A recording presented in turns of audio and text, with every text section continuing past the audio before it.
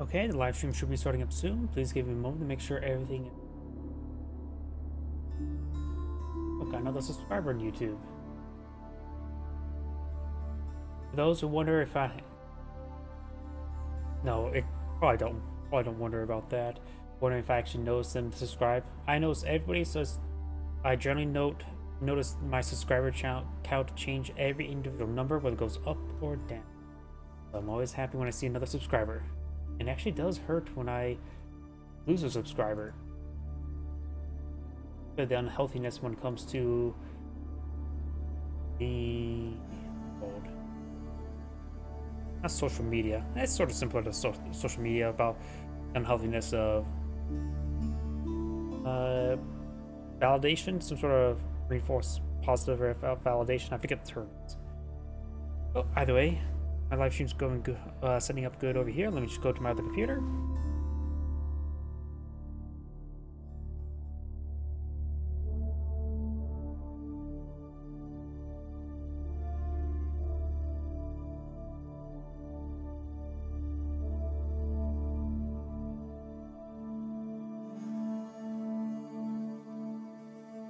My other computer appears to be good. Everything seems good. Yep, got that one. I just had to make sure my peer review is good. Nope, if everything's good, let's go get started. Still need to get a new chair. This thing squeaks too much.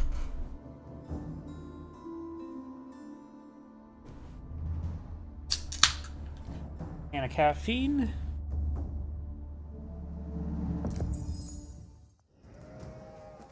Greetings everyone, and Great here. Another Age of Empires 4 replay. It's on the left side as the Chinese forces, the Orange Chinese. We have Valdemar 1902. It's on the right side as the Blue English. We're at Dragovan. Yes, just Dragovan. I think I probably butchered that name enough. Over here, of course, got the Erdal Chief. He went for Mill right there. Not next to the berries. That may have been a mistake. I know he wants to get the tax collection up and going as quickly as possible, but he should have put that next to the berry bushes.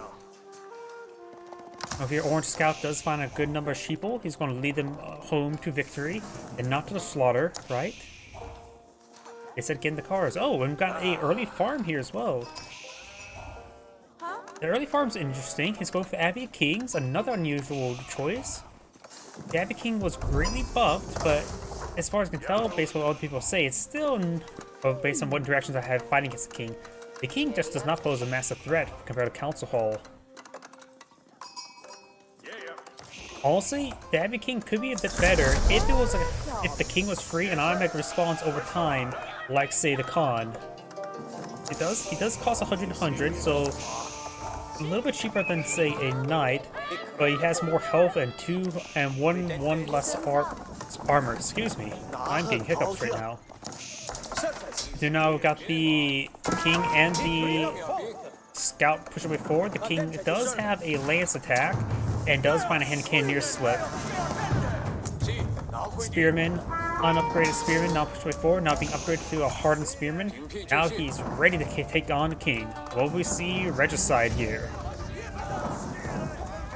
It does get a stab there on the Scout, not on the King, so that's pretty good. The King didn't get just now got a hit there on the Spearman. Now we've got two Spearmen here.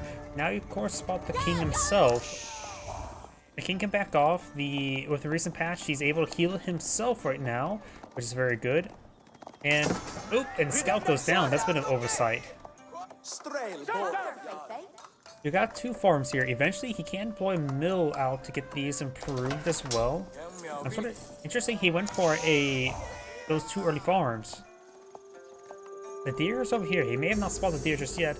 Now do got the Bardican of the Sun. Trying to help secure up the gold. He will get this build up quickly. Chinese can build stuff very quickly.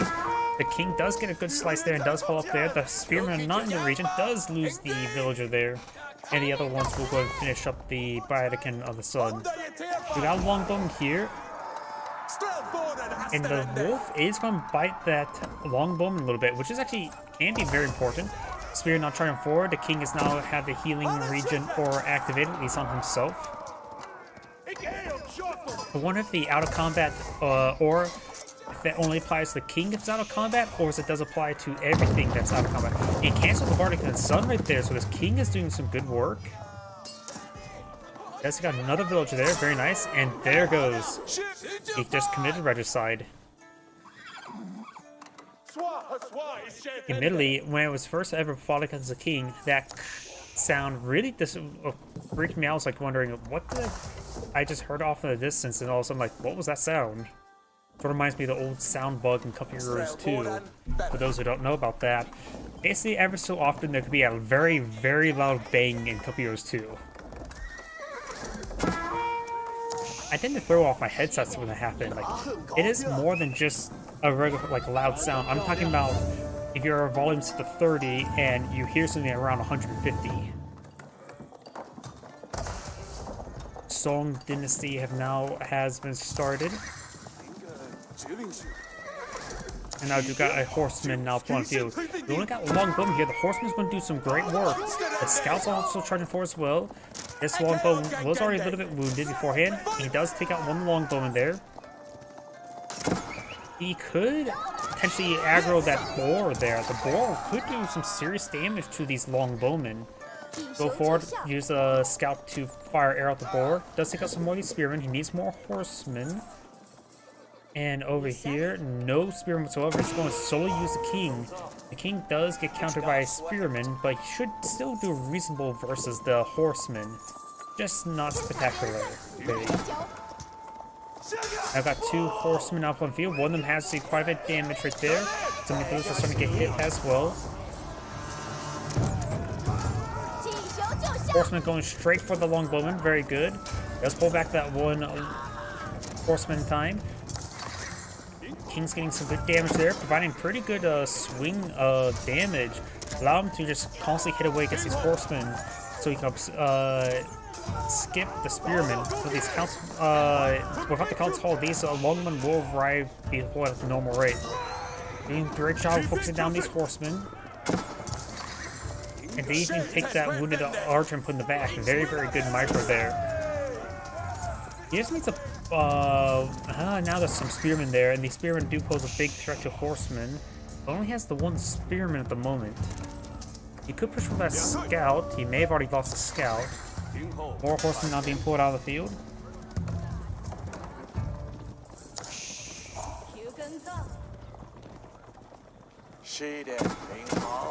Finds a good volley there onto the Imperial official. And does find a volley there on the king, including hand cannoneer slit.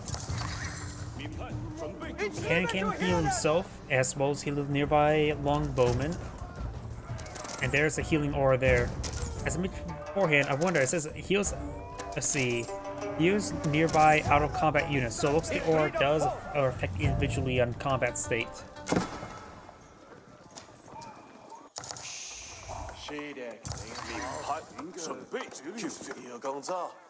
Starting to collect those berries now.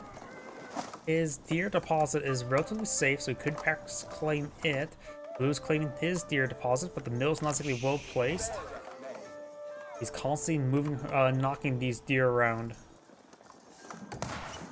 And Cannoneer finds a shot onto the Longbowman. And now you got some of these spearmen torching down some of these housing. Right now, he does need a housing. He's at 47 out of 50. He's trying to rebuild another house. He needs more houses.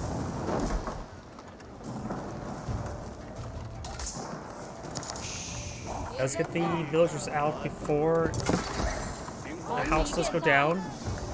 Now he's at pop cap. Oh no, he doesn't have a housing there. Now he's below pop cap. He needs to get out another pair of housing, maybe a village. They got a fresh house on high ground. Still need more housing.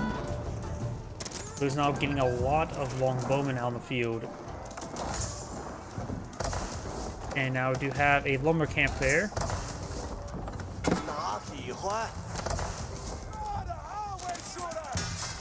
Longbowmen starting to get some arrows on this barracks.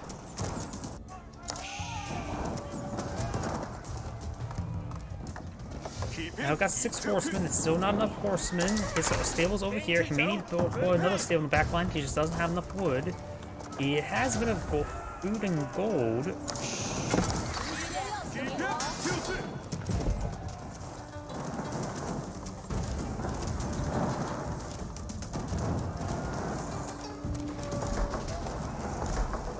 And now his house will go down. Now he has siege engineers deployed on the field.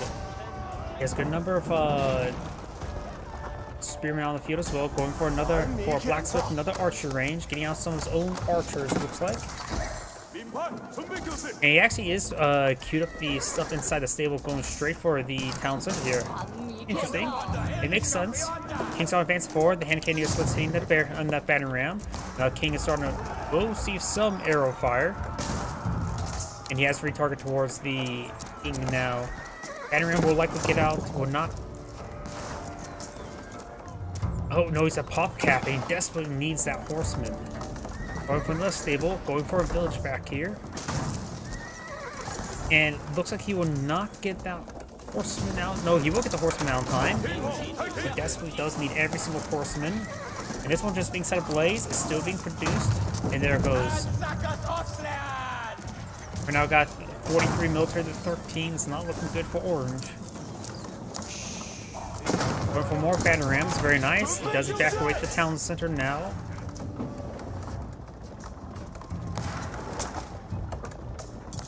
I wonder, since there's a hill there, nope, I can't angle the camera downwards. I was going to say, I could angle the camera like this to get a view of everything, which is somewhat can. You can see the villagers collecting up stuff.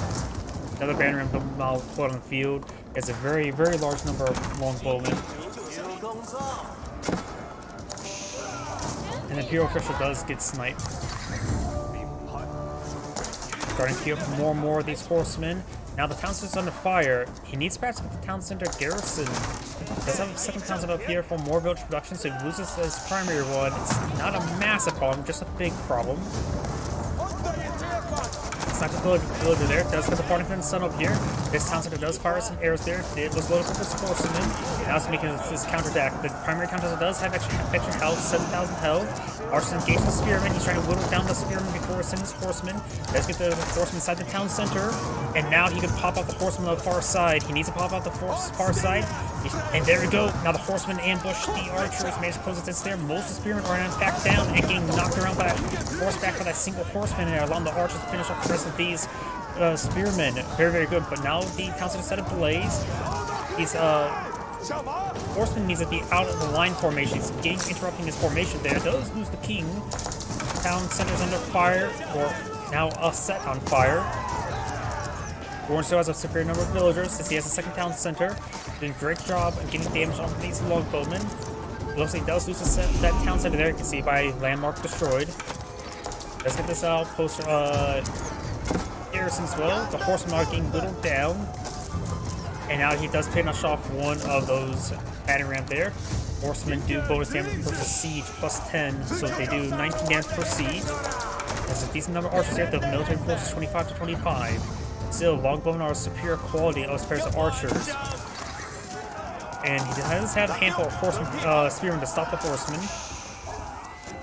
Doing a good job of focusing on those spearmen, allowing the horsemen more engagement. And they're stepping away from the long way from the horsemen, the regular archers, so he get some hits on the longbowmen. It picks off all of those spearmen there. Town center needs to be fully repaired before we can use it as a town center. And now we do have 5 horsemen on the field, only 5 spearmen here, more horsemen on the field queue. And you have another mill over here. These farms not improved by a nearby mill. Archers advancing forward, get some good damage on these forces. Horsemen getting whittled down. Orange archers on a move forward, doing some good work.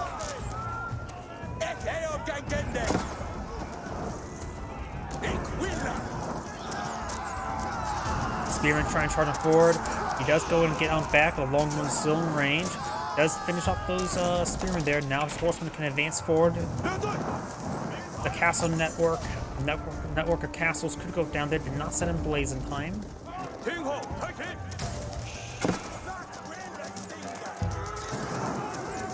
Now I've got these horsemen charging forward. There's one spearman. There's now man-at-arms in the field. That can be ignored. Doesn't do any bonus damage to this horseman. And especially the archer hit the longbowman either way. More man-at-arms being pushed forward. He's a good damage there. And do got some more spearmen deployed on field. Now the man-at-arm numbers are getting up, but the longbowman numbers are going down. Horsemen and are technically inferior to man-at-arms in a one-on-one combat. Largely thanks to the extra bit of armor there. So he will need to take time to whittle down these men-at-arms. Men-at-arms in large numbers in this age can be very tough to deal with. But right now there's only 3. They are expensive, however.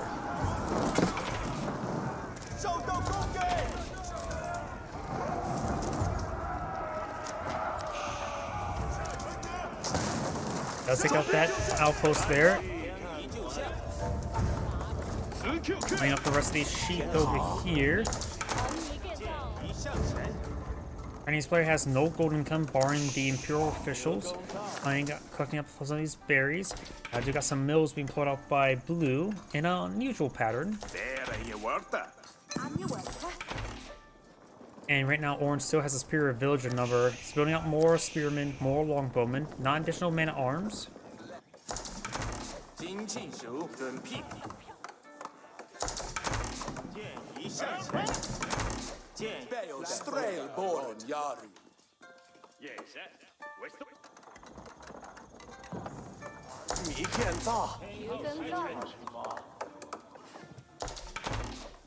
Now this force is more in ambush position, though we may not really see much out of it. There's an outpost to spot for them. And arms advancing forward. This outpost is not upgraded to a hand cannoneer slit. And looks like he's out of sheep here as well, so these villagers need to retask on some sort of alternate food source here. We do have now a granary on the field. I thought granary was castle age. I guess it's a feudal age. Improves drop, village can drop off here. Increases the village gathering rate by 10%. Generates tax each time a resource dropped off.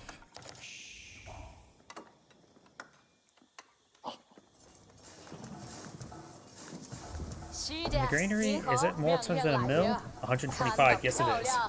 Increase the max, oh, that's 150. So yeah, that is pretty expensive. Got this man-at-arms here, horseman trying to overrun that man-at-arms now. You could see the setup camps being put on field for more spotting for the English player.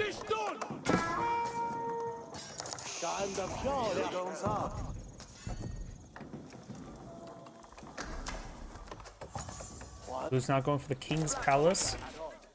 Yellow or orange does not have nearly nowhere enough gold. Now he's starting to collect up some gold now.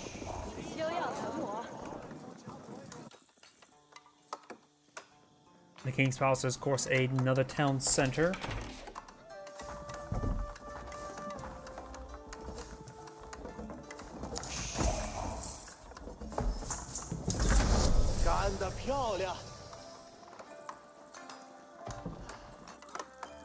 King's Palace now deployed on out. We will likely see the veteran longbow research relatively soon. 100, 250, nothing too terribly expensive at the moment. Now we got the man-at-arms upgrade, going from early to regular man-at-arms. And now we got the astronomical clock tower being put on field. Like eyeing for some clock tower nested beasts, which would be very good versus opponent's composition. Let's have this outpost here. Upgrade hand cannoneer slit. Gain some great damage on these man-at-arms. The archers get some great damage from man-at-arms.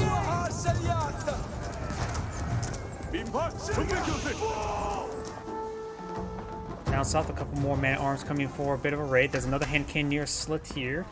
So these man-at-arms will be whittled down. Hand cannoneer slits are more cost-effective than springballs, and they still do reasonably well versus heavy armored stuff. I think we just saw ironclad research. Nope, we do not. Let's get some of these guys inside the tower there, as well as inside the village. Man-at-arms, of course, very durable, however. Now, blue's on advance forward. There's another outpost here receiving quite a bit of fire from those longbowmen. Now he's falling back to deal with the longbowmen. No clock tower Nest of Bees being put on field. Some of these villagers are being picked on off since they're not being retasked with berries. And those man-at-arms do go down. They're still not being retasked. You now have some lancers being put on field. That should be a very effective item versus longbowmen. And this outpost will go down. Has been set ablaze. And those man-at-arms won't last so long versus the lancers. We got now a veteran arsenal being put on the field. He needs to get some, maybe some veteran crossbowmen as well. They do get some break damage on those man-at-arms. Man-at-arms do have 5 pierce armor at the moment, and these archers currently have 9 damage. You will need the ironclad in order to make it so they deal 1 damage each. Right now, they're just getting focused on by the sheer number of archers. Longbowmen are inherently slower than regular archers. Horseman here does find a flank there by hitting a man-at-arms, not these longbowmen. Longbowmen will likely throw a volley there onto his horsemen there, but the horsemen do fall back. They're not upgraded the veteran horseman just yet. Here's armor not being researched by Orange, very nice. Just got it right there. And now got some knights being pushed around the flanks. No king to support them. I don't think he's rebuilt his king just yet. No, he has not. Man-at-arms being focused on down there. Got some lancers now in the mix as well. Knight being engaged by these lancers now. And Orange's archers just being whittled down by these veteran longbowmen.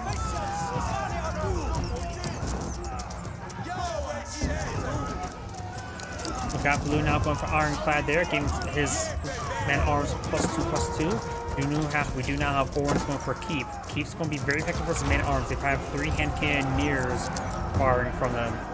And there's a lot of villagers on this Keep, so it will be built. You can actually garrison some of these archers on the inside as well to get just more defensiveness. Now Keep's deployed. He needs to get these villagers back. Maybe try and collect this deer and boar. Right now, Orange needs all the resources, while yet Blue has a good reserve of food.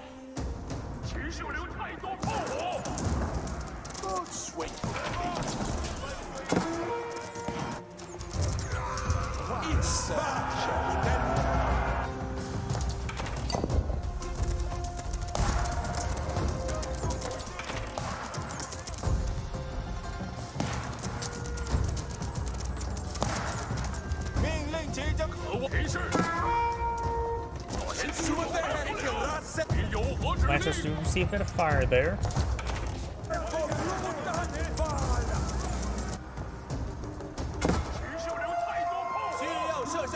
And some of these archers are getting picked off by these longbowmen. This small little force here going around trying to hit the flanks I see is quite nice. I'm not sure what these villagers are heading for this gold deposit.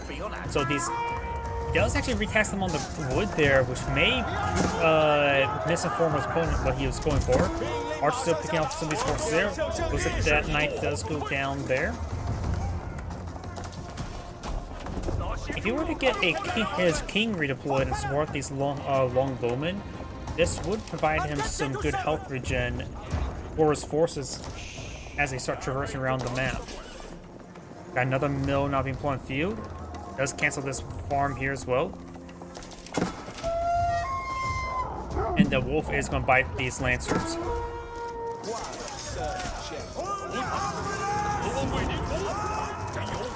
It's a good damage there. And now the lancer goes down for near perfect damage. Man-at-arms now at the 7 pierce armor. That will make them very resilient to the arrow fire. They'll only take 2 damage per arrow. Orange now advancing forward. He needs to use some batter rams to help batter down these structures. And now you got another keep in point field. Looks like Orange is eyeing for a lot of keeps. He probably cannot claim these resources. And the monk here could push forward and go for conversion. The monk need to get the conversion off now. Oh no. He's not going for conversion. He doesn't realize it. There's conversion, but he's way in the range of the archers. Big mistake. He could have potentially got those villagers. Blue's position is not looking good. They have these forward keeps now. Orange has been doing a good job of maintaining crushing these archers well. The man-at-arms are streaming one at a time. He needs more of them. He needs horsemen in general. horsemen, not knights. It's relying too much on longbowmen. Longbowmen are good at all, but at this point in time, they're not being good enough. Now they're keeping up with Floyd on the field. Where did Orange find all the stone? Jeez.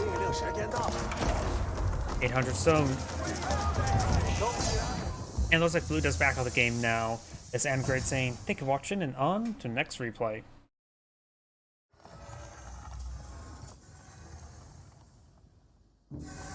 Let's find another person.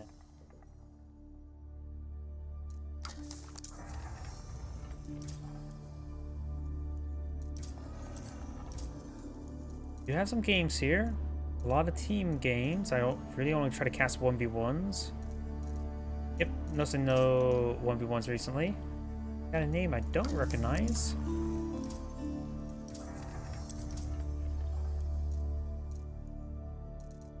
Okay. 36 minutes.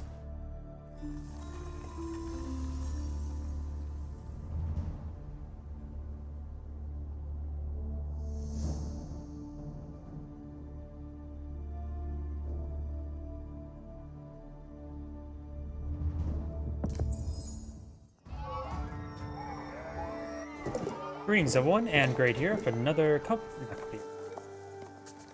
Age of Empires 4 replay. I don't know why I drew a blank there. It's one on the top left side as the green English with Tikim, or Tikim? I have no idea how to pronounce that. It's on the bottom right side as the red Holy Roman Empire with SAS, or SAS. Of course, English versus Holy Roman Empire. English can pull out some pretty heavy man-arms. We'll likely see the Aachen Chapel for red, but if he goes for the other barracks, he does have access to unique technology to make his spears and his horsemen have extra melee armor as well. Which could be very reasonable. Going for that wonder, that unique blacksmith, could allow him also to... And not going for always the Aachen Chapel. Trying to herd these deer toward the Aachen Chapel. That unique blacksmith also would allow you to get out your pierce armor research quicker and cheaper, and without needing to build the blacksmith itself. Oh, and does pick off those on the far side there. The Aachen Chapel is now going to be spotted there. It's a powerful landmark there. This monk or prelate needs to get on the inside, and there we go. Now these guys can be collecting incredibly quickly. He will get his wood collected super fast. I'm eyeing for some archery and stable. Over here we do have the council hall, pretty standard.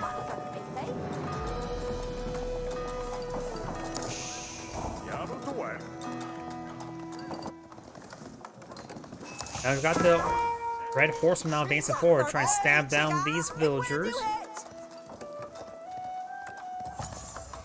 Helps in something as well. He could have put the Aachen Chapel forward to help that gold being collected, and then have collect up some of this lumber quickly. But he really wants the fast lumber, and he's immediately going to the deer and has some farms on the field as well. He's eyeing for heavy wood and food. He's probably going to try and eye for lots of horsemen and not going for a fast castle. I've seen a lot of Holy Roman Empires been going Aachen Chapel to fast castle.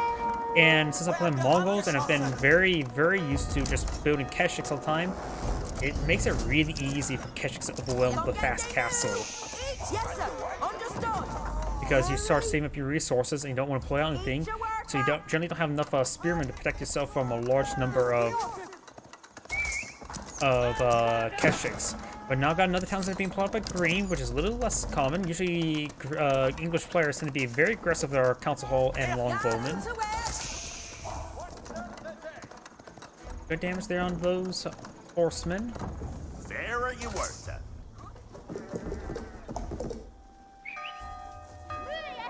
Now he has two town centers here, which will provide him a lot of coverage and damage resistance. He's able to quickly garrison these villages in either town center, which will keep them nice and safe. The deer are a little bit outside his borders. The gold is nice and safe as well, and the stones in the bit of the back as well, relatively safe.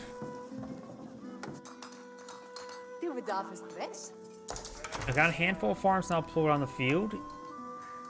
There's also more horsemen. He may want to cool off on these forces. And even taking time to kill off these deer with the longbowmen. Regnig's Cathedral not being put on field. He has gone for Fast Castle. And maybe eyeing for the relics quickly.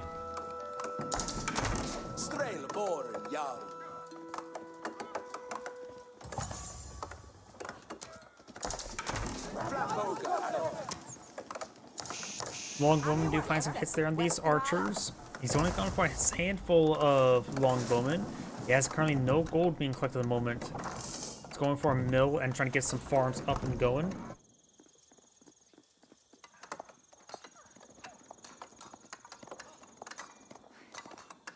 You now have a stable being pulled on out. How many stables does he have? Does he just have 2 and 1 archer range? Regnig's Cathedral is 50% way completed.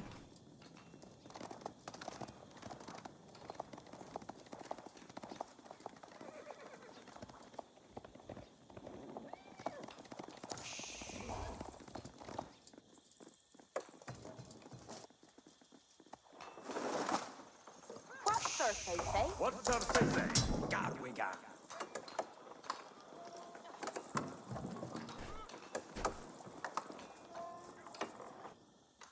And Regnig's Cathedral is now complete. Now I can start picking up these relics. As Savona is still far away from his own castle, he's starting to wall up the region. He's going to be worried about any knights. We do have horsemen on the field, but no knights. The prelates on the build queue. And does pop these walls. They're making this the only openings right here, as well as over here.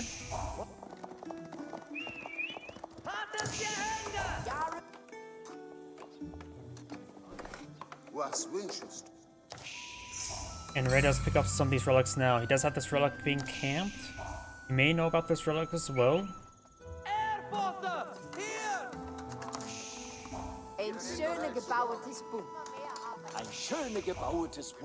Regnig's Cathedral. Its first relic on the inside. Its natural benefit makes it so that relics garrison anywhere generate triple the amount of gold. So now he will, if he gets enough relics, he will have a massive supply of free gold. Scout his way forward. Get some hits there on the prelate. Oh, he did not actually get it queued up. He misclicked and clicked on the side of the relic there. So the prelate is going back without picking up a relic. That is a big oversight. And now the White Tower being forward field. That is a unique keep. Usually we see the King's Palace. He already has a second town center. So he's already maintaining good villager income, that's for sure. Got even palings put on the field. Very, very nice. I think he pulled up those palings there because he was going to stand and hold and protect the White Tower as being built out. Now, do have the White Tower. It is an effective defensive keep. Works 100% faster, so you can use it as a siege workshop as well. Very important indeed, I would say. Now this relic has been claimed. It was greatly delayed. Got this relic also claimed as well. So going to be 3 relics claimed by Red. Longbowmen making their advance. No additional research at the moment, but it's going for devoutness.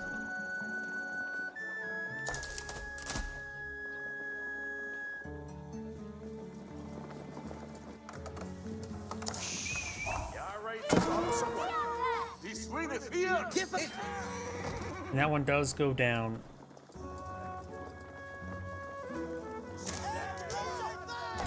Prelate does go down.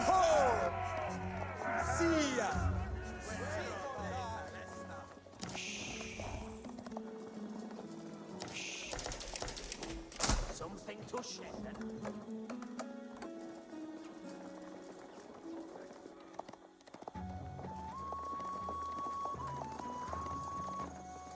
Green's pushing around. He may be trying to camp this relic over here. This relic is pretty far away, but could be claimed by Red. Some walls over there, so Green's not going to be traversing that area anytime soon. So Red may not know that the fact this wall's there. We do got crossbone and man-at-arms from the field, and these are just Vanguard man-at-arms, not even early man-at-arms. Vanguard man-at-arms only have 2 hack armor.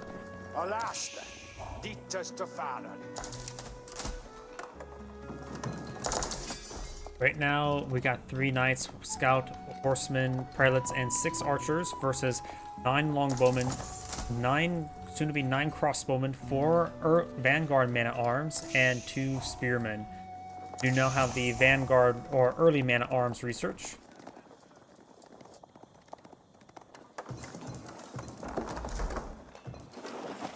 And now we got Palace of Swabia on the field. He's going straight from Imperial Age. Palace of Swabia allows you to build villagers, what, 200% faster and 66% cheaper, if I remember correctly? That will greatly get his villager count up quickly. He will have technically a superior number of town centers compared to his opponent, but his opponent has doing a good job of maintaining his villager production. So far it's been a relatively slow game of both players just macroing, ecoing up.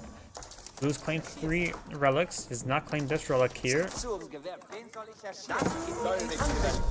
We got these forces trying to torch down some of these walls. Imperial Age is now researched for red. Green's going to be eyeing an attack. And got multiple outposts here. One of them garrison of a relic. It has been upgraded with a spring golden placement. The other one's being upgraded with a cannon. We'll actually get fortified outposts as well.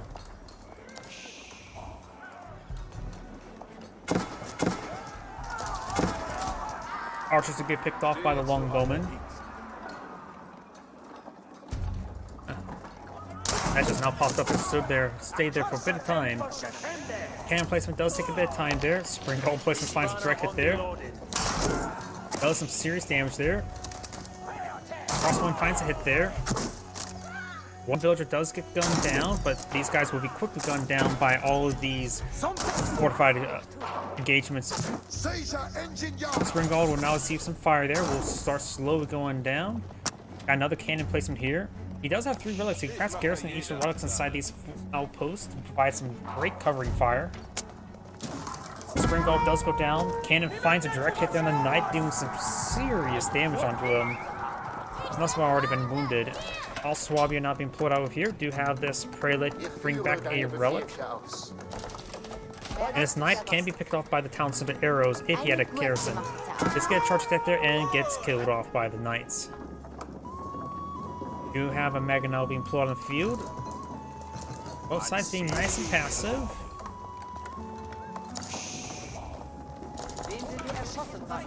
Now got 3 fortified outposts, 1 spring gold, 2 cannons.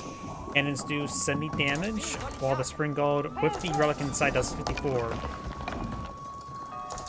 As right now, the 5th relic has been claimed by red now, and now green does force back those knights.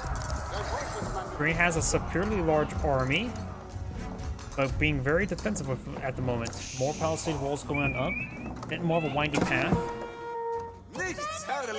Green's knight does go down. There's a scout here for spotting for red, and it looks like now he's eyeing for a outpost here.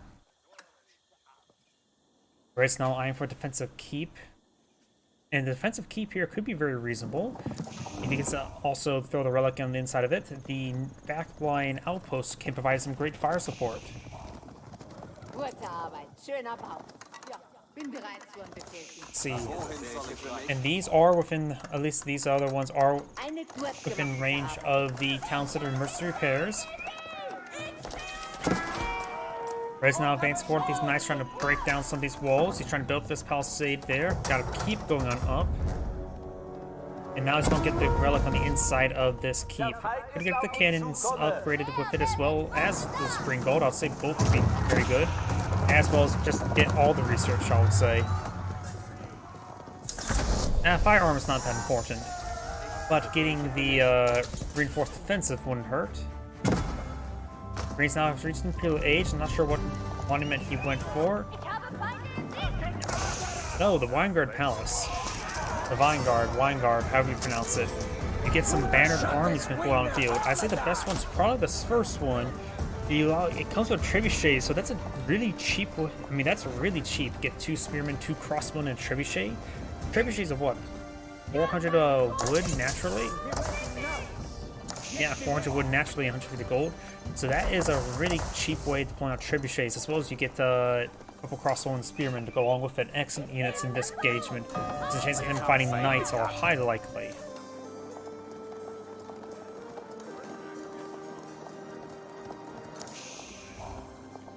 One thing I'm not really familiar with is probably the Wineguard Rangers. Wineguard Footmen are a unique variation of man-at-arms. I forget exactly what they're unique about them.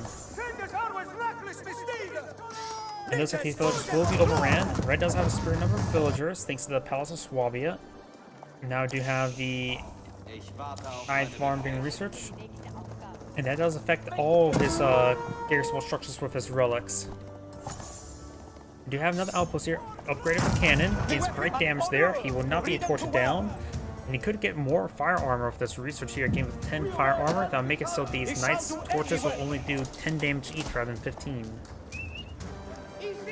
Red's now eyeing for this gold. He's trying to set up outposts along each of these gold deposits to deny them his opponent.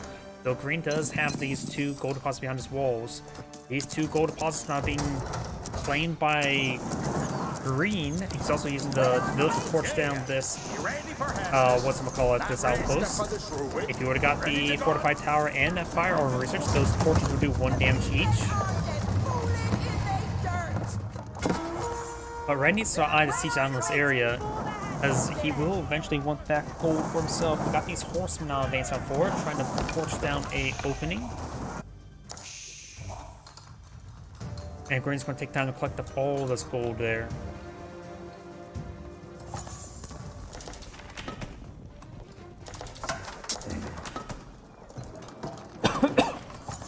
Excuse me. We got a very large number of farms here. He does have the gold collection research. Now all these villagers are going to be backing off into the town center. Or at least most of them. We gotta have some hand cannoneers now pulled on the field. Get some good damage to these horsemen. Got this mixed army here as well. Right now, Green has an army of 64 versus opponent's 40. Now he's on advance forward with more horsemen along the flank. Those these largely deploying out horsemen, which will be effective versus the crossbowmen. Knights trying to stop these horsemen now. The horsemen are charging on forward, trying to overrun these forces. Does receive a good cannon hit there. There is a cannon placement in this keep. And now he's going to be trying to stab a large number of these villagers. He needs to start hitting this one here as well. It's time for a keep here. Looks like both sides are just eyeing to play the long game, go for the gold. No silver medals here, just gold. Red's horsemen will go down. Reds have put more horsemen. And now we do have some culverins being plugged out, an anti-siege weapon. More horsemen and spearmen advance forward. There may have been the Wineguard army being pulled out right there. Yeah, 2 spearmen, 2 crossbowmen, and a counterweight trebuchet. That was definitely the Wineguard army. And more fortified outposts. Well, that was a bit overkill. Zalek Doggo played fetch for the wrong ball. You now got a town center here as well, which does provide mercenary repairs to this nearby keep.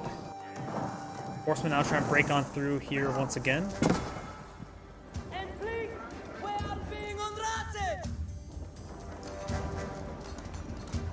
Keep now being researched with boiling oil, and another keeps being researched with the improved health research. It's all just got disappeared. Maybe it just got finished. Looks like now got the heavy mace being researched by Red for his man-at-arms, as well as the 2-handed swords.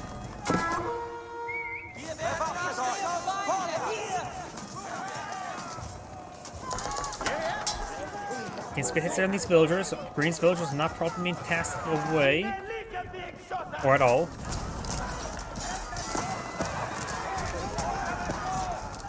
Spearmen, also a nice little mixed force here. A spearmen, man-arms, hand cannoneers, and crossbowmen advancing on forward. We're back. Mercy repairs have been activated, maybe a little too early. They just got the incendiary arrow research here. These forces will be annihilated by the keep, however. Going for another outpost here, maybe trying to help spot the shrubbery. Red's horsemen are trying to break through once again, but there's another keep here. Green's going for a lot of keeps himself. Actually, there's a lot of villagers inside that wall. Let's find the boiling oil now. Trebuchet is now engaging away. They do a significant amount of damage to buildings.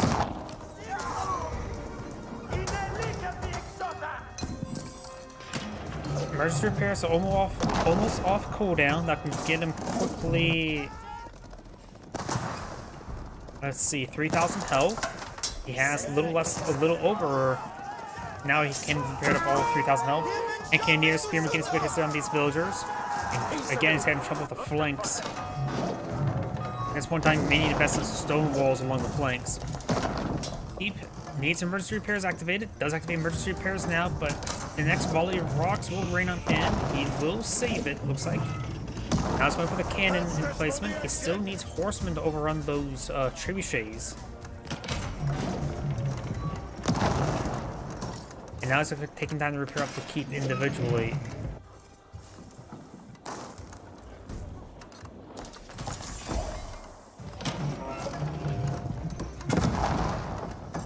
You know, the keep doesn't really have us at this increased health. Oh, must not affect keeps, apparently. Great damage there onto those forces. Turn up the keep now. Does that improved health does not affect keeps anymore? Maybe the reason patch remove that? Because I can see the improved health is affecting the outposts. Because right now they have plus 1,700 health. Horsemen advancing forward, trying to overrun these siege weapons. Does take out one of the siege weapons there. Horsemen do bonus damage to melee ranged footmen. Great damage there. And Cannoneers of Red's own. Got archers here as well. Gets great damage. Magno finds a small volley there.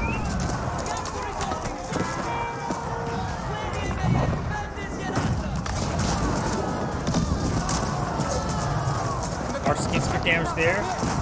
Poland's receive some damage. Magno's going to be overrun by the ground forces. More of Red's forces being put on the ground as well. He has his own man-at-arms. Right now they're upgraded to do excellent damage both to man-at-arms as well. One of the Poland's to go down.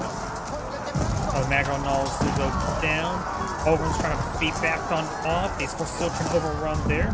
The keep has been garrisoned for a relic there. Has a cannon placement. Could go for a spring ball. Just get a little bit more firepower.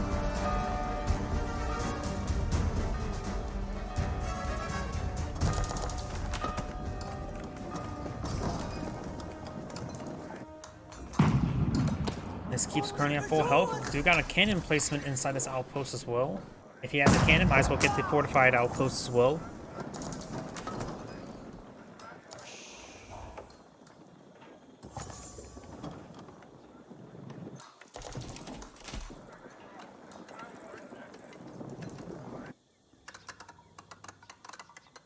Red's going for another keep along the flank. This gold mine is still being collected. That's 8,000 gold mine being collected. The map is just filled with 8,000 gold mines, so there's a lot of gold still on the map, but they're all contestable.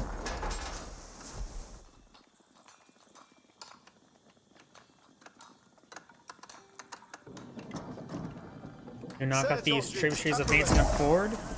Red's now pop cap. Blue's not pop cap at the moment, but getting some more hand cannoneers. What should he do?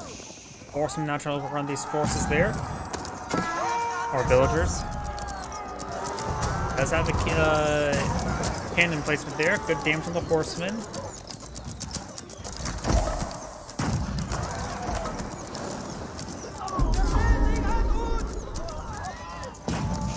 And that cannon will miss. I don't know what did. Red's now advancing forward. Does use emergency repairs on this keep there, getting some extra health. Man-at-arms not charging forward. There's a couple of Landschnecks in the mix as well. Landschnecks are vulnerable to archer fire. It's primarily longbowmen. Good damage on these forces there. Man-at-arms sprinting on forward. Down south, we got this keep now being battered down by a battering ram. Owen's finding some damage on the man-at-arms. Red's man-at-arms falling on back. Red may have too many villagers at the moment. He has 155.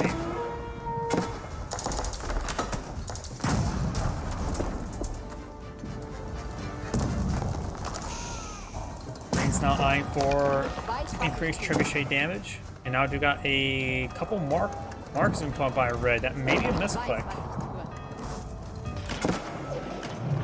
Red's keep here seeing quite a bit of damage now. Now set up blaze. There's all 4 trebuchets here, so next emergency repairs will not be enough. He's starting to try to repair up with his villagers. Next volley will take out the keep. The gold basically is gone. Culverins try pushing forward, but does see quite a bit of damage there. Got so close here. Man-Arms trying to come over to the spawn. Got a good number of hand cannoneers, so Royal Horsemen will be good to engage them. And looks like these Culverins will go down. Get out some more horsemen as well as more man-at-arms.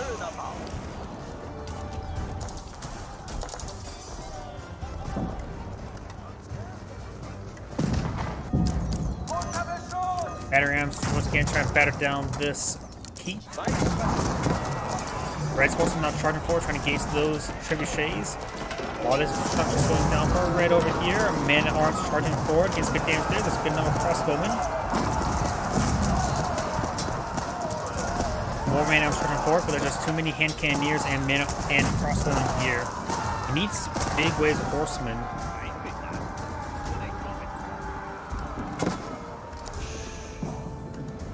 Magnel's wouldn't hurt either. Another banner ram being point of view, and that should allow him to destroy this keep.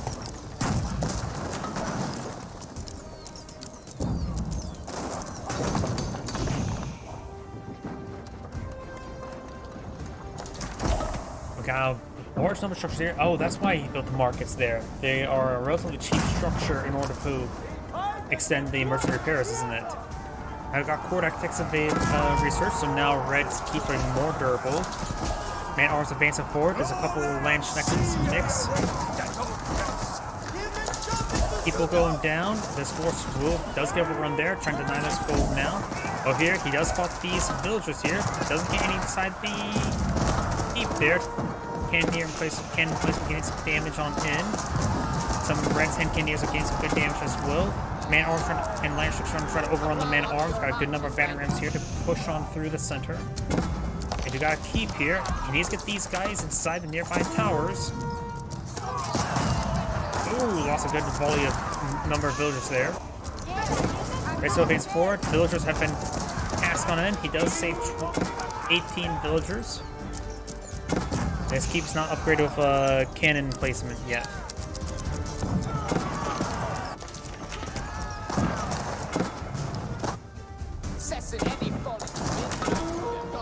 Battery's not pushing way forward, trying to break in through.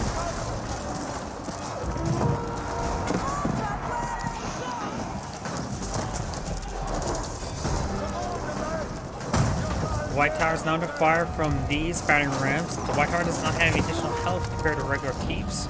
Over here, Horsemen trying to advance forward once again. The keep and the hand cannoneers will stop them. Red's advancing forward, these forces breaking through the Green's front line. Greens has a sizable army on the wrong side of the map.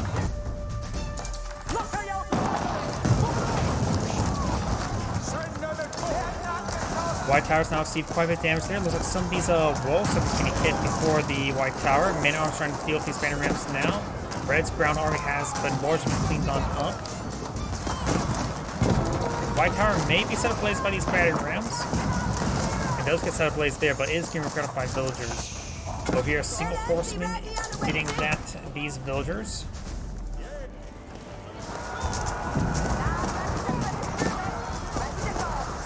Red's force here is getting cleaned on up. He still has a good number of villagers. Green has lost a significant number of villagers. That is a trebuchet engaged at close range. How the cannon over here is getting some good damage on in. Red's horseman being redeployed on out. It does give the extra talents in there, denying emergency repairs in that region.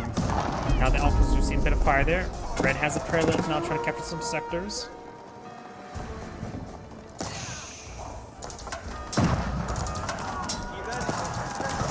Horsemen in charging forward. Got Red has hand cannoneers here to support them as well. The horsemen are largely going down. Lanchnex getting some damage on in.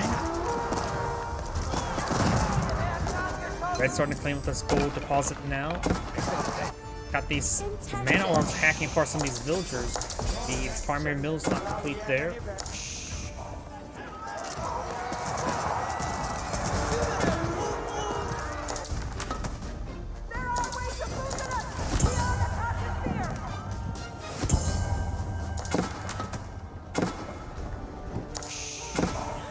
Man-at-arms still hacking apart some of these villagers. Very nice. Greens has only 82 villagers for his opponents at 134.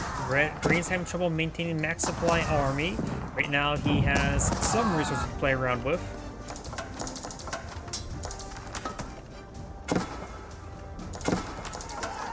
ready for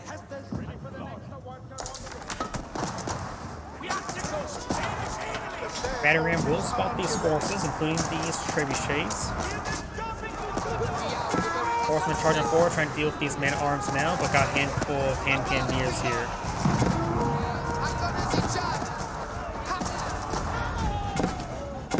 Red's now trying to push forward and engage this army here. Green does have a spear number and get us to the field.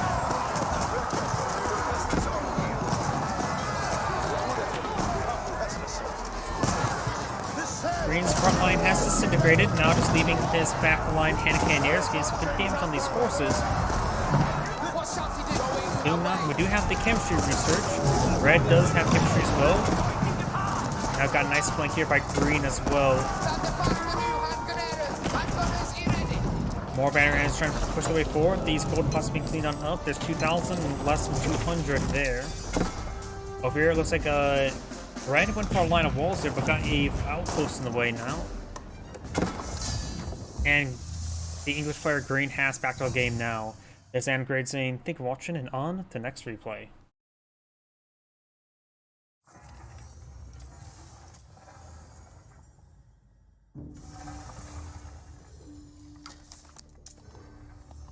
Let's see if there's any other replays.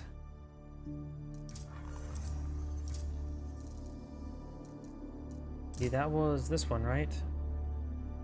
Nope, that was a different one.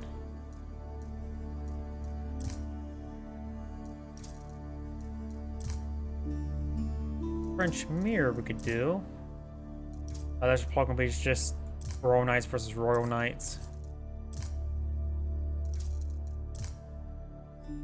Ottoman versus French.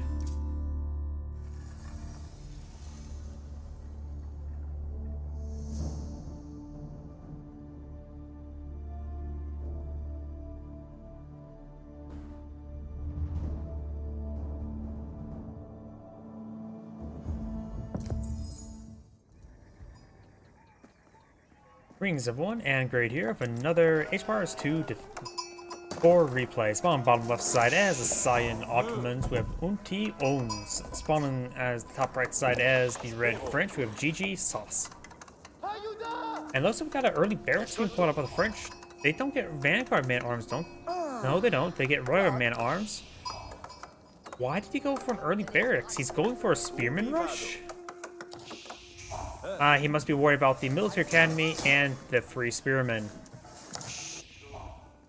You now have the French player trying to overwhelm his opponent with spearmen. I don't think I've ever seen this done before. And now do have the... Oh, does find some arrow hits there. The military academy is built close enough to town center, so you just can't simply torch that down. The Ottoman does have enough gold to tech up now, so in fact he has enough resources to age up now. Going for the twin minaret Merdis, which is the Berry landmark. We've got the spearmen now trying to torch down some of these mining camps. We do have this spearman now pulled on the field. Spearman versus spearman. Both of them have big pointy sticks. We've got more spearmen to be pulled over here.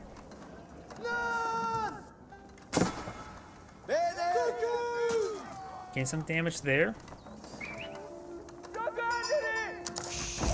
And does travel too close to the town center there. We're going to receive massive fire there. He's going to lose all these spearmen. Does lose all those spearmen there, and that is a big loss for the French player, because that actually is quite investment. The barracks will still come handy later on. Do not now have the school cavalry being pulled on the field. And Cyan Scout does get some good damage onto Red Scout.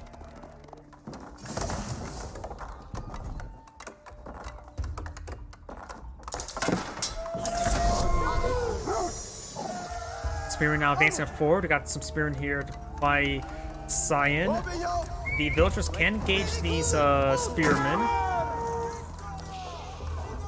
He does get some damage to there.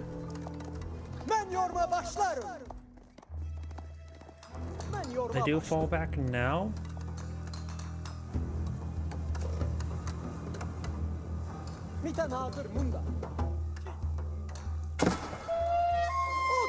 Got this wolf fighting away at these spearmen, very nice.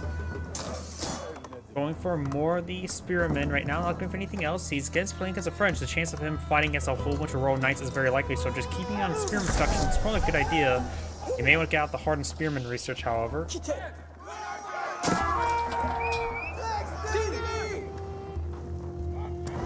And now do have this mining camp receiving some torches. The first Royal Knight is on the build queue. We do have 3 Spearmen here versus these 3 Spearmen. All of them are pretty wounded. Red probably has more health in general. Maybe you can have the Spearmen charging forward and then allows Royal Knight to advance forward.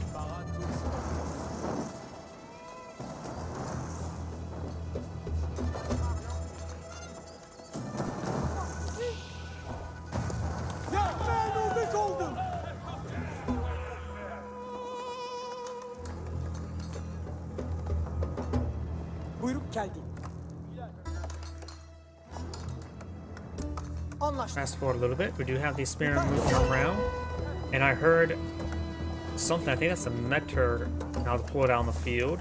No, I don't see a Meteor on the field, so I'm not really sure what causes those sound effects.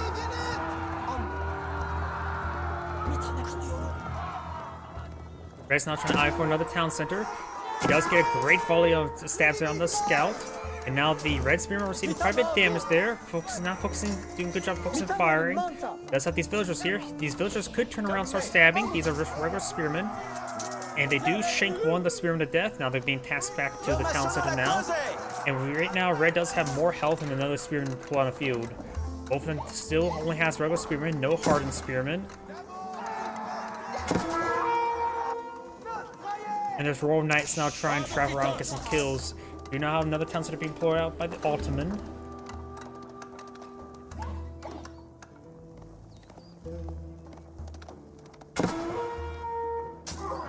Does get some damage there onto these Spearmen. Does got one of those Spearmen now.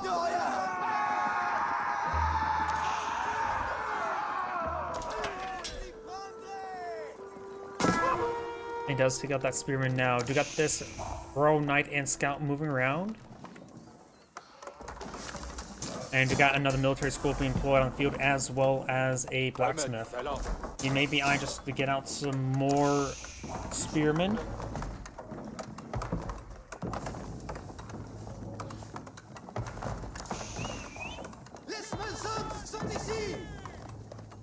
Of course, there's a good number of Spearmen in this region to force back the Royal Knight. Scout does manage to make his way forward. He's trying to hide this village right there. And now he does go ahead and charge on in, and does get the 2 swipes there to take out a villager. The Ottoman player may want to get textiles out in order to prevent the single knight to charge and lance like that. Does see some stabs there. We may see chivalry relatively soon. Red's now gaining the survival techniques there. He does have the 2 deer deposits right next to each other, so it's actually really good for Red, able to clear up both those deer while Sign has to go all the way down here and all the way over there. And for all Knights to move around, it's going to be a bad idea to move around like that.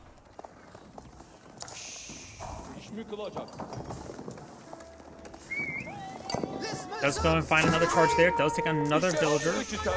And does receive some fire. Of course, if he ever gets chivalry, this Royal Knight can get some health regen.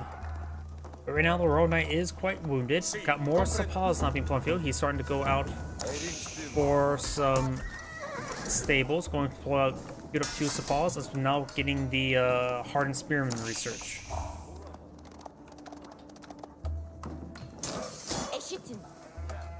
And now he has what all of his military schools. Or, yeah, not academy schools.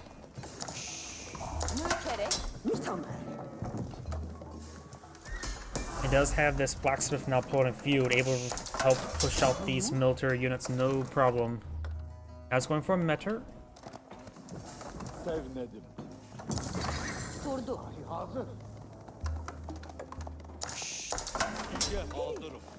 Right now, Red does have a slight village advantage. Royal Knight and Scout push way forward. Does put the Sapa. My apologies, just open up my drink.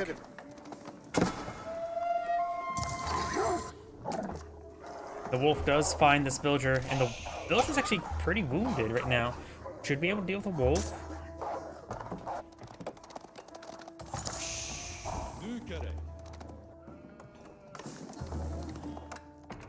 And got more of these palisade walls going up, trying to prevent these Royal Knights from going forward. He does get this one ghost up, so he won't be able to get the charge on that villager. And now he's going to take time to quickly ghost up all of these wall segments now. He needs to get these guys. Need to actually start getting them built. The other villagers not going over there to support. Doing a good job cooking up with the deer. I really don't know what's causes those sound effects. Turn up the 5 support by unlocking powerful unique bonuses. He's probably getting some of those stuff.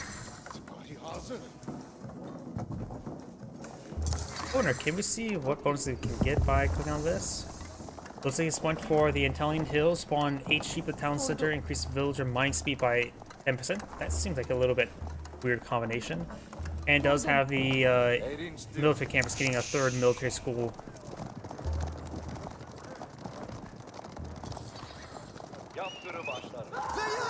These Royal Knights have not been spotted there.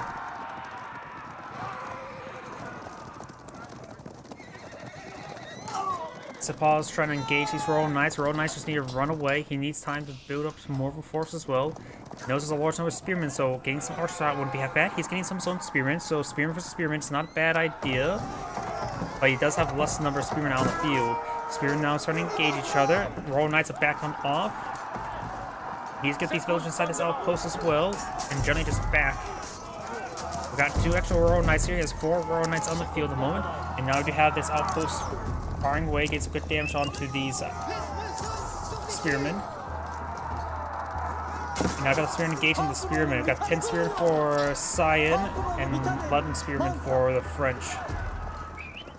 Royal Institute now being deployed out by the French player. Once he gets that, getting Royal Bloodlines nice early gives him some very healthy Royal Knights. And from there, you can also perhaps get the Royal Bloodlines for cheaper.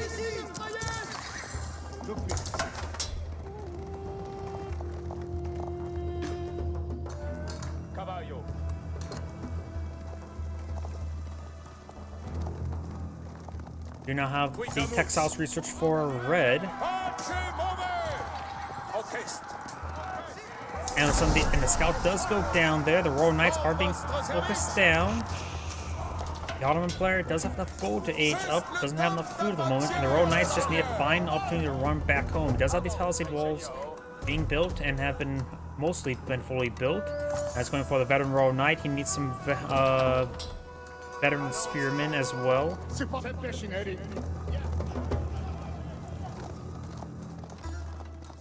Incontinent. Now he's getting out some man-at-arms. Man-at-arms are a good idea. They're going to be effective versus this composition.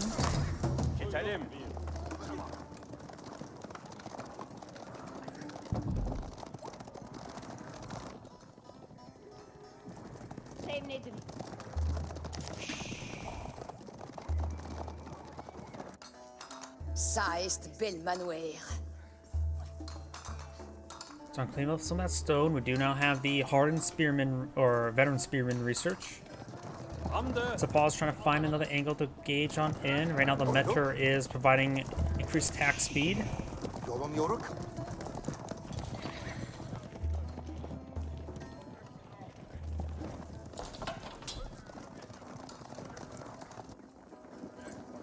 Over here we do got these spearmen and a couple man-at-arms advancing on forward.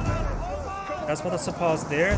Looks like this force is falling back right down this side of the walls. Just going to try to repair up the palisade walls there. I do get some stabs through the walls there of his Sepah's. Let's take out one of the villagers there. Another villager will go down, just trying to stall out. Does lose both of those villagers. He still has a superior number of villagers. Now he's really trying to repair up these walls there. He does stall out for long enough for the spearman to advance it forward.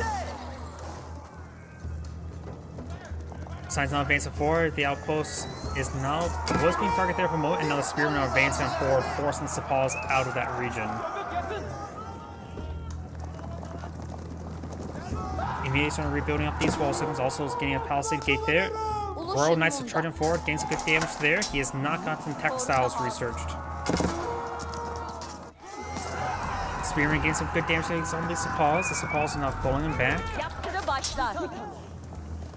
Now got the Mahid Imperial Army built on field. Trying to get out some free siege units.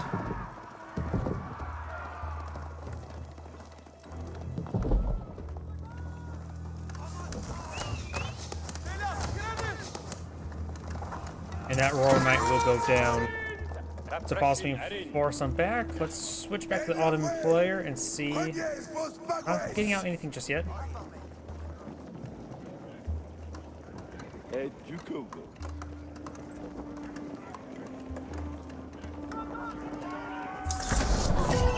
there we go. Now we can get the Imperial Council able to pull out some something. He kept going for some Janissaries, get some 6 Janissaries, or go out, get some military schools to produce Janissaries, or just more military school production. Currently, right now, he has not put out anything just yet. Council is under fire there, and now got this Royal Knight gain some damage on in. Takes out some more of these villagers there.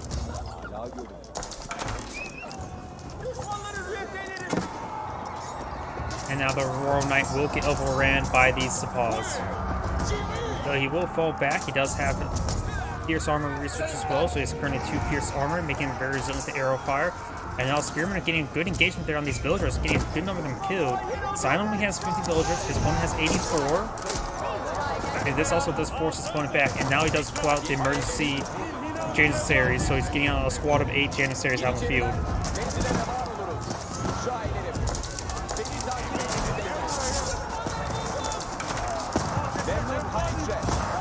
It's cutting down these forces now.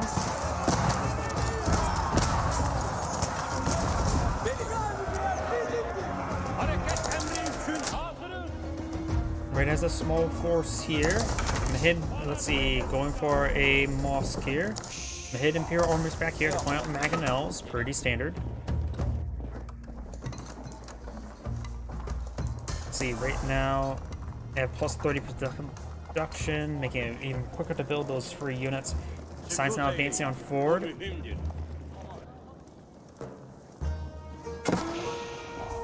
And over here, you've got these knights trying to torch down these palisade walls.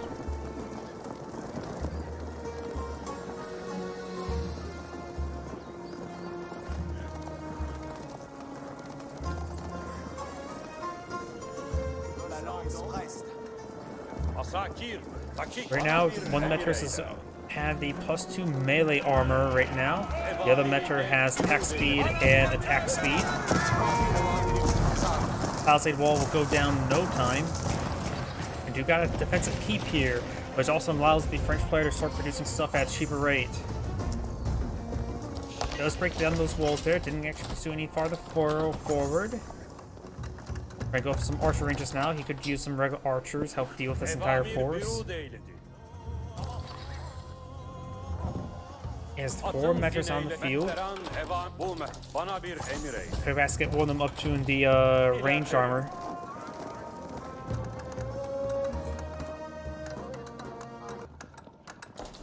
And the music just all of a sudden just ended.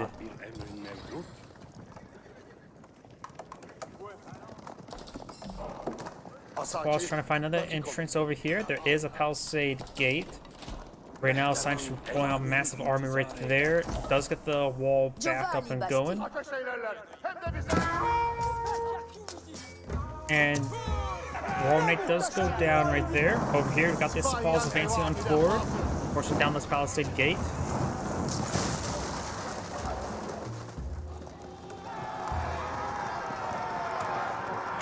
And the wolf does get some bites there. I heard somebody pick up a relic there.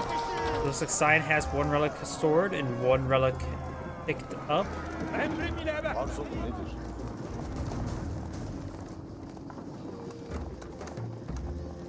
Trying to go for a palisade gate there.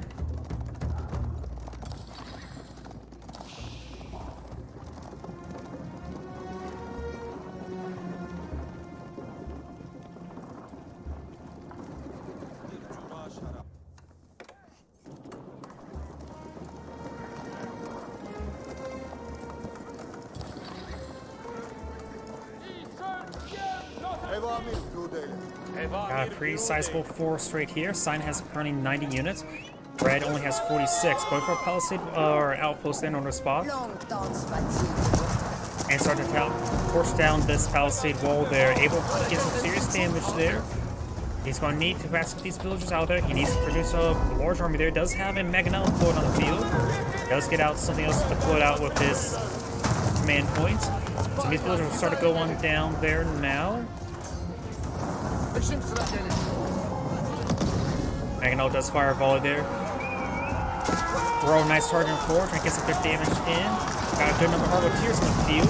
The Mangonel still poses a massive threat for red. It's a massive force here. Mangonel being moved around. Oh great, no. Nope, still not your father. Villagers are going to get overwhelmed. Going to try to build this keep there, but he's going to likely going down. So many people saying that now. What the? Get out of the Mangonel pushing forward. Does find a volley on the Mangonel. Only getting some mine damage there. These villagers simply back off the region. It's a significant force inside Red's base. Getting some great damage on those forces. Got a good number of Arbiteers. They can fast use the passive upgrade. All have to resist the range fire, but now this policy will be overrun the Mangonel. 0. The answer is 0. Mangonel, fresh Mangonel now pulling on the field. Arbiteers are getting overran. Spearmen trying to push forward. The Arbiteers, they do have the melee armor research. Now using the Sepals to overrun the Mangonel. Arbiteers still firing away, still got a sniff force here. He does have passive on the field, getting some great pierce armor. But the Mangonel does get a great hit there. I heard a monk. Try to convert that force there. Arbiteers advancing forward, does find a good volley on this Janissaries. Mangonel being repaired up by the villager. As it's firing away, we have a decent number of Arbiteers here. Does take up the Mangonel now. Red's Mangonel still up and going. Gets a great volley there. A lot of those forces are severely wounded. It looks like Sign's force will be withered away. He did lose a number of villagers, but Sign never really had a large village number to begin with. Great volley there. Ooh, great hits on the villagers there. Red's losing a lot of villagers, but he has expendable number. I think the villagers expendable. You really need to keep all the villagers alive. Let's get these ones out of there. This golden mine can be so breach here. This golden mine could still be collected if he needs gold at the moment. Sinus is fan force pushing forward. Does take out the monk there, but the relic is relatively safe. Mentors now trying to batter their drums in front of those villagers. They're not at Jericho.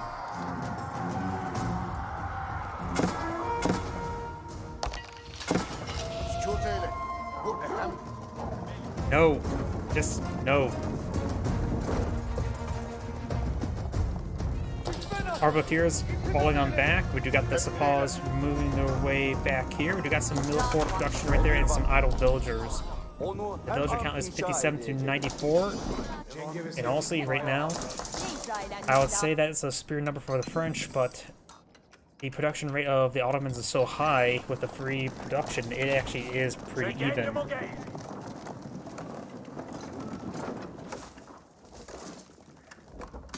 No, I don't have any kids. No matter what she says, then you're all not mine. We have the Sacred Site now being captured up. We got the third Sacred Site soon to be captured up by Sion.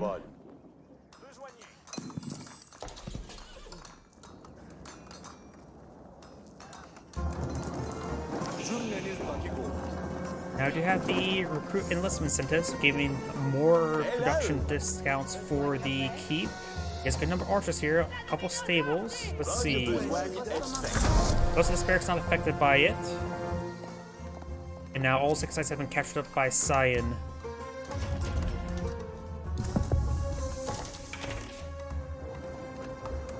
Let's see now. You can perhaps go for increased production in military schools.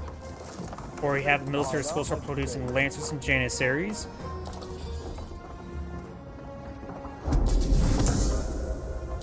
Now gold trader collects some income from Sultanate Trade Network by 40%. And that's quite a bit of gold income. A lot of the researchable text gave it like plus 30%, but this just puts one step higher.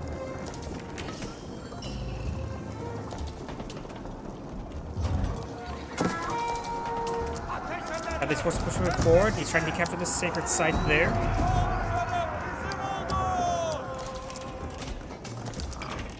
Battering Ram's now trying to batter down this keep. He's trying to force it down with these villagers now. There's a significant amount of force here. One of the batteries to go down, but the Mangonel finds a massive hit to those villagers. Does get partial inside of the keep there, now trying to repair the keep as well, the remaining villagers on the outside, but they do receive a volley from the Mangonel. Does deployed there, trying to go for the boiling oil. Boiling oil would be very useful to get some research. He may get interrupted there. Nope, he does get it completely there. Now he does have boiling oil. Trying to get it repaired up on combat. Crossbow charge up forward. Keeps still firing away. Does have an outpost here. A little bit of villagers. No weapon upgrade there.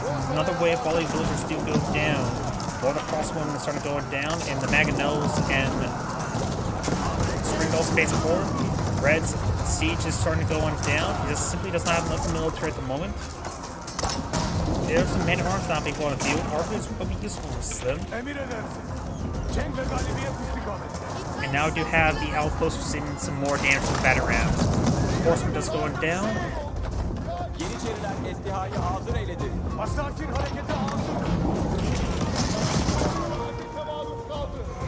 Horseman finding some lancers and more Janissaries being pulled on out. Right, so I'll go for another palisade gate there. We'll save that one villager. Take aside victory is being interrupted by the Asperia scouts. This gate has been destroyed. Red has a small force. He has a Mangonel here. He's trying to back on off. The force is starting to be split on up. Mangonel starts pushing forward. These horsemen are going to try to skirt around, try to get the rear arm there. Does destroy some of his own gates there. Using some of these archers and crossbowmen like that is also very useful. Everyone's pushing way forward. He uses the villagers start torturing it down. Horsemen charging forward, trying to deny the skull.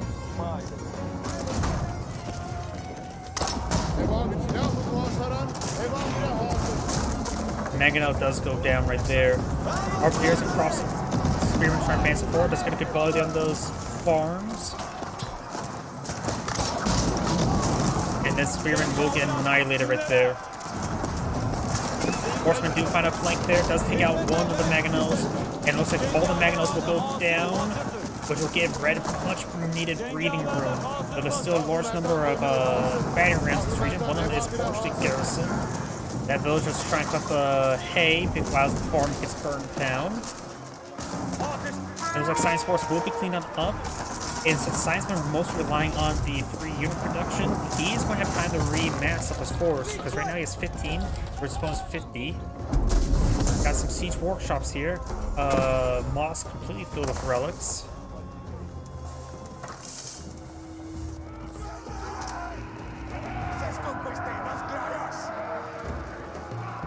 Red's not going to be eyeing for a counterattack, has a significant army for that. Does lose some farms. Those can be replaced. Horsemen push my forward. We've got a mixed force here of Janissaries, crossbowmen, and spearmen.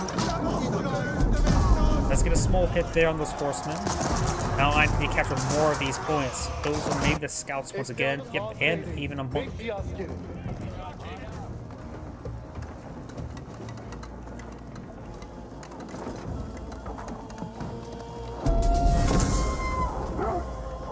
You got this wolf biting some of those villagers.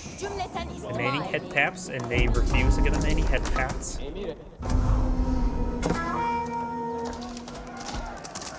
More siege workshops. He's trying to pull out some more Mangonels, more horsemen on the build queue, or at least that's going to Fredge. Going for more Sapas over here. Finds of all the other Arbor-Tiers.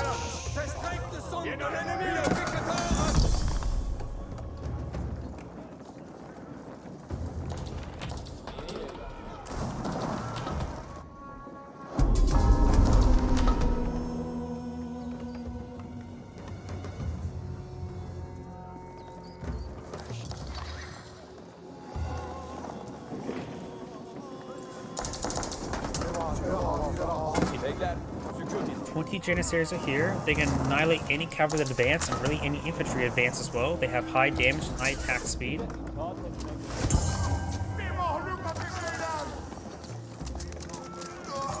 Those monks do go down, denying the sacred site victory for red.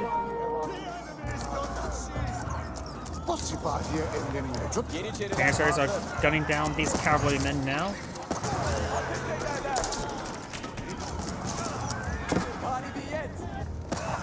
And those horsemen go down to the Janissaries as well.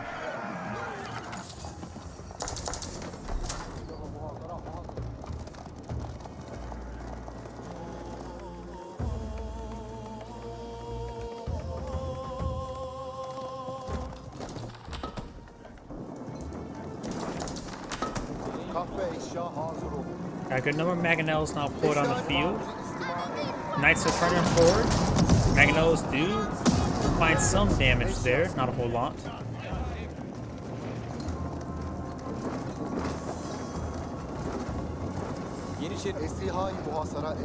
That is a lot of Mangonels. Let's see. He now has the military schools can now pull out Janissaries. He has 4 military schools out on the field. He has 4 out of 4, and now they're all just deploying out Janissaries. Let's see. How quickly do they get built out? Every minute 5 seconds. That's pretty fast. I think a regular hand cannoneer takes 26 seconds, so it takes twice the time, but free. Mangonels do fire a volley there on that monk, taking him out quite easily. Red's not backing out on the other side of the gate. There's so many Mangonels here.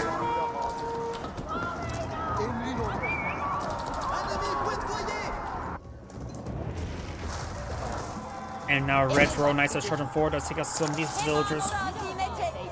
Finish a couple of them off. There's a good number of Janissaries trying to hit these forces.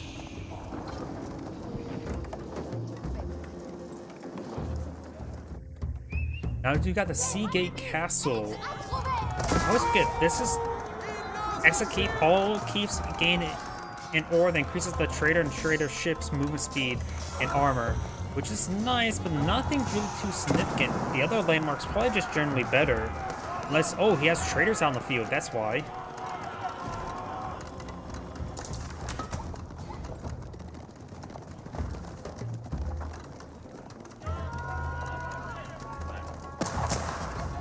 Get some damage on these forces.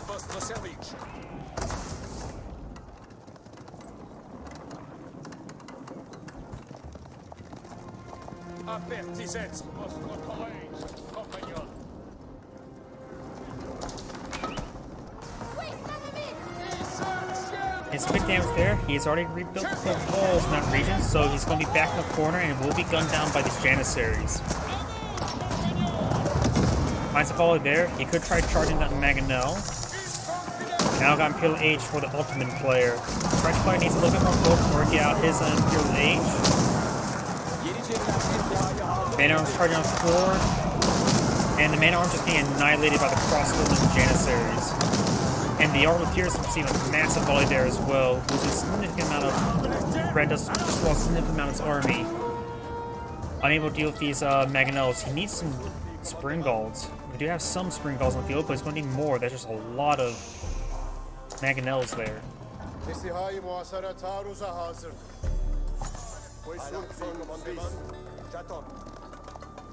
Now got the College of Artillery. Usually we see the Red Palace because it provides massive firepower defensive bonuses for all your town centers and for your keeps. The College of Artillery is being put on the field. I think exactly what that one does. Produces the Royal Artillery versions of the cannon, Arbedaquin, and the Culverin, which does 30% more damage. Unlocks the artillery ability for cannons. Contact today's siege and gunpowder technologies trains units of research technologies 50% faster here. It gets the Royal Cannon, the Royal Arbedaquin, and the Royal Culverin. Chemistry and siege works. The Culverin wouldn't be half bad in this case. It's going for the Royal Culverin. The Royal Culverins are very expensive.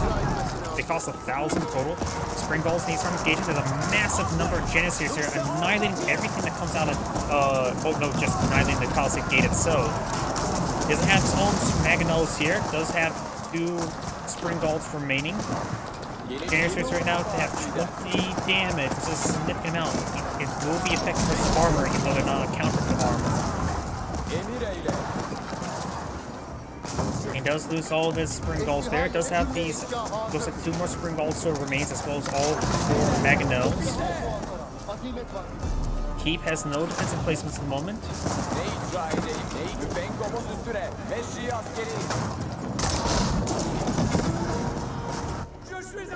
Horsemen do find these traders there, gain some great damage, and I suppose been sort of stuck there as well.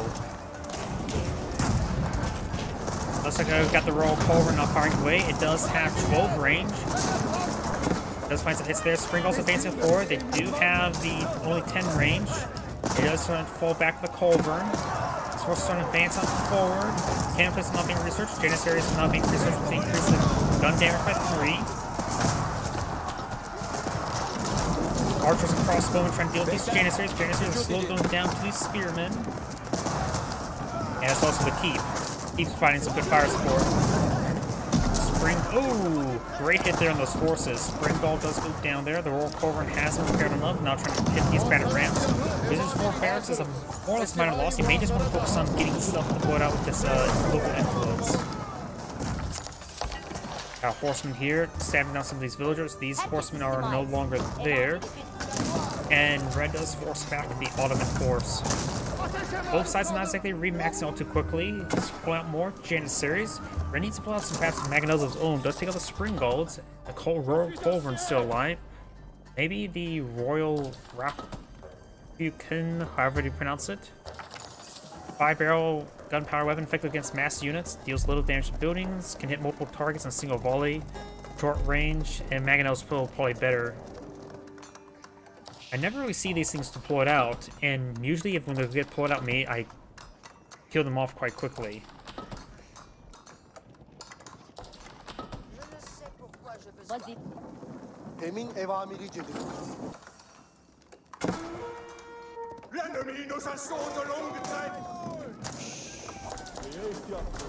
Some of these villagers are being picked on off. Cyan currently has 100 villagers.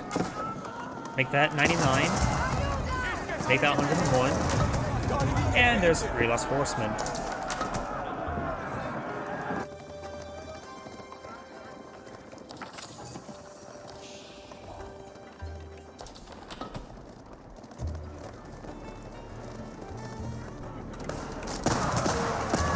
The rest of villagers will get gunned down by these Janissaries.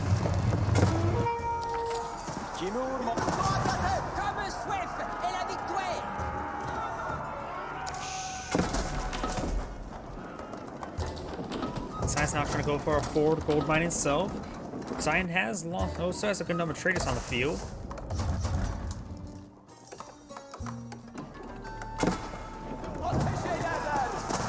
Now it's starting to push forward with these archers and spearmen, getting some big damage down these Janissaries.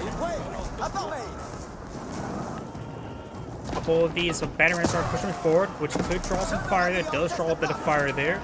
Red does still have this Culverin, this Royal Culverin to try to smash these battering rams. Currently does 242 siege. Could be the Pierce over there. They still take 3 shots to take them out. Let's take out one of those siege weapons now, the Mangonels. Red's trying to advance it forward. Another Royal Culverin on the field. Janissaries now getting hit. Does lose the Royal Culverin there. Red has his own Cannoneers deployed on the field, which put bigger holes in Janissaries. He does find a hit there onto that last siege weapon for Cyan as well. Got more batteries deployed up by Cyan. Red's now just deploying more hand cannoneers, trying to engage firepower with firepower, and the regular hand cannoneers do put bigger holes, but they do have slower rate of fire.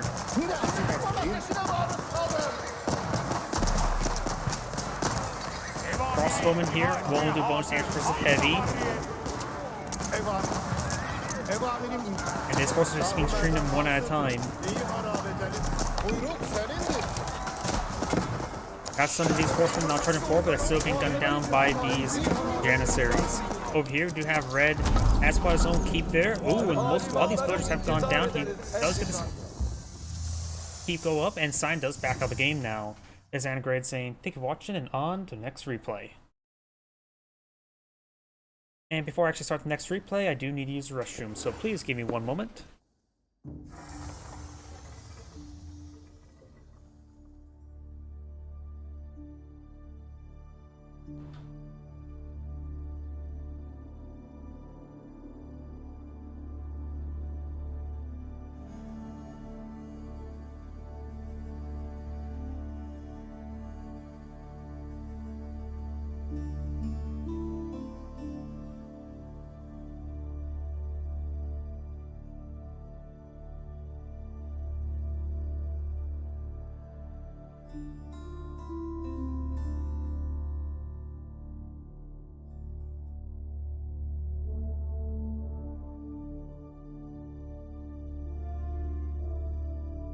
I am back.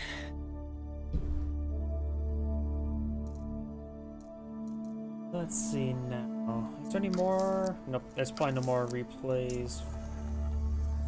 Look for him.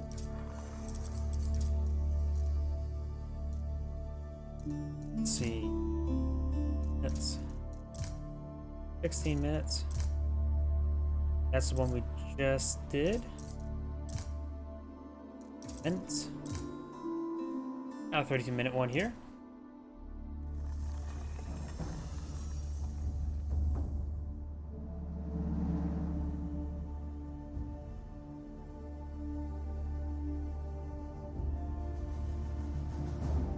I'm because so curious. I know you put 16 units inside the battery ram, but 16 is such a weird number. Greetings everyone, and great here with another H-Power 4 replay. On the top side as a Cyan Roost, we have Ulti Owns. On the south side as the Red Chinese, we have GG Sauce. We got, of course, the dock out here and the dock out here. Since we do have a Roost player to pull out on the field, let's switch out of castle mode here to take a look at the bounties. Right now he has 70. The Void Up will provide some great food collection for the Roost. The Roost just have really good food throughout the entire game, so we want to get the bounties up. It does have at least tier 1, which is very important. Give him some immediate 5% increased gathering rate for his villagers, which would be useful for either for deer or for the sheep. And looks like Sign may have gotten most of that stuff. And most of the deer have been cleaned up over here. He has currently 140 bounty. He's going to need to find some wolves. And the Chinese player does clean up these deer now. Now only got a single Woida. They cost twice as much efficient boat. They collect twice as fast, as well as doesn't require drop off, so they collect a bit more than that. It does take that Woida there to immediately go into combat. Very, very nice. Sorry, I didn't slow down quick enough. Let's get these guys inside the docks. Only had a handful of them deployed on out. I think, yeah, the Roost player went for a faster feudal age to get out more aggression. I tend to do the same thing as playing the Mongols. He needs to get past the... going for a Springald ship. Does he get inside? Does get inside there. Very, very good micro there. And now the Woida is being forced on back. Does cost some food or wood to convert back to a fishing ship. And does cost a bit of, more to the Woida attack ship, which is the Springald ship. Red's scout trying to pursue Cyan Scout. Crown, of course, deployed on the field. Imperial Academy first. He's not eyeing for the Bardican Sun, since usually this devolves into fish combat or sea combat very quickly on this map. You could deploy the Bardican Sun over this region. And these are shoreline fish, so pulling a mill over here would provide some good amount of food. I think people neglect shoreline fish a bit too often, because if it does collect as quickly as deer, you don't get this improved carrying capacity like deer, but it does get collected very quickly there. Now I do got a Springald ship, as well as an arrow ship here. It does not have the arrow slits right here. And now we've got a fire ship here. It's going to get some great Oh no, he only hit the fishing boat. He did not hit the Spring Gold ship. Very, very important. He's focused on the Spring Gold ship there. He has his own arrow ship. Spring Gold ship's falling on back, receiving some fire there. And now we do have a... Okay, that's a fishing ship. And the arrow ship does fall back for a moment. Are the Lloyd fire ships equal in strength as regular fire ships? If that is the case, then they're probably a bit more expensive, aren't they? 8080? Actually, no, that's still the same cost as other fire ships. I wonder. 8080, that's still a lot of gold. I wonder if it's cheaper to do that into a attack ship. No, definitely not. My mind wandered, and it wandered in an incorrect direction. Got a load of fishing ship here, just trying to scout around. Could be upgraded to another ship if needed. Got a fire junk here, ready to engage in Spring Gold ships on both sides, eyeing just to fight the Navy. Oh, the Dragon Turtle Pond. Oh yeah, that's why he knows this map, and he does now have the Dragon Turtle bounty, increasing gathering rate of a Lloyd fishing ship by 300%. Holy crap. I think, and they don't require a drop-off point. He could just throw this in the corner of the map and collect a whole bunch of free fish. That's a little bit overpowered to gain the Dragon Turtle bounty like that. Yeah, that probably needs to be nerfed for Lloyd ships. Make it 150, so it's equal to a regular fishing ship. Because fishing ship that doesn't require a drop-off, he knows that his opponent's grabbed it. He needs to hunt down that ship. That ship is far too powerful. But that probably should be nerfed for the Lloyd ship only. Because that's basically equivalent to 6 fishing ships. Actually, it has 224 in storage. Oh, so they just... so it doesn't get a direct trickle in, they just collect and then drop off occasionally? That's sort of weird. Let's bring back the Lloyd of Fishing boat over here. And keep it safe. He knows how powerful that is. We've got some fire ships now being left on the back line, going for another dock. Both sides could go for... I suppose the Rus player doesn't really need to go aggressive on or need to play a defensive military because he has a Kremlin out. And so if his opponent does try to attack with a ground force, he just needs to hit a button and get a massive wave of militia.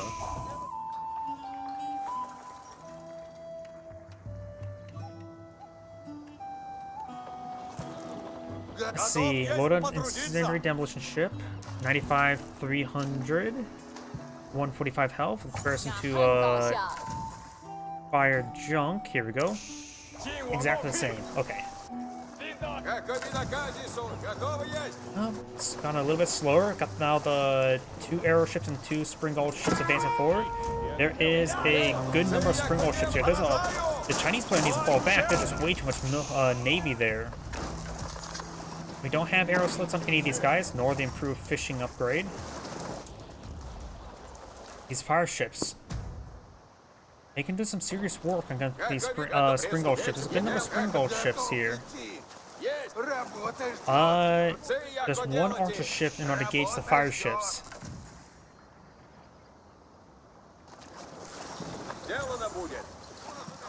And these are all the Spring Gold ships. These fire ships can do some massive damage. Naval arrow slits has been completed by somebody, probably the Rus player, since we have been effectively selected. Yep, this one has the defensive arrows. Very nice. He only has 2 docks. His opponent has 4. Let's see, the Chinese player spent a lot of his resources. The Rus player is saving up. He's eyeing for Castle Age. Castle Age does give you access to the Armored Hull research, increasing the health of all military ships by 20% and increase the range by 1. As well as getting extra Spring Gold arrow.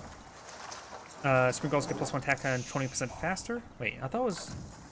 Actually adds a second Spring Gold replacement. That must have been changed with the recent patch. Maybe it wasn't. I just know that when I age up, I just tend to get the upgrades I have of the ships I have currently. Because I just know they're going to be good no matter what. Do have another dock deployed over here. It's got 3 docks. Now we do have the Spring Gold ships advancing forward. He does have these fire ships now advancing forward. Good fire volley there. Does take up one of the fire ships. Got 2 fire Lloydas here. Over here, we do have 6 Spring Golds, 4 arrow ships. Arrow ship will focus on the fire ships. Very, very good. Defensive arrow placement getting some damage here. Now the fire ships advancing on forward. Get a massive hit there. Taking out 4 of those Spring Gold ships do go down. Now got a big broadsides here. More fire ships being put on view. It's going to be very, very good. One of them does get focused down. Does hit the fishing ship there. It does take out 2 more of the Spring Gold ship there. Got this as a fortress ship. Being focused down by the Spring Golds. More fire ships being pulled out. Does have a good defensive line there. The fire ships, however, can break defensive lines. And does get hit there. Does hit the fire ship there before sustaining damage. Right now, the Loyal Demolition ship there does get a good hit there. Fire ships on both sides getting some deadly hits. Fire ship that does engage the fire ship there. Does save himself there. Got 4 Spring Golds versus 1 Spring Gold. And that is a fortress ship. He has this one fish ship makes all the difference, the one that's buffed by the by the dragon turtle. There's another ship there. He does get those ships in, and villagers trying to torch down the dock, which is actually a good idea. He's getting arrow slits there. Is that the Bardican Sun? Bardican Sun's not being on field, and a late Bardican Sun, but it's going to be useful nonetheless. Still the Tang Dynasty. Takes on another ship there. Now got a big wave of militia trying to push on forward, trying to engage the Bardican Sun. They do have regular torch damage, I believe. Actually, the torch damage seems a little bit on the weak side. I could be mistaken about that. Needs to get these villagers on the inside. Does get 8 of the villagers on the inside. Does lose 1 on the outside. But he's got the arrow ships onto those militia. Let's get a good hit there, taking out 4 of the ships, or maybe 3 of the ships. The militia will go down to the Bardican Sun. The Bardican Sun only does 1 damage versus docks, because it's fierce damage. But it does give covering fire for the villagers that start torching down the dock. And that's 8 villagers technically doing idle, so the villager count right now is very similar. More fire ships in field. May find the fire ships in return. Fire ships do additional damage versus structures, nearly 400. Get some great damage there, set that dock ablaze. Oh, all the villagers went down. There's a fire ship that came out. You can see the rally path there. He threw a fire ship into those villagers. He may... I would say that he could deny the use of that dock. Oh, nope, he's on the wrong side. You can use, I was going to say you can deny the use of that dock there with the Bardican Sun, but loaded ships do not require drop-off. And he still has the Dragon Turtle ship there, which is incredibly valuable.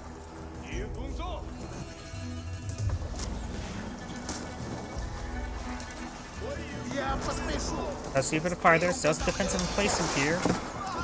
And the Dragon Turtle ship does escape on out of there, and he still has anti-naval arrows here.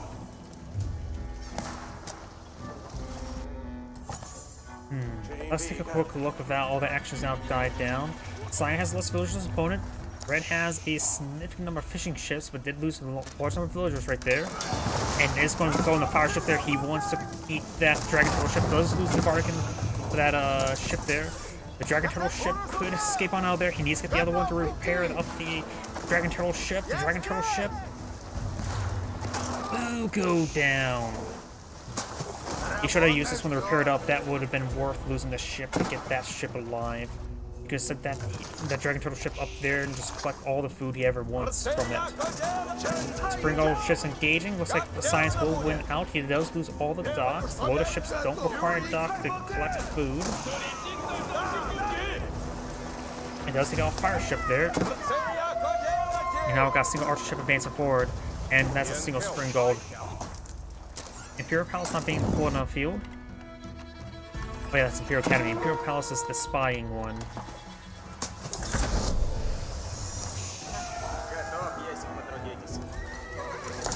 And now it looks like the Roost player is going to be eyeing for a ground war, eyeing to pull out some knights, getting the Knight upgrade, upgrading early knights to regular knights.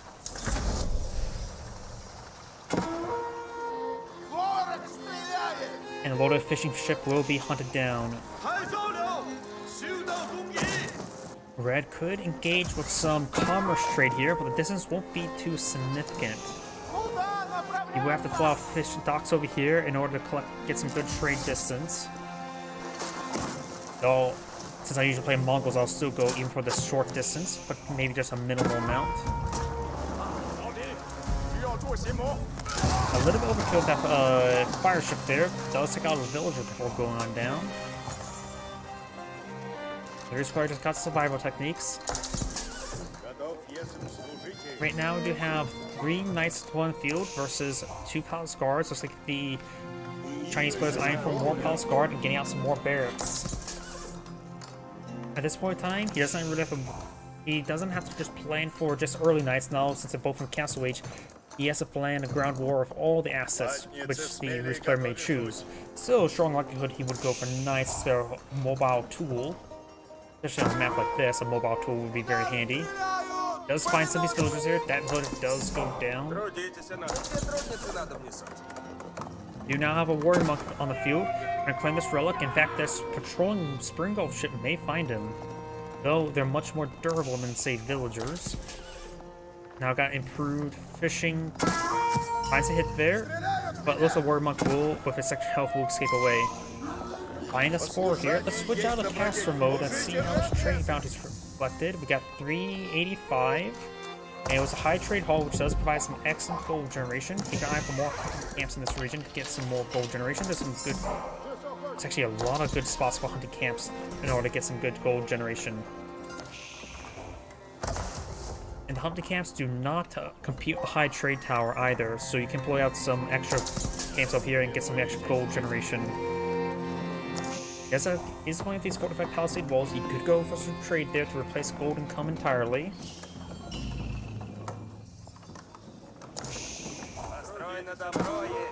With the high trade hall, you'll eventually get the tier 3 trade bounty.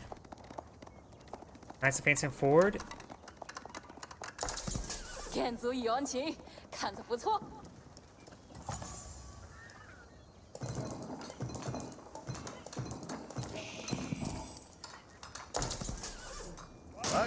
Let's find a palace guard right there.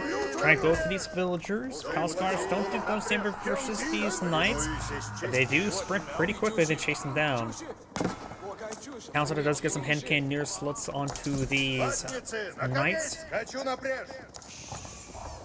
And now we've got a massive wave of palace guards and spearmen advancing on forward. He does have a town center here, which the arrows will be useful versus the spearmen, but he does have 2 pierce armor research as well. He prepared to engage his town center, and now these palace guards have 5 pierce armor, making these villagers, these town center arrows only do 1 damage each. Militia charge on forward first. Let's get some spear braces there. Warrior monk does get an attack there, getting the Saint's blessings to these nearby forces, getting +2 damage. Especially useful for those militia members. Hazard is still firing away, but hitting various forces. Can't really micro it all too well.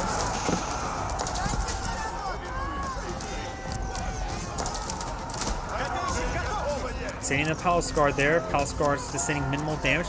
And he's going for a conversion ritual there. He does back away from it. Maybe a little too early. Good try. And it looks like some of these villagers, they were idle next to that wooden fortress there. Science now trying to close them in. Will engage these palace guards quite successfully there. And now this war monk is trying Saint's blessing with a relic on his back. He may just keep this relic on the close front line against these palace guards and spearmen. There is actually a bit of a technique you can do. The same way you use grenades in Cup Heroes 2. You throw a grenade, which he may dodge it, but dodge means he sustains extra damage from running around with all nearby fire. And which you can pass through something similar as well. Use conversion to force your enemy to run around, allowing you to get some free damage on those forces. These knights need to be retasked there. Let's see some extra damage. Needs to finish off those forces. Does have a cannibal crossbow deployed on the field, trying to engage palace guards with crossbow, which is a good idea. And if you get a mix of archers and crossbowmen to go along with this knights, that would be good.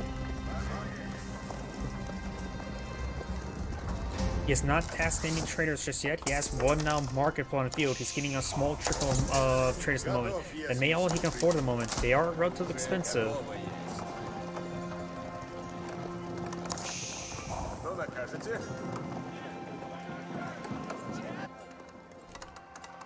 You're now keeping full on the field, as well as an outpost here. And the Spearman will get a spear brace there. Watch her just continue to engage.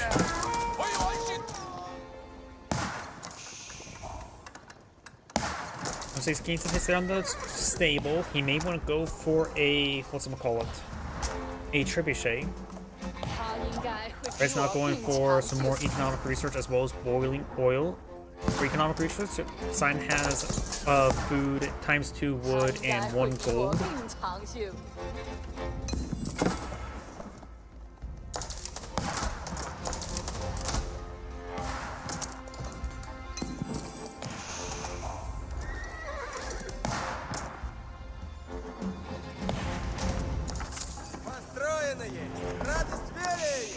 Housing being deployed on out.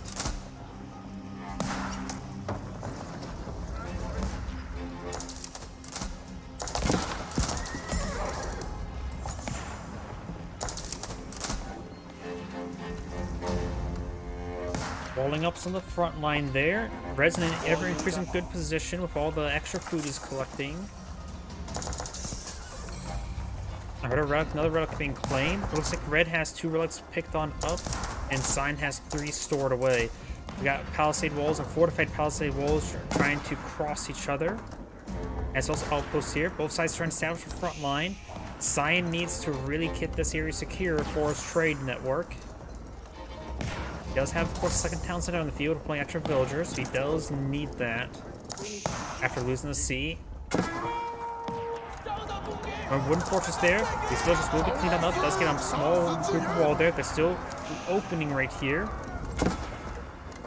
Now you'll start seeing those traders. These villagers need to get inside the wooden fortress there and run away with the others. He's now moving forward with his ground force. Crossbowman Knight. And does pull out that trader there. That trader does go down. And that wooden fortress did not last so long now, did it? Knights advancing forward. There's a good number of spearmen here. Yeah, let's just mostly composed of spearmen. It's half and half about. He will go and stop that outpost from going on up. Let's try that one. Now eyeing for this sacred site there. He will need to use a transport ship to claim this one. And King Clan will give him a nice little tithe of gold income.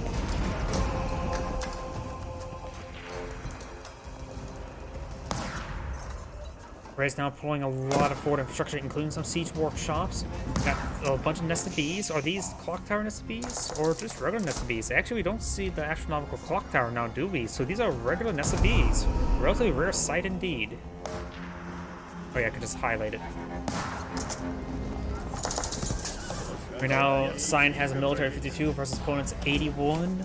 He's pulling out more crossbowmen and now getting some cav archers. Horse archers.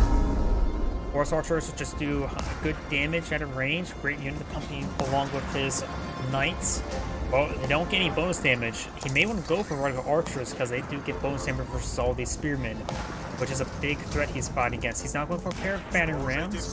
Mangonels would be pretty nice as well. SB is pushing way forward. Wooden Fortress does spot all this. It's unupgraded at the moment. Now we see quite a bit of damage there. SBs do not get bonus damage from structures like Mangonels.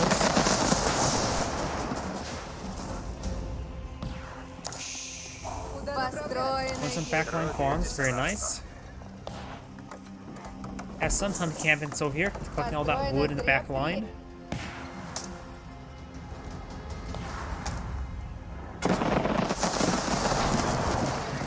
Looks like he needs to get some of these traders to stop trading. And now do have this town center receiving a bit of fire there. And now these knights are turning forward. We'll receive a massive spear brace there, but should be able to overwhelm these spearmen no problem.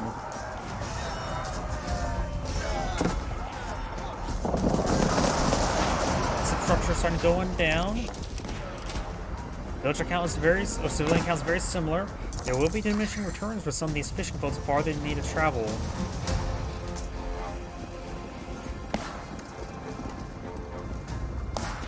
Now I've got the Great Gatehouse on being deployed on the field. Where is it being deployed out? 这是我停住。 Does have a keep over here to deny the trade. There's a Great Gatehouse. And right next to the sacred site there as well. You could have pushed it a little bit farther forward and then get this sacred site captured up. And that way it will force the opponent to engage near the Great Gatehouse. The Great Gatehouse is almost complete.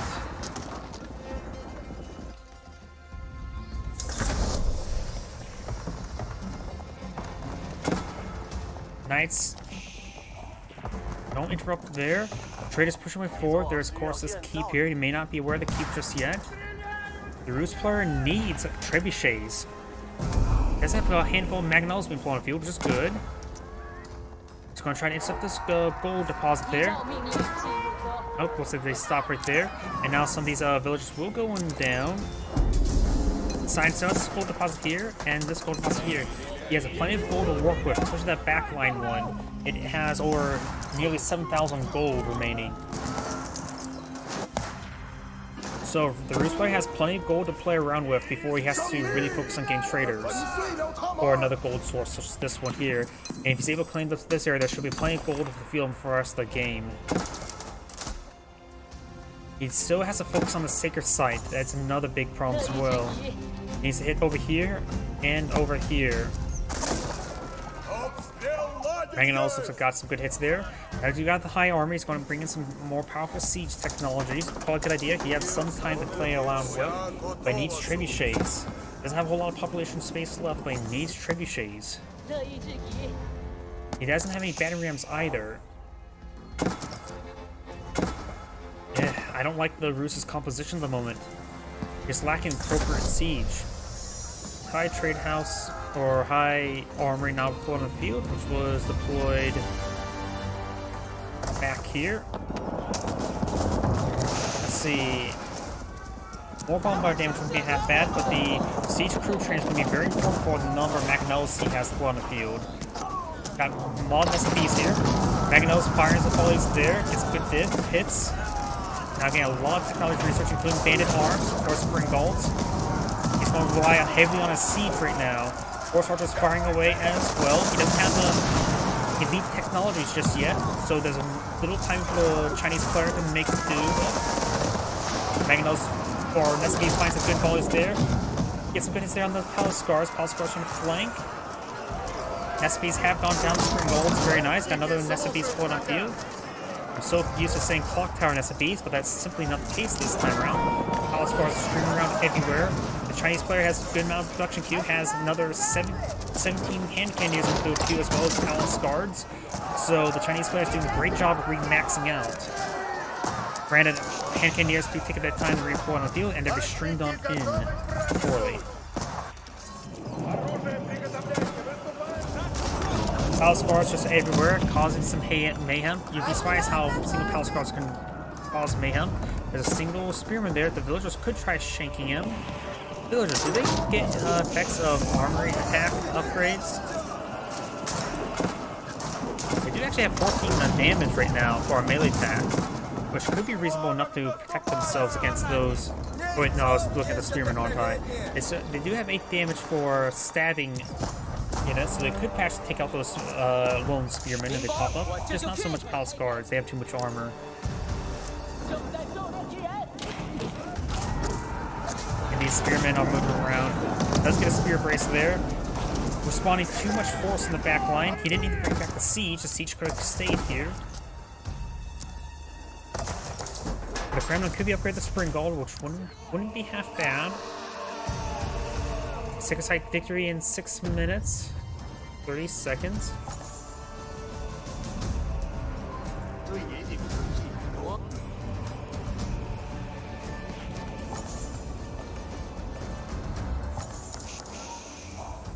This player only has 93 villagers at the moment. And Reznos are making way forward of his army. You have a bombard here, which will be effective. Knights, Horse Archers being crossbow and advancing forward. Well placement there. Regardless of the forces, he does have some military to call on in. But, ooh, good Mangonel hits there, but got a lot of damage from his own forces thanks to that nest of bees.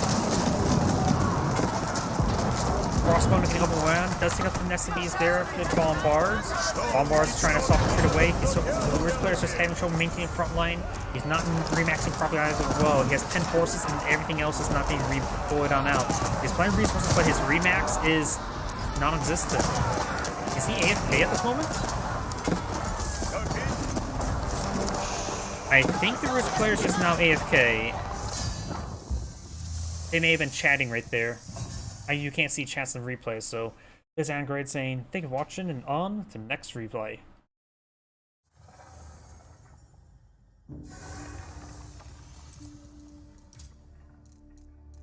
And let's go and find another player for casting replays. Got a foreign name here. Wonder if there's any... Okay, we do have replays here.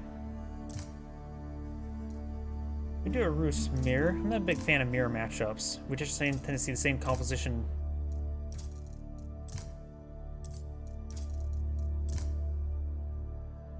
"36 minutes.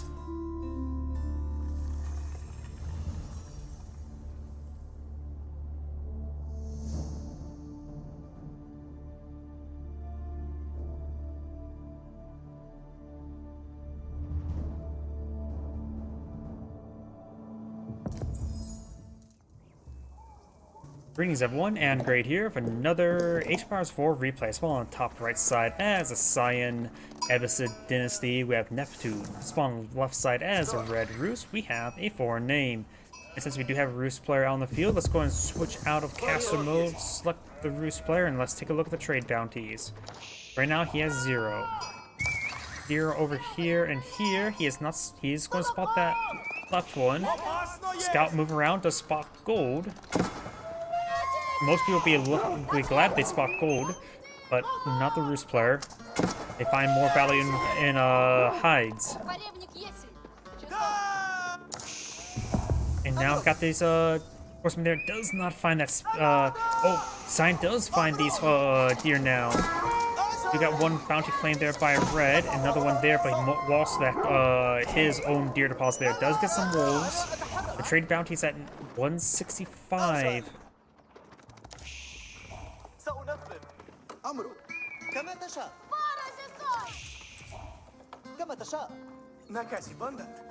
And it looks like it will end at 165, so you will be pretty far away from getting even tier 2. So he's going to need the high trade house in order to get his bounty up any further. Scouts do find each other. You got feudal age for both players. You got the economic wing versus, of course, the Kremlin. Scout push way forward or back. And now we do have some technologies being researched, including the fresh foodstuffs there to make villagers a little bit cheaper. Does have a bit of a gold investment starting off, but will pay out in the long run. Maybe a bad idea to go for that so quickly. You're fighting against Rus, tend to go for early nights. Speaking of which, we got early nights on the build queue. And now these scouts are engaging scouts. Looks like that's good focus fire from both sides. Their red scouts do back on off. They're starting to lose. Gets a good slice there. Dancing around, gets a free hit there, but gets retaliated with. Or upon. We got the third red scout now turning forward. Now it's starting to engage. This red scout could perhaps turn around and help his buddies.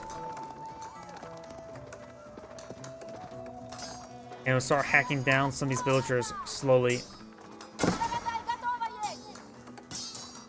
He's not retarget towards the other scout right there that's hitting his own scouts.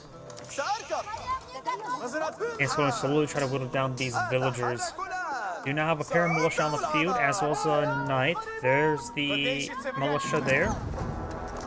And now there's a knight. He does spot. Oh, he's starting to torch down even that town that's perfectly being built. And we'll see some hits there. Gets the wrong guy there. Does get some good kills. Does get a kill there. Yeah, he knew he was fighting against the Rus. It's probably a bad idea to go both foodstuffs and the knight and the extra town center. He should have followed more of a defense there. It looks like that knight will get one more kill before going down. Now he's going to be behind 23 to 18 villagers. Bruce player is trying to collect more stone to get out his own town center. Second town center. This town center will be delayed. Red Scout is slicing apart Cyan Scout. And do have now a horseman being pulled on out. And the militia now charging forward. They do expire right there. Gruesomely as well.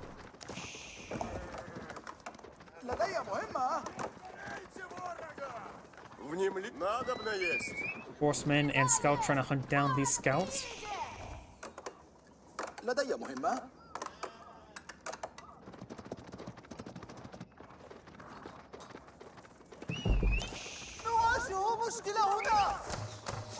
Archery now being pulled on the field, trying to get some archers. Probably to engage any sort of upcoming spearmen.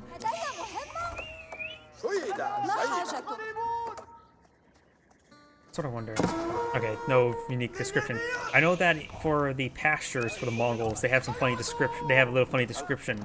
You monster. I was curious whether or not the other carcasses had that description. Horseman trying to overrun these scouts, gain some damage onto him. He may lose that one. In the hardened spearman research now.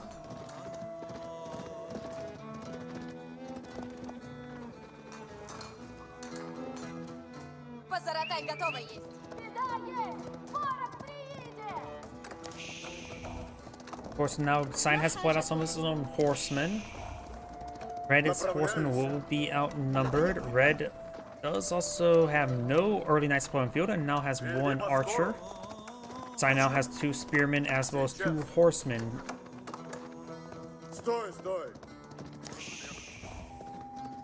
Red's now going for wheelbarrow. Cyan has already researched his own wheelbarrow.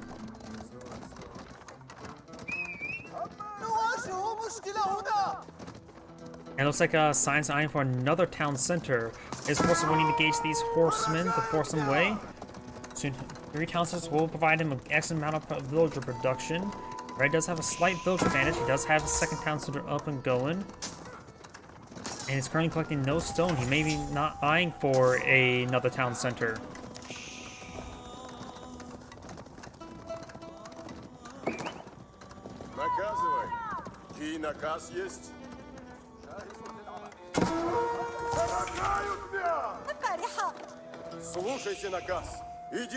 These forces are still quite healthy, at least the horseman is. The scout, of course, does have health regen, but not really much a combat unit.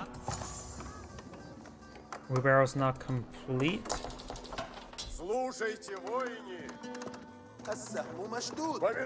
Now it looks like the Roost player is now pulling out some of his own spearmen. So it's 2 spearmen, 3 horsemen, and now soon to be 5 archers. This one has 5 spearmen, soon to be 5 horsemen, and then soon to be 4 archers.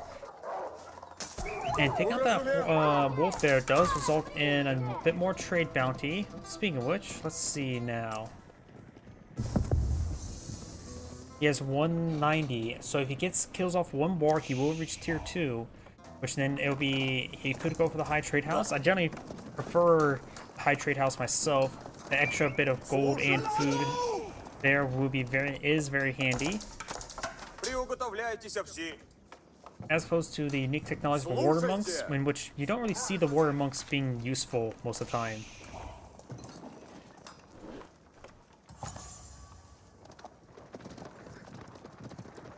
Forces are moving around. Over here, got this small infantry force moving around.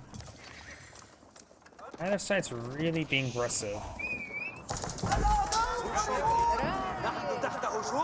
Horsemen try to be aggressive, but will be immediately forced back by the horsemen and spearmen and archers. And now it looks like Red's eyeing for some defensive palisade walls. Cyan's trying to skirt around, trying to get another angle on the villagers.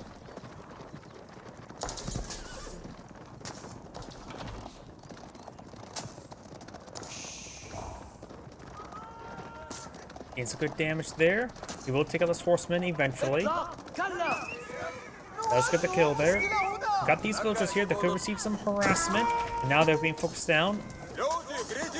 And now the villagers are standing and fighting as well. Getting some slices on these horsemen. They don't have any melee armor at the moment. And it's just a scout, not a horseman.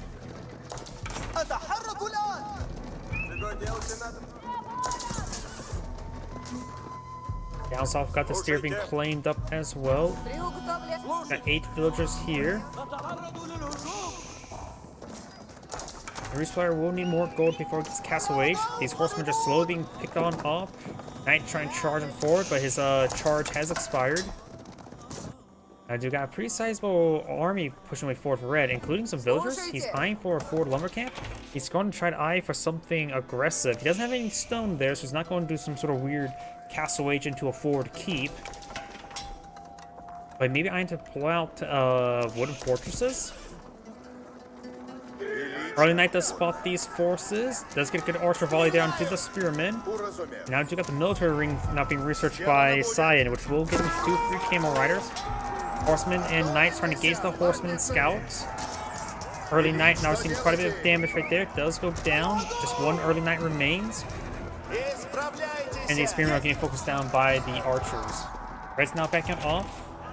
Those villagers are still there for some odd reason.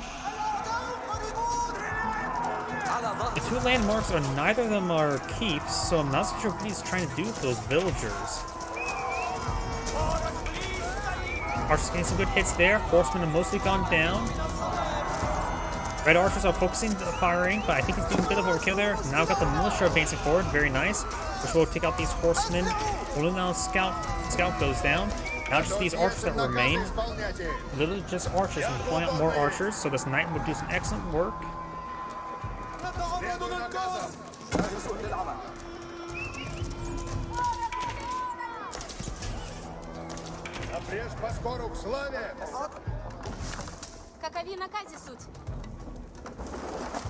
I probably should clear this chat out, because probably if somebody randomly shows up, we'll probably be concerned about what those jokers are saying.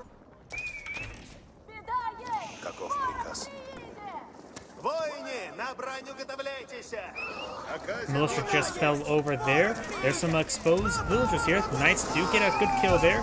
Other villagers are going down. He does have siege engineers. He can back on off to pull out some battery rounds. Let's lose that scout there. Knights still patrolling around. I think he's going to be backing off, trying to pull out a battery round. Now got Castle Age for the Abbasid Dynasty player. And going for some Lancers wouldn't be half bad. Also receive a bit of fire there. Knights who receive quite a bit of fire from these archers. He does have no additional pierce armor at the moment. Scout does go down. Now we do have a wooden fortress here. Could be upgraded with arrow slits there. Now I'll give him defensive arrow slip, also increase the damage. And eventually gets enough stone, perhaps maybe castle turret to get some more arrow damage. Now, I do got a bandit ram and a hunting cabin there. He's trying to claim this deer over here. Weird. Doing out with the arrow slits there. These villagers need to get into that other wooden fortress. This wooden fortress is receiving a bit of fire. Remember, wooden fortresses have quite a bit of health. Archers engaging these camel riders. Camel riders have no inherent armor. And this wooden fortress does get canceled there. Now got some man-at-arms. Man-at-arms are very resilient. Or should I say golems? Castors or arrow research has been completed. It's not getting any more stone at the moment, so it won't even be able to get arrow slits in the other one.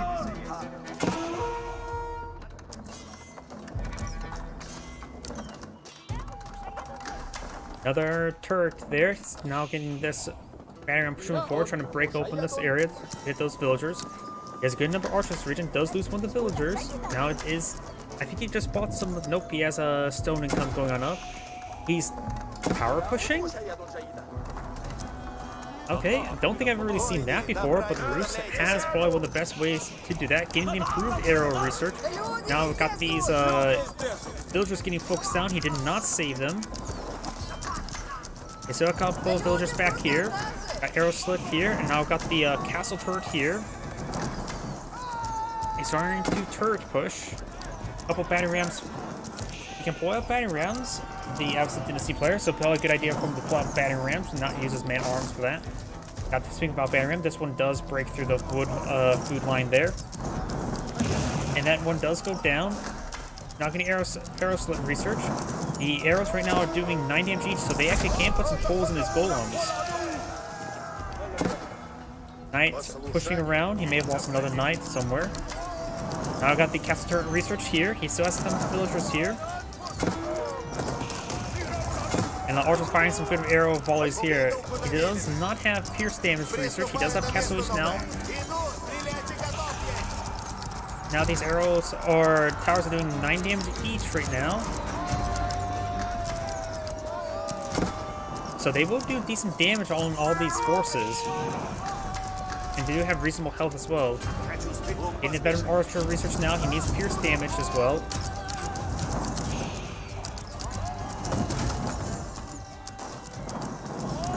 Does take out some of these lancers as well. Archers now, engaging archers. These are veteran archers. They have right now 8 damage. Alright, moving around. Now this wooden fortress is now set ablaze.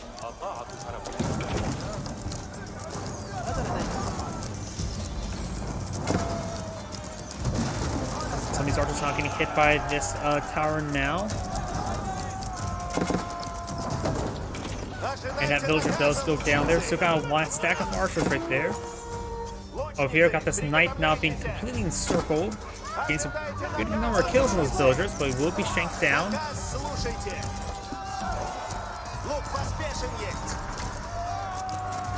Now these units are going down to the wooden fortress. Oh, there's battery rams still going around. Getting some damage on various infrastructure. This castle turret will, or wooden fortress will go down. He does abandon now the region with his archers. And a good number of those archers will go down. Science archers advancing, or Red's archers advancing forward. Gets a good damage on Science archers.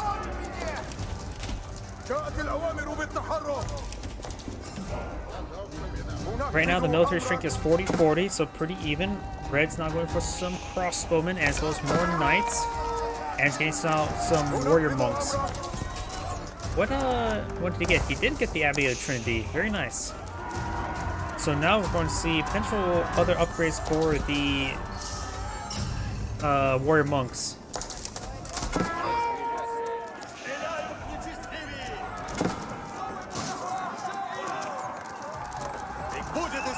Let's focus on these lances there. The knights are advancing on forward.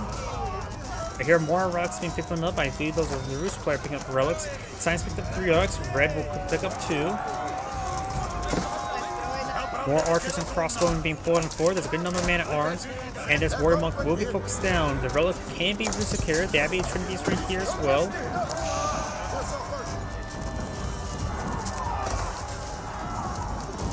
Plus 100 health. Plus 40 health. They can get these warrior monks pretty healthy. With Warrior's Fortitude and Bloodlines, they should have really high health, don't they, to really stack them up? If I were just to hazard a quick guess, that could potentially even get them over 400 health. Of course, he has to be worried about the camel riders. Militia now charging forward. Good number of archers and crossbow engaging the man-at-arms. Militia still has 40 seconds remaining, and now some of these warrior monks are capturing up these sacred sites.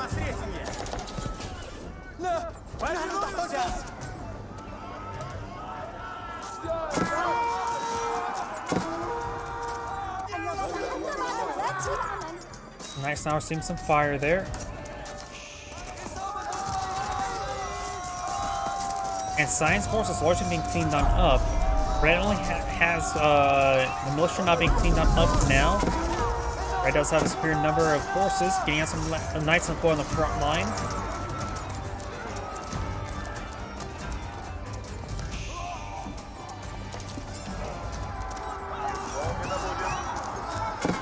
And all these forces are falling on back. We're seeing quite a fire on their retreat.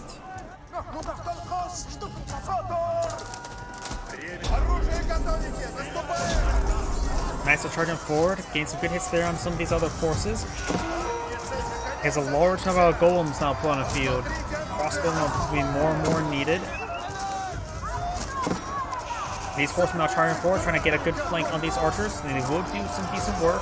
They do have the golems here. Golems do bonus damage versus... They don't do bonus damage versus light. Their damage is designed to be effective against low armored units. Knights is just going down there. Red is now falling him back. He does not have a Mangonels on the field. Now I've got the Warrior Monk charging forward, which will give him Saint's Blessing on these forces, giving him +2 damage and +1 armor.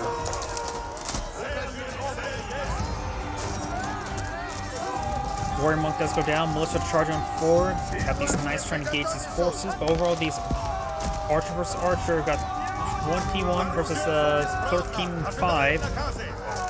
Knights now charging forward, getting some good hits there, being focused down now, giving Red some more time to get more damage on these archers.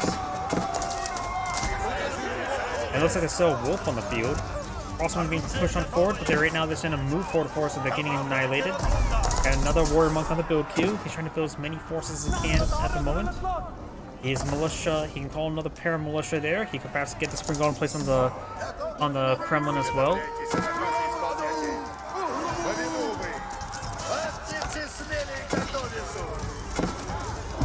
Some damage here. Townsend are firing some arrows as well. Knight pushing on forward against some distracting fire of these archers, but they do focus them down. And Red right now just simply can't remax. Sign has 53 units. He has a good amount of units on production queue, and has a good reserve of resources. Well, Red has a good amount of reserve of resources, but simply couldn't produce it all. He needed Mangonels. They may not have a siege workshop at the moment. Now the archers are in this area. He does have the composite bow research. And Red's not eyeing for a forward keep here, and Science villagers are trying to stop them. More Science villagers are pushing it forward. It may have been better to just torch down the keep because he was doing more damage output against it than against the villagers.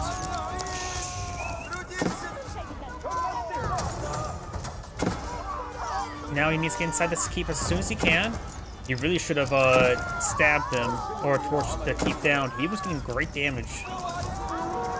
Knights now being pushed forward in pairs, so now they can able to overrun these archers a little bit better. It's still a little bit low in military size. Man-arms pushing forward does get away with crossbowmen on the field. Archers being cleaned on up. These crossbow needs to be microed away from the golems.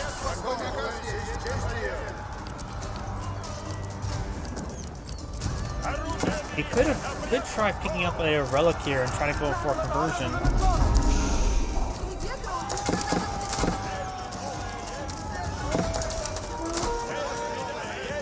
More crossbowmen being pulled on the field. Knights now trying to overrun these archers now. He does have a Warrior Monk over here, wounded, but he's able to heal up these Knights when he has a chance. And now we've got a lot of forward infrastructure there. He's trying to push forward with these keeps. Sign doesn't have a whole lot of military at the moment, nor does he have any siege weapons. And these villagers being gunned down. He's trying to claim this stone deposit. May need to get out another mining camp. Maybe right there, so got this other one potentially close by to it as well. Do you have enough stone here for keep? Science not going for the next age. He's going for the cultural wing.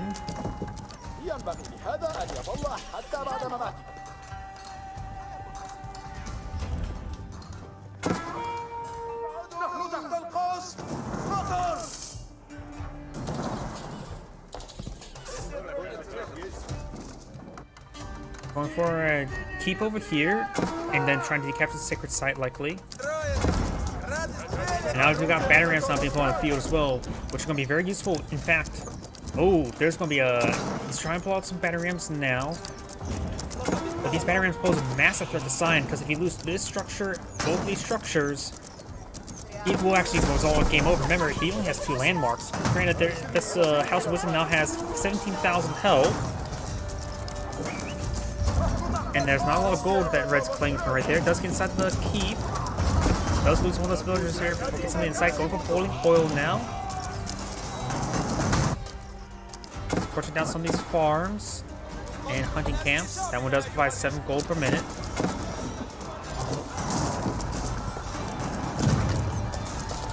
Golem starting slowly going down. Got some knights here. Over here, got this knight in the back line, but getting hit by some golems. The sacred site has not been decaptured. That does give the Roost player a little bit extra gold income. Got these villagers advancing on forward as well. I think they're trying to repair up this keep. Though these villagers here are trying to force down these battering rams. And Red's going straight. He's trying to go for throw. He's trying to get the victory now by bashing down the House of Wisdom. We do not have the villagers repairing up the House of Wisdom. He still has to go to the town center after he bashed down the House of Wisdom, but got a good number of battering rams on the field. Villagers repairing up the keep. He does not have enough stone for another keep. There's some of these villagers now. Holding all is almost complete. That will help them provide some good fire support in this region. Crossbow nice being pushed on forward. Battering rams getting some great damage there. Red's now a 6-10 village. This may be equivalent to an all-in this game. Going for another keep. I think he just bought enough stone to go for another keep. Red's going for an all-in with these keep push. He does have a good number of battering rams here. He won't get pillage. You will not see pillage for the rest of this game. Battering rams going to be destroyed. He could go for some trebuchets here. Keep here could be repaired on up. Let's get inside these keeps now. Now there's 2 sources of boiling oil that could do some good damage. He's a crossbowman right there.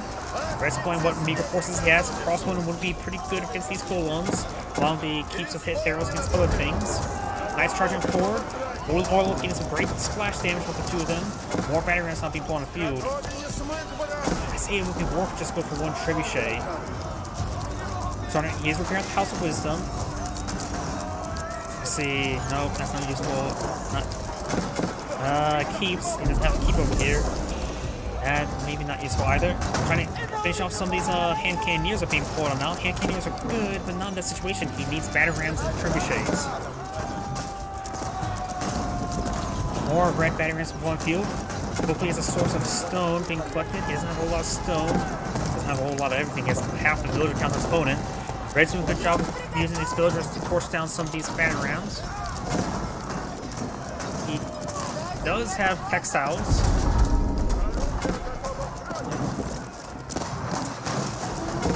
Going for spring gold replacements.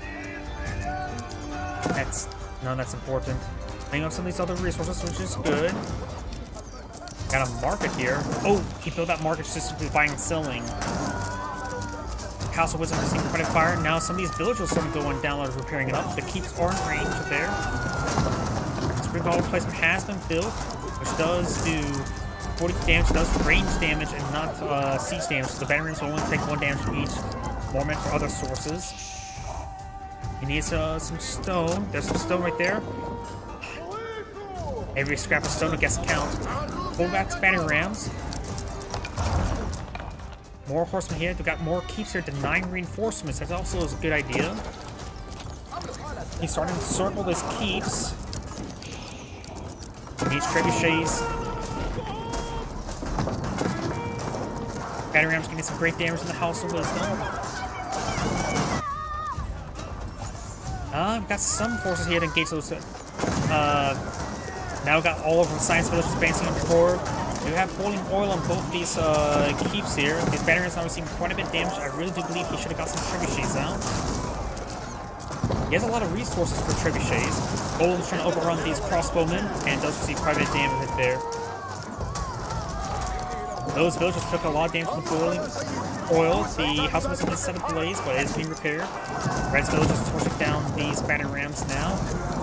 And these villagers are going to repair it on up. He does buy a small tithe of stone. Some pebbles to help fill in the gaps in the keeps. These villagers need to test the other battering ram.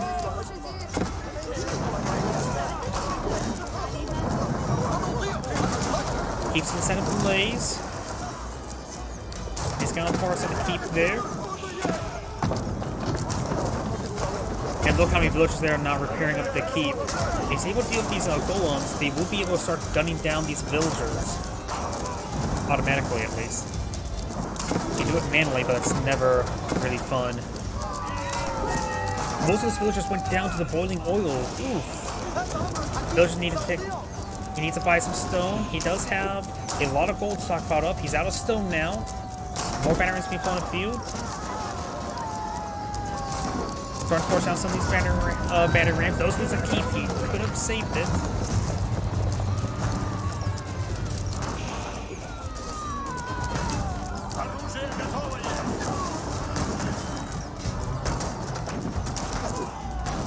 Golems are trying to gun down these villagers.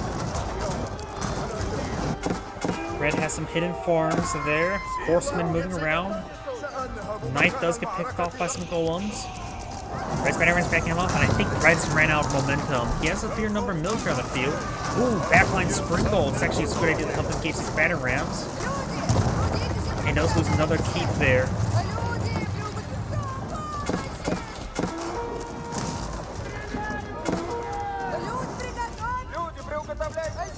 These horsemen finds another keep there. There's Science has keeps everywhere. So this area is basically cut off from his opponent. Batarams pushing forward. The House of Wisdom is fully repaired.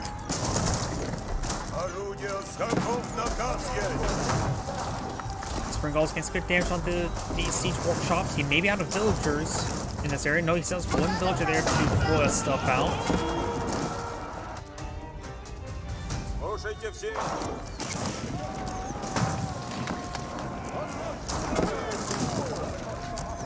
Or these Batarams sort of going down. These Springalds were a good idea.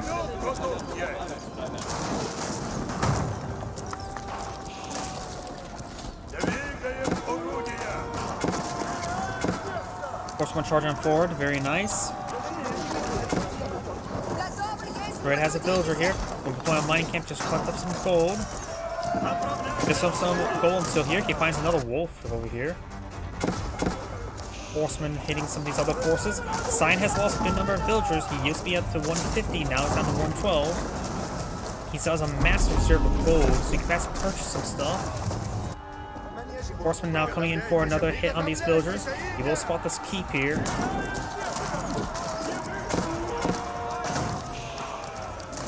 He's going to lose the rest of these siege workshops. He still has some good amount of resources, gold and wood.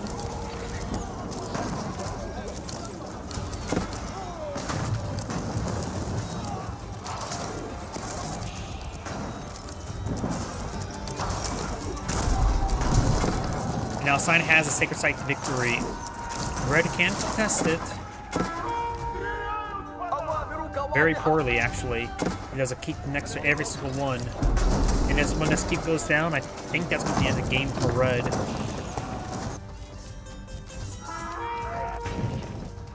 Yeah, I think Red's steam has been lost. Sign has a massive number of keeps on the field.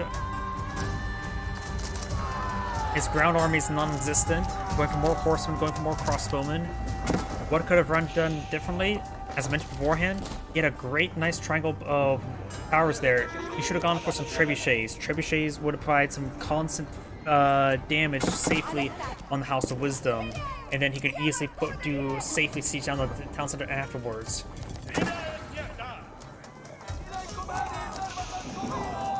He could have potentially caught more garrison these keeps, but overall he did a good job of countering his opponent's Batarams. Those Springalds were a great idea, but they perhaps just arrived a little bit too late.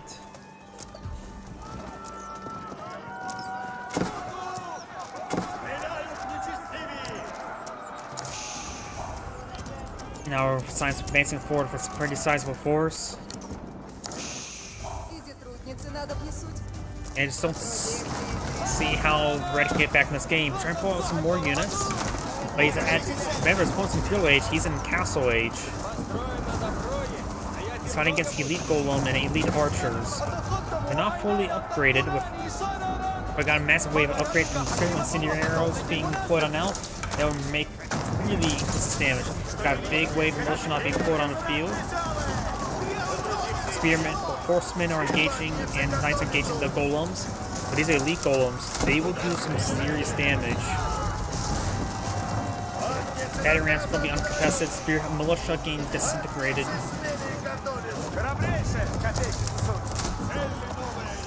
And Red does back of the game now. This is Antigrade saying, thank you for watching, and on to next replay.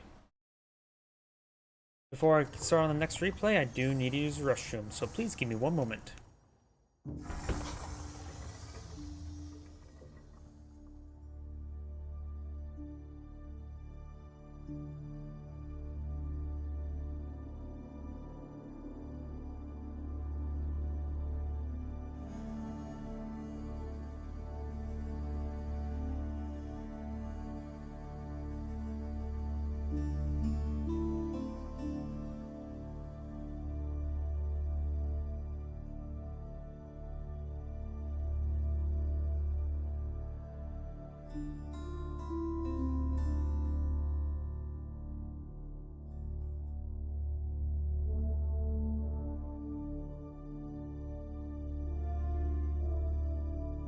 And I'm back. Sorry about that.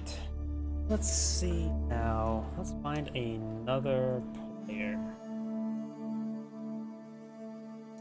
Let's see if you have any open replays.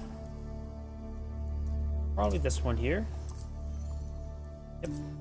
You do have open replays. Very nice. 6 minutes. How about no? 42 minutes English mirror. I don't really like mirror matchups, but it's 42 minutes, so let's do it. Well, it's gonna be Longbowman versus Longbowman. Hopefully we'll see something a little bit different. Maybe some man-at-arms mix on in.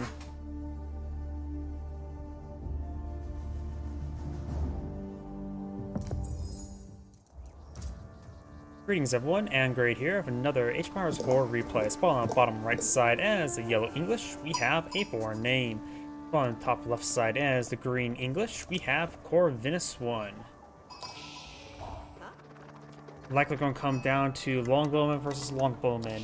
Once one person starts pulling out Spearmen to engage the Horsemen, then the person that will be fighting against Spearmen will probably find Man-at-Arms. So we may see Man-at-Arms sooner rather than later, but that's my prediction. Green's immediately going for the deer. That will get him some good amount of food very quickly. No Vanguard Man-at-Arms rush either.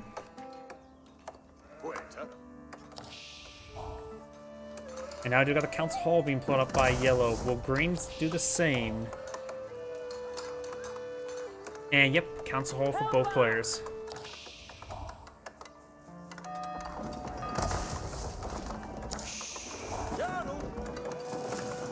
Green looks like will get his build up beforehand. He has 6 villagers versus his opponent's 2. He does deploy out near his deer deposit.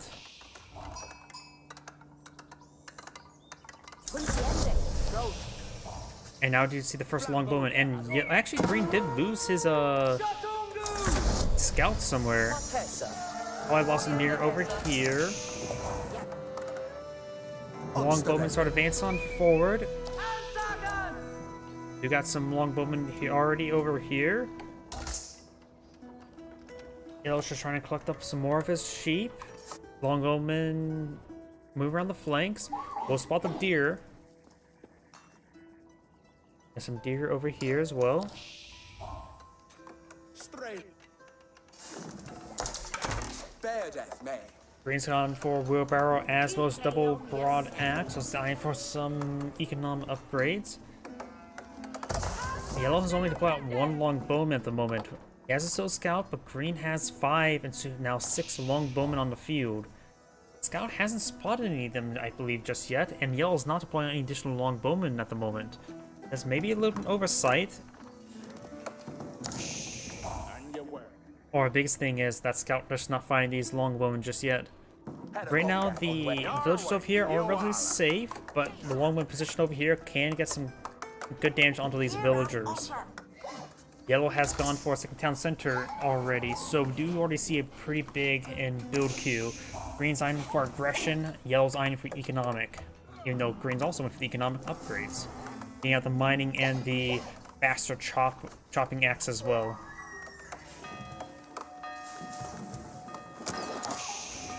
Longbowman does see a bit of fire there. Got these villagers still collecting up wood that could be hit. And now I've got a forward barracks. Yellow or green may be eyeing for man-at-arms sooner rather than later. Yellow's not eyeing to pull out some Longbowmen now. Another long camp as well.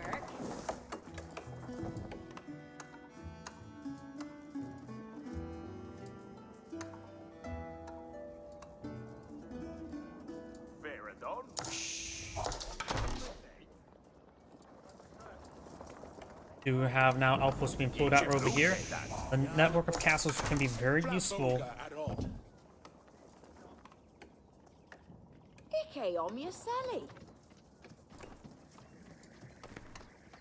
Outposts going on up. It'll take a bit of time, but green has more orchards at the moment. Now got a second villager now deploying it out. Got Vanguard mana arms. They do have 3 Pierce armor, though he should still get out the early mana arm upgrade. We do not have Siege Engineers being pulled up like green. He's eyeing to pull out some battering rams. He's probably going to go for the King's Hall, King's Palace, in order to provide another town center. Yellow will be sort of advancing forward with more villagers.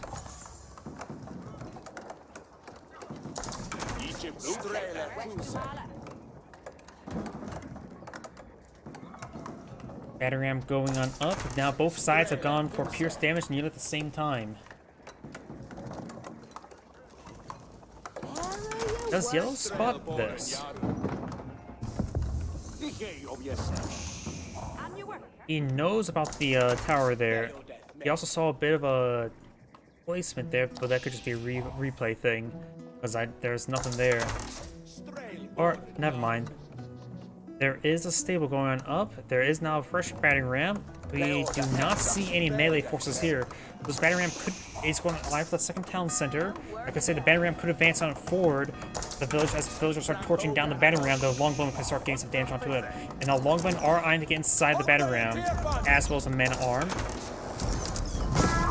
Now it's trying to put some holes in this town center. It's a good hit onto it. Now he's trying to repair up the town center now. He's trying to torch it down, so he's going to see a de-garrison relatively soon. There's the de-garrison. Longbowmen and mana arms now engaging at close range against these villagers. Getting a good number of kills there. It does get inside the town center, but it does get the repair ones on the outside. He Panica select. And now he lost a good number of his villagers there. Right now the green has one villager slow. Longbowmen charging forward. They were on attack move order. Some big misplays there by Yellow. Green's on his force starting to get cleaned on up. Green's not going for Pierce armor research as well as Yellow. They're getting those research out at near the same time. And Green's force will be cleaned on up. He does not set the town center ablaze, but he did take out good numbers of opponents' villagers. However, Yellow still has a standing army. I think a scout just went inside of that. No, horseman went inside of that tower. You have a forward stable here, and something got burned down there. Looks like another stable was attempted to be put on out. You beat the floor on out.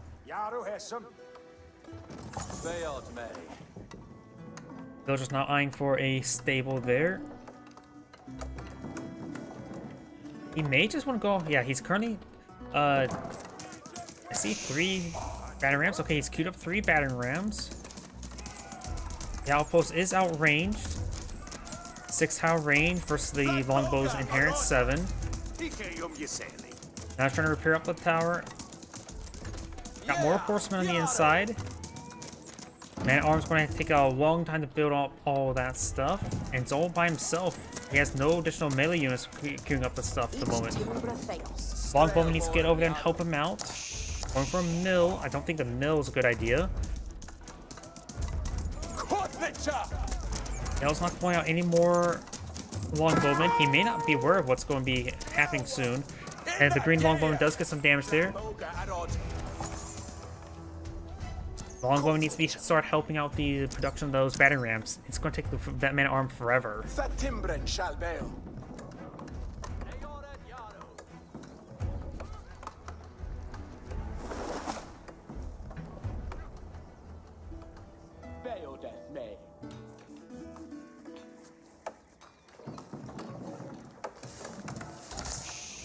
Right now, Yellow only has a slight villager advantage. Not a lot of. We do got a decent gold reserve for green. He's gonna probably save that up, all meant for the next age. Bit of stone being collected as well. He may be eyeing a keep in the future. He probably is gonna get a keep in the future. Just depends when in the future. Now I've got the outpost research. That does also increase the range of the outpost to 7, allowing him to retaliate against these longbowmen.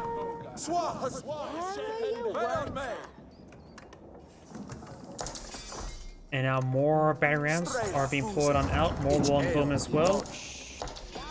It does have a nice little squad of horsemen inside this outpost. He may not be aware of the number of horsemen in there. Each bouquet that. Fortified outpost now going on up.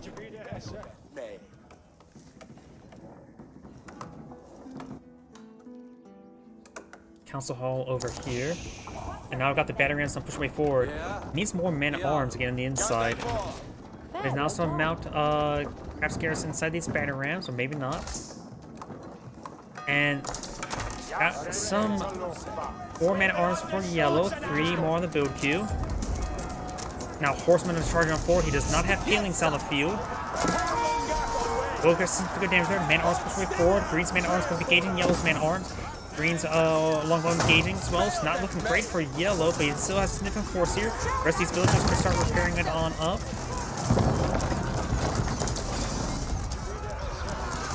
And those villagers are just been ordered to shelter. Now that has gone down, these villagers need to abandon out of the region.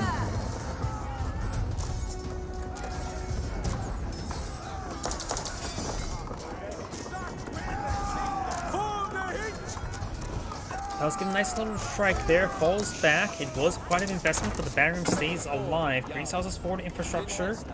Has now a second outpost here as well. Right now, yellow has 7 longbowmen, 6 man-at-arms. Opponent has 7 longbowmen, 2 man-at-arms, and of course the 3 banner rams and 1 horseman. Overall, yellow does have a superior military, but losing that town center is probably really disheartening for him, even though he's still overall in a better position, maybe? Military is better. He has a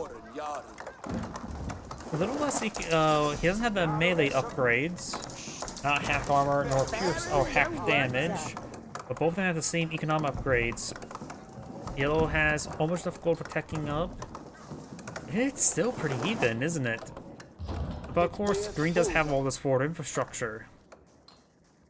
It's hard to estimate how important that is. And we do now have the campfire right there. I'm not sure why you deploy the campfire. We've got another banner ram here.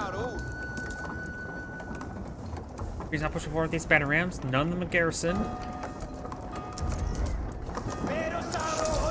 He doesn't have a longbowman here. I think he's just trying to use that for a scout. He used banner rams as scouts, because that's all that these look like to me. Yellow does need the housing life. If you lose that house, you'll be down to 3 spare population. Longbowman going on down. Man-at-arms charging up forward. We do got a good number of man-at-arms and longbowmen here. Trying to rattle down this outpost. These man-at-arms are just being moved ordered to chase down horsemen, which is not a good idea. The green banner rams could push forward and hit the infrastructure over here. I think that would disrupt his opponent's formation quite a bit. He does get the fortified outpost ablaze. He does have the castle network as well. Network castles. Yellow does not have network castles in this region.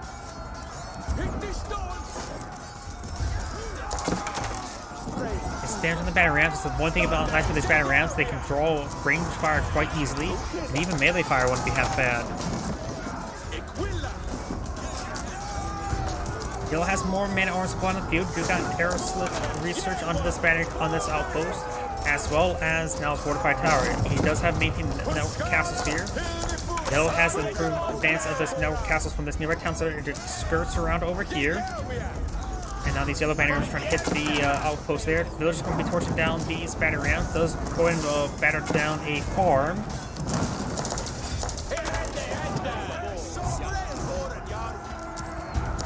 Longbowmen start hitting this man-at-arms as they're getting distracted.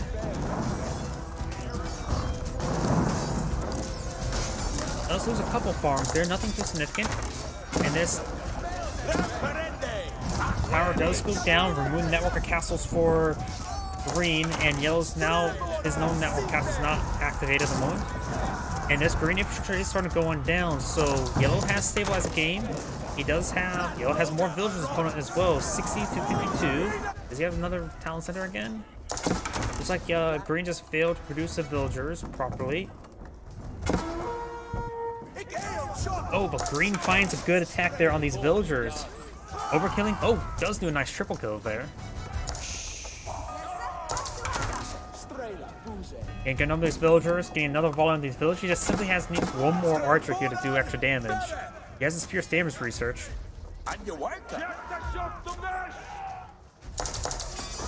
And that evens out the villager count, as I mentioned beforehand, of the yellow having more villagers.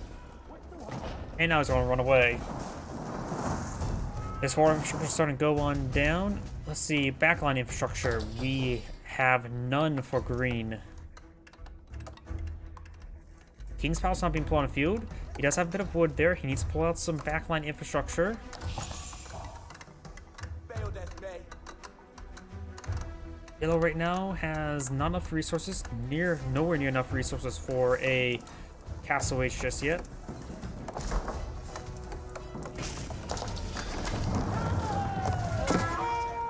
And does find that villager there. Interrupts that outpost. He still has this somewhat forward infrastructure and does get inside this battering ram there.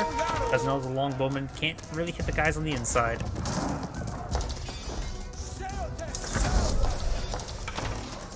Now there's Castle Age. He needs to get out his, there we go, veteran longbowman research.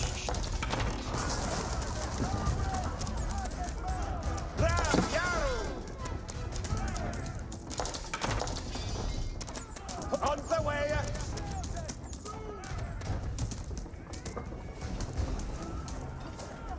Yellow right now has 25 longbowmen, 15 man-at-arms, now 16 man-at-arms on this one battering ram, while this one only has 13 longbowmen and a single man-at-arms. But now these man-at-arms or longbowmen are veteran longbowmen. Now it's going for the man-at-arms upgrade, upgrading from early to man-at-arms. Also got a fortified tower somewhere. Not sure where that fortified tower is being upgraded to.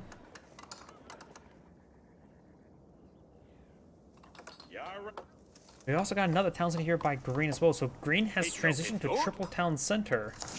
His bonus now going for another town center as well. And he will find this battering ram there, and he will pick it on off. I'm going to fast forward for the time being because it looks like both sides are just eyeing equal up. Oh, there's an outpost. It's going to try and torch it down. And quickly guns down that villager. Now we got the white tower being researched out, so we do got a bit of a difference in playstyle now. We got the white tower, which is acts like a keep that produces stuff faster, which could allow him to pull out some siege weapons.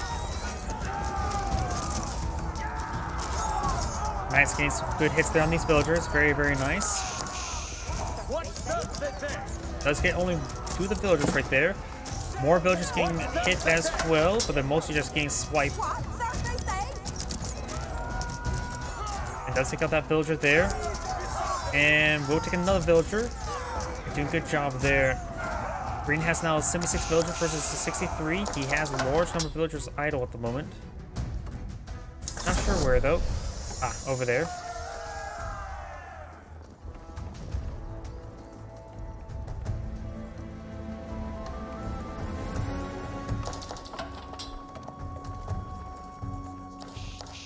Now got the man-at-arms upgrade for the yellow player.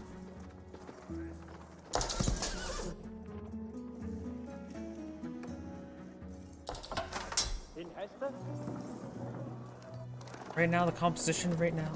4 knights, 4 man-at-arms, 12 longbowmen versus 24 longbowmen, soon to be 14 man-at-arms, 7 spearmen, and soon to be 4 knights. So overall, yellow has a larger force on the field. Need some crossbowmen out, very nice.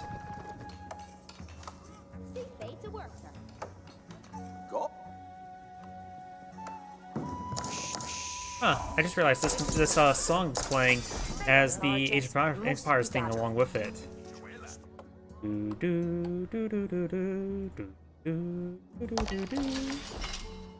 Sorry, I know that song music all too well. Do now the knights now advancing on forward. We'll find this monk. The monk will be impaled by those lances. The knights are trying to impale the knights. And we'll go and take out that other villager as well. Trying to hit some other villagers before they go down. Very nice. Find some more villagers here. Does take out some good number of villagers there. Gets another round of charges there. Very, very good.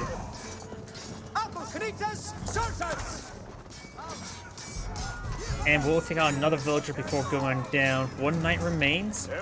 All these villagers are full health, so unlikely going to finish off anymore.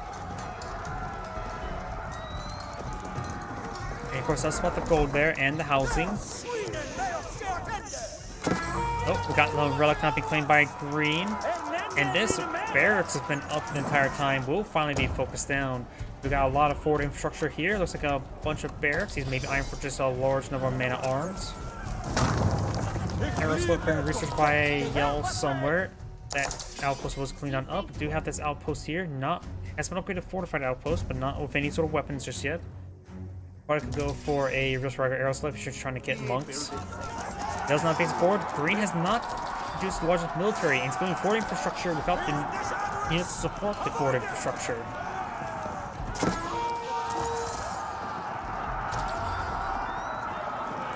Green needs to pull out a large wave of man-at-arms. And so getting some crossbowmen wouldn't hurt as well. Mangonel too wouldn't be half bad.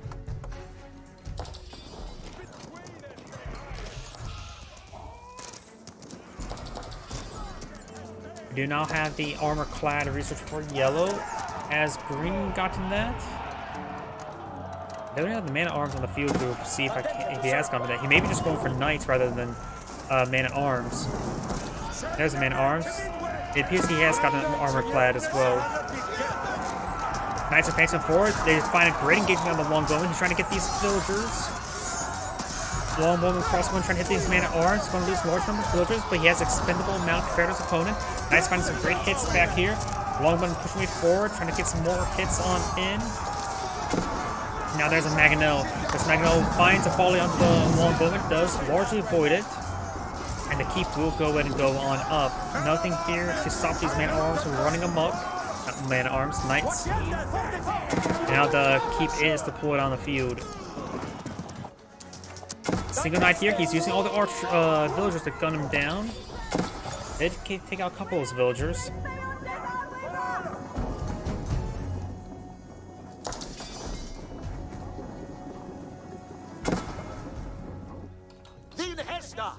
And this monk will bring back this relic. Right now, Green has claimed one. This will be Yellow's first one. Relic over here. No weapon placement there. This one can be up for grabs. And Green has a safe one back there. Oh, Yellow's advanced support of a lot of knights. Villagers do find some damage there. They do, of course, have +2 range damage, so they deal up to 7 damage. These knights have 5 pierce armor, so they will do 2 damage per arrow. Additional pierce armor now being researched by Yellow. Green right now has pierce damage, pierce armor, both of them, and only 1 hack armor and pierce. Oh, hack armor and damage.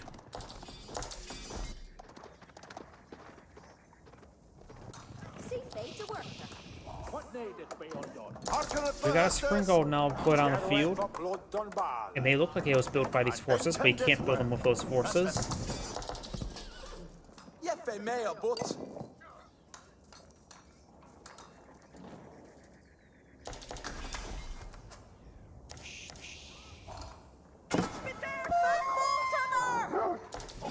I'm not sure why he's building outposts there.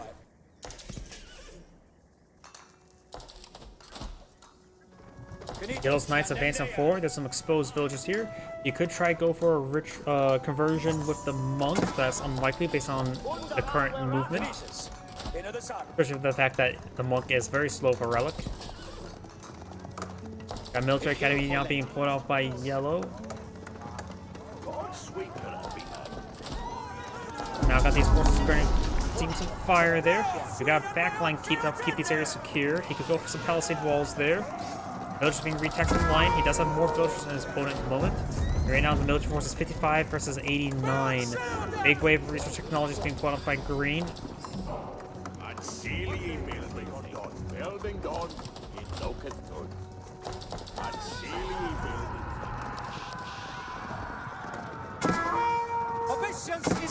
Does get not one of those knights. Those knights are being forced back. Secret Sight has been captured up by Green. This relic could be claimed. This does get a Spring Guard placement on this outpost, but it will go down to these man-at-arms. And it does clock the 48 man-at-arms there.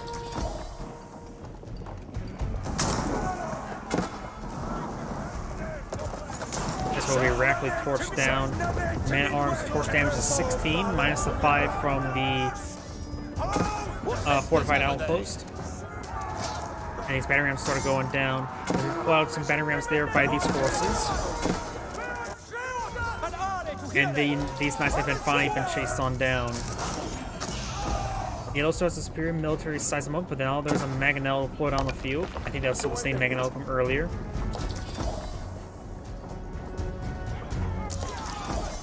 Green right now only has 4 or 8 crossbowmen. Yellow has 10. And these villagers will be stabbed. They were denied the movement to this keep. And there's a large number of man-at-arms there. They do have, of course, 8 pierce armors, so even the castle fire will do minimal damage. More of these batteries will go down. They will take out 1 barracks. Now they're going to take time to try to torch down the keep. The keep does have 5 enchanted fire armor. Now I've got the yellow force advance forward. Good number of crossbowmen here as well. It's going to be costly victory for oh, that's the yellow force, not greens. He's going for boiling oil, but it looks like he will interrupt boiling oil. And it's a very lengthy research to take time to research.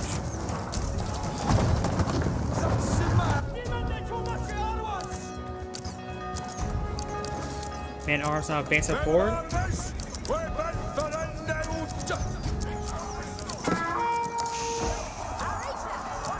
Man-at-arms are sprinting into the wood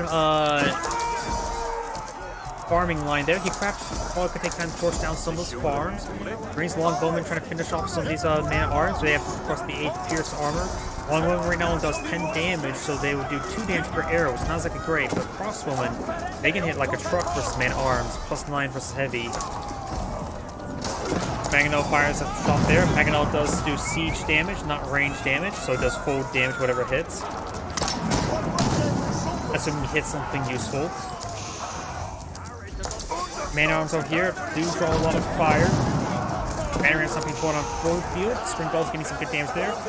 Green's force is getting overran. He has half the military size on his opponent, and he's not building a lot either. That has been an oversight on Green. He's trying to age up. This is not the time to age up when you've got this massive army now charging down. He needs all that resources into a military at the moment. Going to sacred site over there. Green's not backing him off. Boiling oil is not being researched. Trying to build more siege weapons from the keep. Now got the network castles being pulled him out. And there we go. Now he's queued up some stuff. Maybe a little bit too late. There's a lot of these fan ramps started to take out some infrastructure. Boiling oil has been complete. I got this massive army advancing forward. He has 2 super Mangonels in the field queue. One gets complete, the other one is over here, still pretty far from being complete. Rolls a small hit there on the crossbowman. Archers and crossbowmen trying to gauge this man-at-arms. Man-at-arms receive a nice deadly hit there. And the boiling oil will get some great damage there. Got these knights quickly forward. Good hits on the man-at-arms. These range forces are starting to get overran. Mangonel will find one more volley there before going down. Green's army, frontline army started going down. He is not producing enough units at the moment. Got a couple of spring goals here, taking out some of these battery rounds. Boiling oil gains some good AoE damage on these forces. Villagers trying to torch down that outpost.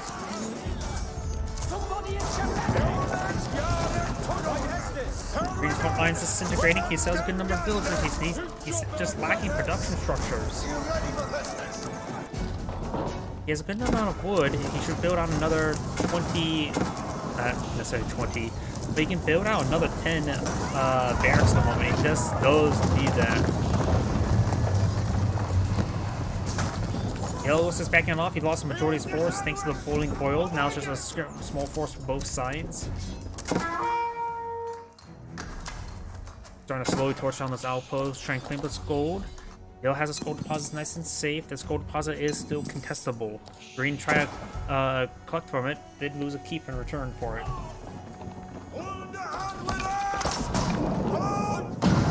Finds a good hit there on the man-at-arms. I wonder if that one fire, get the fire place is, or the camp is gone.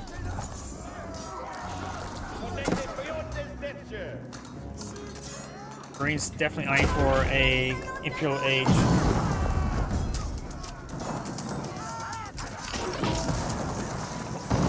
These villages will only do 1 damage each. The man-at-arms armor is quite high, and the gold has been claimed, actually.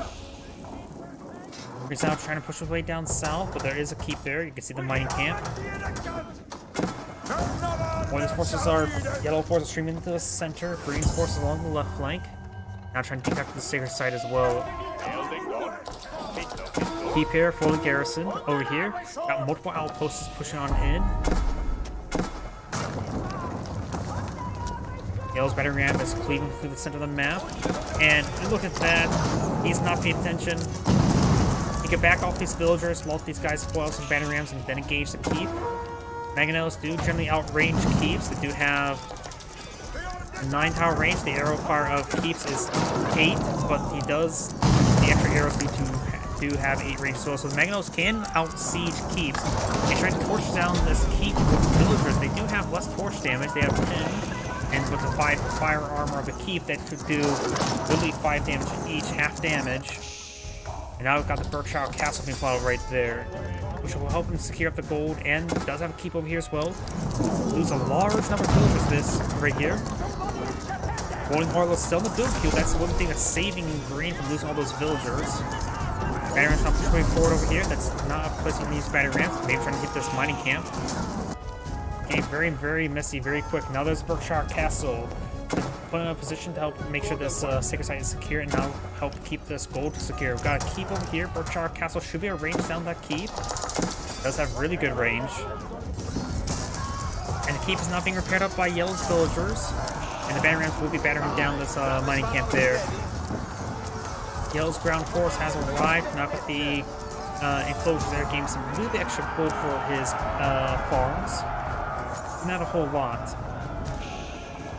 1 gold for every 5 seconds, which means it will give, let's see, 60 divided by 5. That would be 12 gold per minute. Nothing too significant, but it's a nice little amount, especially the longer the game goes on. He's going to need some veteran or elite crossbowmen or hand cannoneers to go for all these man-at-arms. The elite crossbowmen will probably be a bit more cost-effective than going for hand cannoneers. Now I've got paired trebuchets being pulled out. Got the Berkshire Castle to protect himself from the Berkshire Castle. Got some of these battery rams pushing way forward.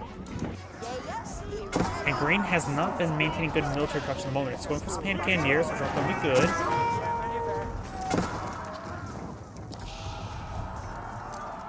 Come on,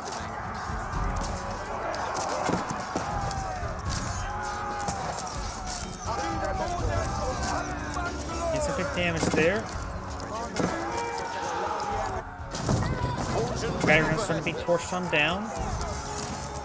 Green's force here is slowly getting whittled down, but the crossbowmen are getting some great work in, and now we've got the elite men-at-arms. Now the Berkshire Castle is complete. Green's trebuchets aren't engaging. Battery rams have been cleaned on up, but he's starting to lose some of these villagers there to this keep. Got some hand cannoneers and more men-at-arms. Some of these villagers being idle. Right now, Green has 9 villagers idle. These ones may have all been... Oh, they've been retexting the gold there. Very nice. Trebuchets engaging the keep. Berkshire Castle receiving some fire from the Berkshire Castle. Of course, we got some villagers here. Now the villagers getting some hits. Let's got some of these men-at-arms protecting these trebuchet there. This keep will likely go on down. And does take out that keep there. He perhaps gets some villagers inside the Berkshire Castle. The Berkshire extra arrows from Berkshire Castle are pretty good. And of course have the increased range. And plus it has 20 space there, so he could perhaps really greatly increase the number of arrows firing. There you go, now he's perhaps trying to garrison and repair. Hill's keep should go down. Got a lot of battery rams not hitting.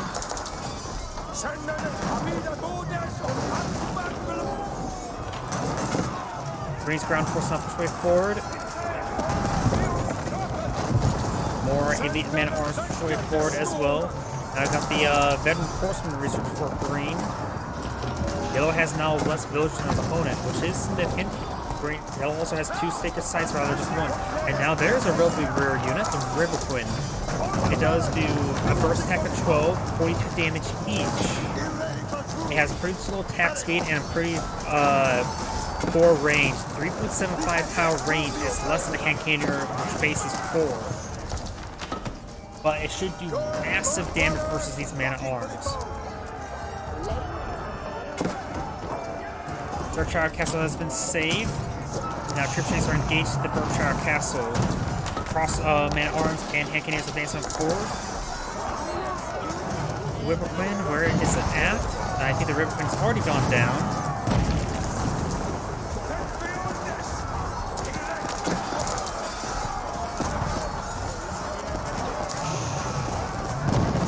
Berkshire Castle now receiving massive amounts of damage. Got a spring ball before. There's a River Queen. Actually doesn't show up on the top, so that's actually a bit of a bug. It is not on the casting system. Oh no, it's right there. I'm just blind.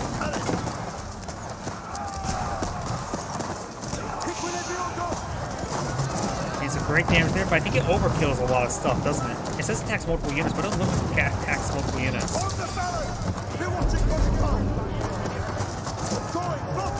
It is driven apart individual units quite easily, but I don't think it's really worth it. I think Magnell's is probably generally better now looking at it. Its damage is ranged, so it doesn't do any explosive damage for civilians or versus siege weapons. At least high pierce armor siege weapons. Springald does get some hits there on the River Queen.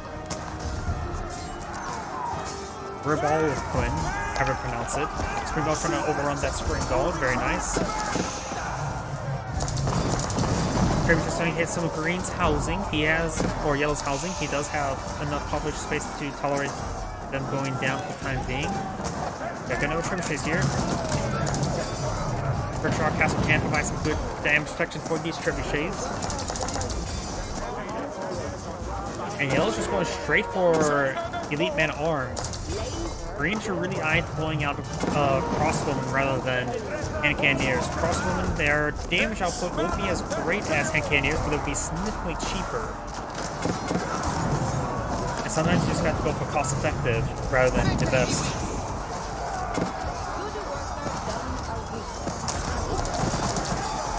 And now starting to repair the River Queen there. It does take up the Springald there. River Queen's now repaired on up.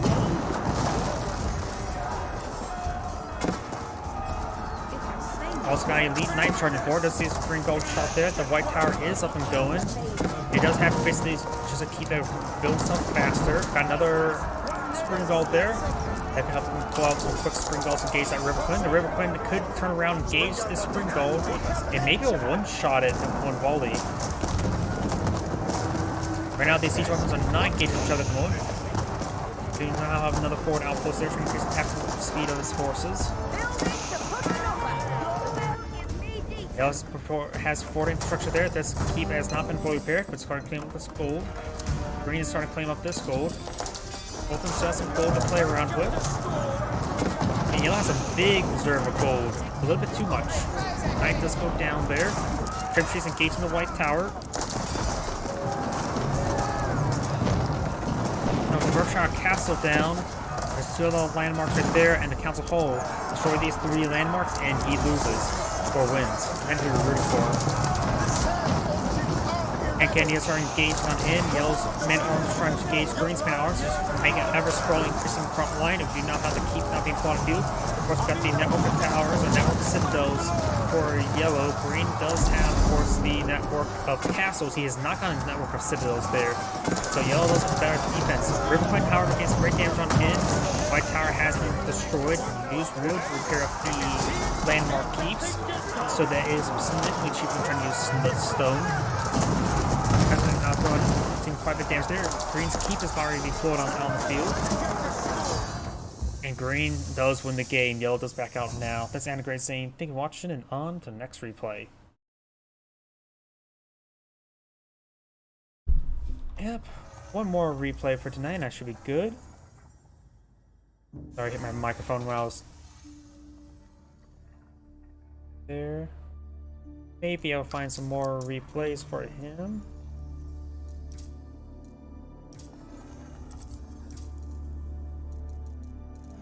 Let's see. Which one was it? There's a lot of Dry Arabias. We do Rus vs. Ottoman. That's the one we just did.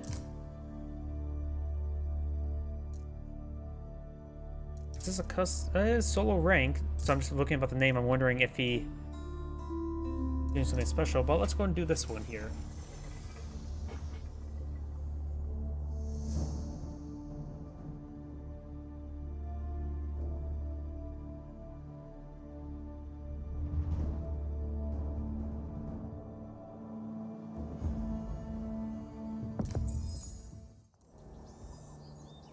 Greetings everyone, and great here. Have another HMRS 4 replay. Spawn on the top right side as the blue Ultimate. We have I'm Testing Stuff. Spawn on the left side as the green Roos. We have Corvinus 1. You can see there, he quickly grabbed a lot of stone there in order to get out of Military Academy as soon as he can, because Military Academies do cost 100 stone. And now he's going to be pulling out the military school now. Exotic Doggo does go down there, and since we do have a Roos player on the field, let's switch over out of caster mode and go to the Roos player. Now let's see the trade bounty. He has 195, that's getting a good amount there. There's also a wolf there that they both now know about. Let's slow down a little bit there. Scouts are chasing scouts, and Green does take that wolf there. He's up to 220. Deer here has been cleared, so it's there. And now we've got the Kremlin being pushed pretty far over here, trying to secure this stone, this gold, this 3 there with the... And now people get both these trees with the improved, with the wooden fortress effect. Though most of these trees are over here. Also allow him to secure the trade post, so he could potentially go for trade as well. But right now the Roos player is at 245. He just needs a little bit more in order to get his tier 3. There's Exotic Doggo there. He needs to focus on that wolf. If he wants to get that wolf, he will have his tier 2. And there we go. Now he's going to kill off the wolf. He has found himself another wolf there as well. So now he's at tier 2. He probably won't get the tier... Actually, he's almost close to tier 3. Remember, killing off both boar gives you 150 each. If he finds like 3 more wolves, he could get to tier 3 without needing go for high trade house. Do you have another spearman advancing on forward? And I've got the twins Minaris Minaris, however you pronounce it. This horse giving the free fast collecting berry bushes. Scouts do get stabbed by the spearmen. We got the scout moving around. Doesn't find his opponent's primary town's center just yet. Now there's the villager trying to build out this town center there. Does see some stabs there by the spearmen. More spears coming forward over here, trying to engage. Now the militia coming forward as well to force back the spearmen. The militia should keep this town nice and secure, and he's going to clean up all this deer. He can also perhaps collect up this deer as well in a relatively safe location. And plus, if he builds a wooden fortress over here, he can eventually pull out a lumber camp in order to help collect up this wood as well. So overall, Green has a good position right now, I believe. He's spread out in a nice even line there to secure as much ground as possible. The Ottoman player is trying to pull out a blacksmith now to get more free units. He does get some stabs there. Militia will expire in 20 seconds. And we do got a large number of spearmen on the field. 1 meter and does get 1 support on the field as well. Let's clean up the spearmen there. The blacksmith is almost complete, and there's another military school as well. He's going to really start producing up these free units. Green has not have a single military unit on the field, barring the scouts, but I don't really consider that as military. And there is a trade house here, which provides him probably some good gold income. But there's of course a little bug in some of the replay where I can't see how much. It's probably close to around 50. Let's switch out of caster mode now. Let's see if we. He has 23. I can't really guess how many trees that is. I think it's what, 1 gold per tree, so maybe just 23. I really don't know the exact number in my head. He's still at 295, doesn't get any more closer to the trade bounty. He does have a wooden fortress here as well. Trying to make sure these areas are nice and secure. There's 14 villagers, that means there's enough space for 18 villagers. Got a good number of archer ranks now being pulled on the field. And going out for more of these spearmen. He needs to get out his hardened spearman research.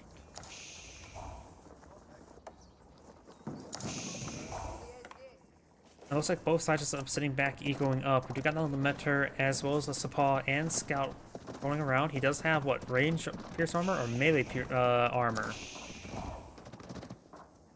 Yolun Yorukam. There. Yola giderim. Boar here has not been claimed. Neither has this deer. And he's in a good position to actually get out some trade. If he deploys no Palisade Gate and get these walls all up and going, they will be funneled in a safe path over here. I think he should go for some, at least a handful of traders early on. Построено будет. Радуйся. He's not going for high trade house, which will give him some good gold income.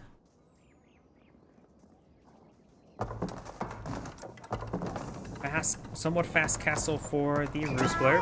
Does spot this villager there. This villager will go down and does aggro the boar there.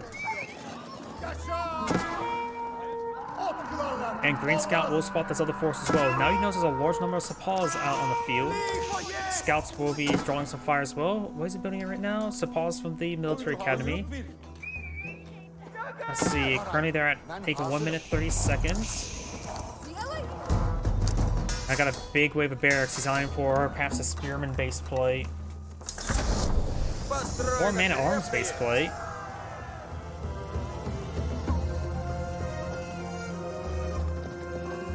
Sepaws, archers, got a pretty sizable force advancing on forward. He's getting inside these deep and wooden fortress now. Does get inside there. These two villagers will make it picked on off. Actually, so does save both of them. Very good. And the wooden fortress right now being upgraded. The spring golem placement does have the arrow slit, so it does get some extra damage on his arrows. And now you got some man at arms on the field. You really could just use some. Man at arms will be a good general counter to everything there. Trying to go for some more palisade walls there. As the town's gonna push way forward. Doesn't lose any villagers there. But now that town is fully garrisoned, it may lose a single villager there. He has activated the Pierce Armor research. Or deployment.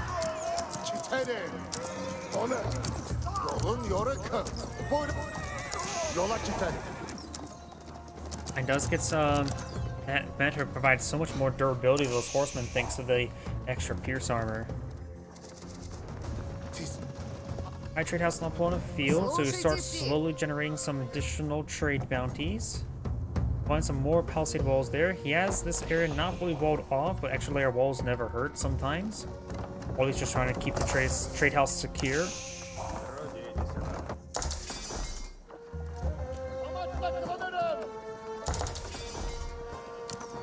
Green's now eyeing for some more Pierce Armor research.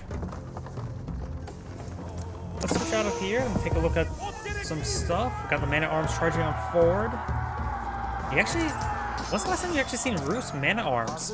You actually don't really see Roost man at arms all too often now, do you? Now I got attack speed research there. And over here, got these man at arms charging forward. The trade bounce at 315. If we switch over the to the Ottoman player, let's see now. He has access to Meter drone, spawn 1 meter at the landmark town center. Meter increases movement speed to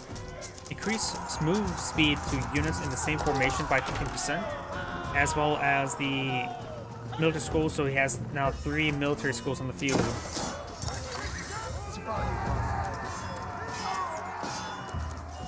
And it looks like his man at arms getting some great work done.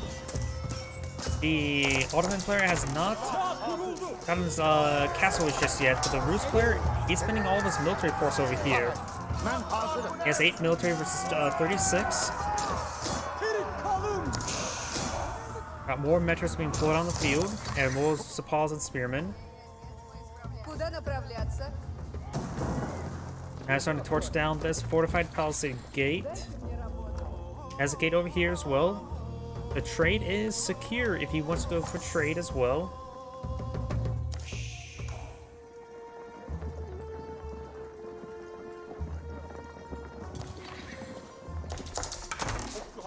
Even just a handful of traders can be very handy. Just get some good gold generation consistently. But he does have some small... Actually, he has some gold deposits still in his line as well. He's gonna have to fight for this one here, or fight for this one here. As well as somewhat secure. Secure enough. I got a big wave of militia advancing forward, trying to hold back spawn. He sees all the supplies. Archers do bonus damage versus these militia. Now I got this man almost pushing way forward. The Ottoman player, he does not have enough food to age up at the moment. Archers do find a volley there.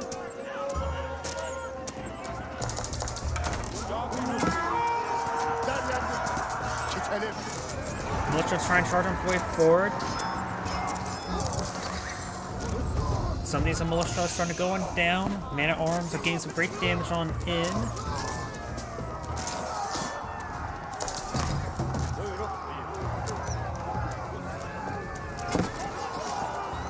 Get some good kills there.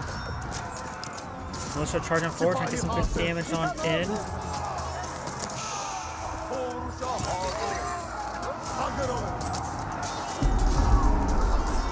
Let's get some good kills there. The man-at-arms are slowly being cleaned on up. He still has a small amount of force. He also has less villagers at the moment because he has not deployed out a additional town center just yet. But the Mahid Imperial Armory is on the field, eyeing for more free units.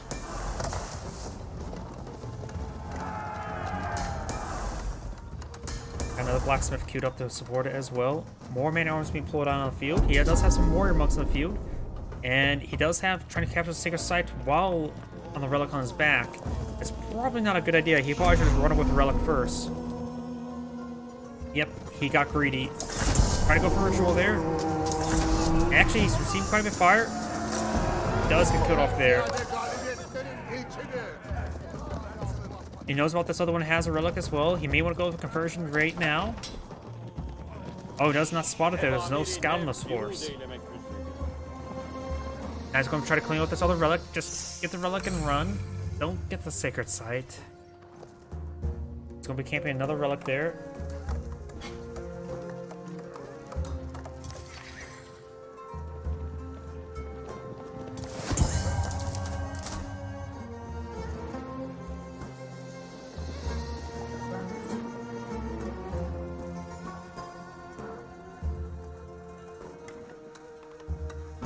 So, some deer carcass here, just one deer carcass, 56 food remaining. Let's capture that sacred site there. The sacred site's being captured.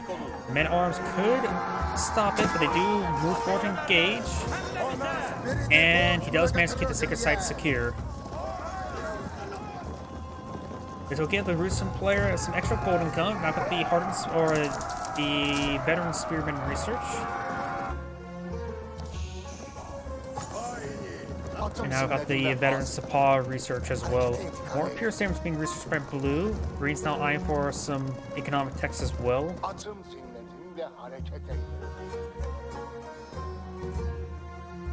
And there we go. Now I can see the gold income from these buildings. High Trading House is providing nearly 200. This hunting cabin provides some extra gold as well.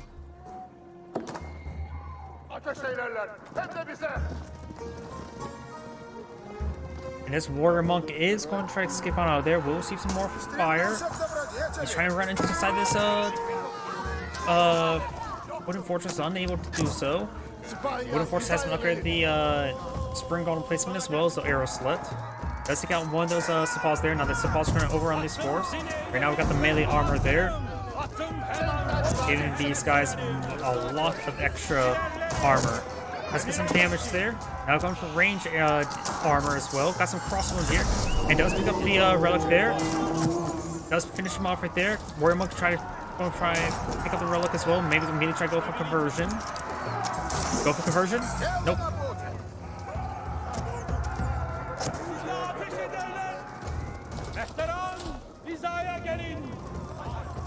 Right now, the Ottoman has 60 villagers versus opponent's 91. But thanks to all this free production, he's able to easily even out the lack of villagers. Right now, he has an army of 57 versus 35.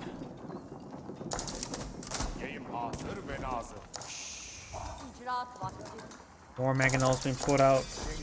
The Emperor risks gold.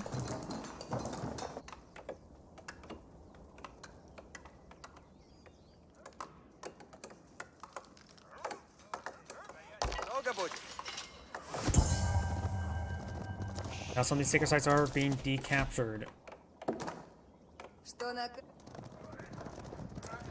Switch out. Let's see now. He has now gotten the increased production from military schools by 25%. You always can go for more Janissaries as well. Janissaries, of course, are an anti-cavalry tool, but they still have pretty decent damage versus everything and have high attack speed.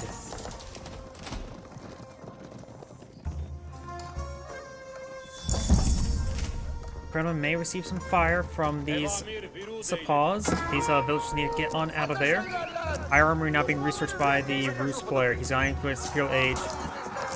Let's get inside this, oh, picks up the relic there from the monastery. Try to go for conversion there. Force these guys back. Very, very nice. And now Springald Place is going up and throws the relic back in. Villagers does go... Nope, yeah, yes, does go to those wall segments in time. And the Sepoys are forced them back. Do now have the high army being put out right there. You need to go for siege workshops around it as well.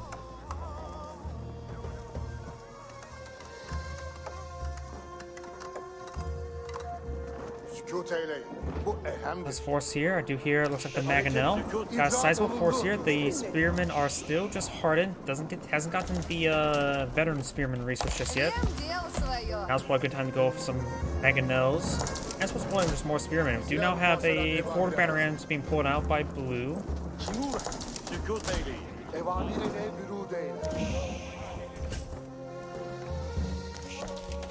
We have some more Streltsy being pulled on the field. Streltsy, of course, a solid unit, but they are a bit expensive, even though they're cheaper than their counterparts. Regular hand cannons are what? 120, 120. Streltsy are 90, 90. Janissaries, however, are 60, 100, but they're more specialized. But they specialize in killing cavalry, which should be their counter. And they're so decent versus everything else.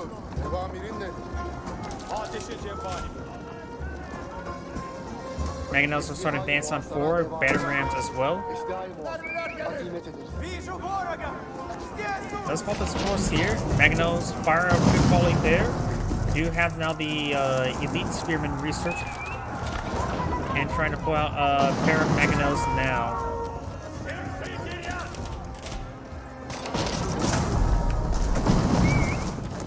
Baron's getting some hits over there. Pause push way forward because get some hits there on the wooden fortress.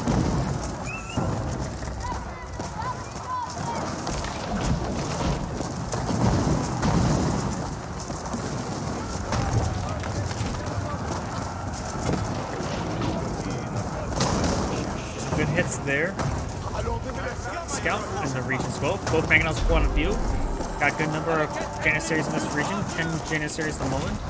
Law's infrastructure starting going down, but it does buy him some time to get some more reinforcements. Springald here. Springald can get focused down.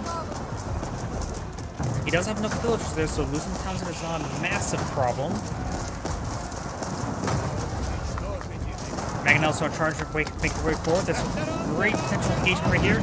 Fires a volley there and there. Gets some excellent hits. Of course, we got the Pierce armor effect on the Mentor. He really should go for attack speed to improve his own Mangonels.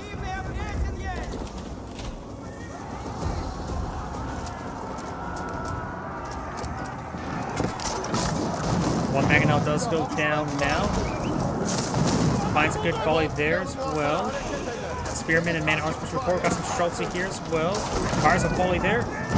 Gets some decent hits. These are just range units, so they will have trouble taking out these Mangonels. Mangonels not getting hit by the Sepoys. Finds some good volleys over here. Streltsy firing away.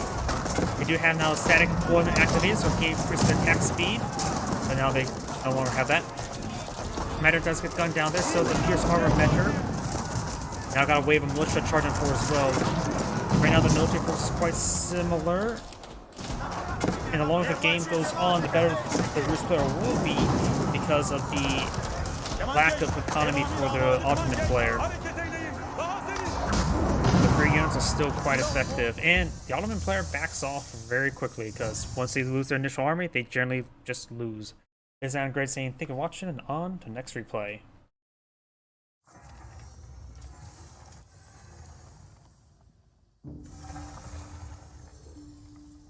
Let's see now. May have some more replays by him.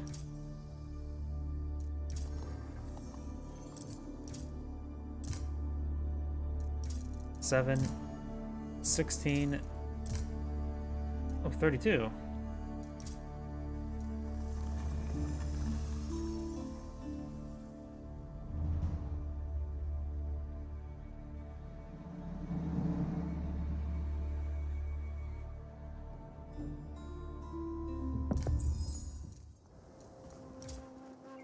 Greetings everyone, and great here with another Age of Empires 4 replay. Spawn on the right side as the blue Chinese with Divine DFP. Spawn on the left side as the red Abbasid Dynasty. We have Core Venus 1.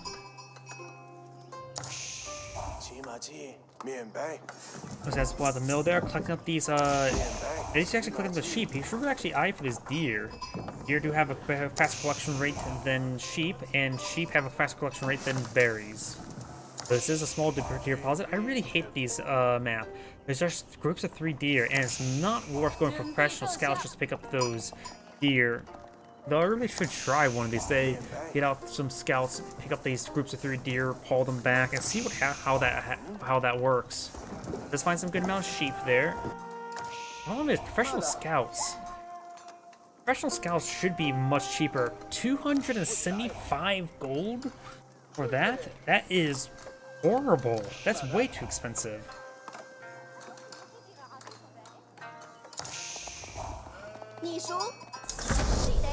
At that much gold, there should be some sort of auto-collect feature.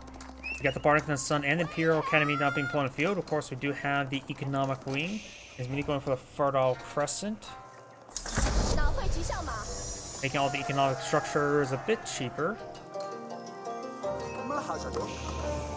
It looks like both players are designed to be a bit passive. Of course, nobody's deploying military units just yet. Let's cover each one player's bonuses. Chinese players have a good, well-rounded, both have offensive and defensive capabilities. Don't really have any heavy in Feudal Age, though the true Zunch are not half bad. His bonus can't allow any heavy armor to really counter out the Zunch, but Horseman is still reasonably effective versus them. The town center, multiple town centers right now, spawning 3 town centers each. Got 3 town centers each here. This was a custom game, wasn't it? So I think that's something like ad hoc peace treaty maybe? Because both players are not deploying out anything at the moment. We've got granaries being plotted on both sides. We've got 4 town centers for red. And we've got 3 town centers for blue. I hear a lot of blue is playing the villages a little bit quicker there. Now got the Castle Age. Got the astronomical clock tower. Castle Age over here. He's gone for the military wing now, so we do have some military units on the field. Now let's slow down a little bit. You got the walls being put up both sides. Red has placed more aggressive walls. We will have access to more gold deposits on the field. We only have this one safe one for blue. This one's still contestable. Technically, all of them contestable, getting enough pressure. We got a good number of granaries now on the field as well, so blue will have some great food income.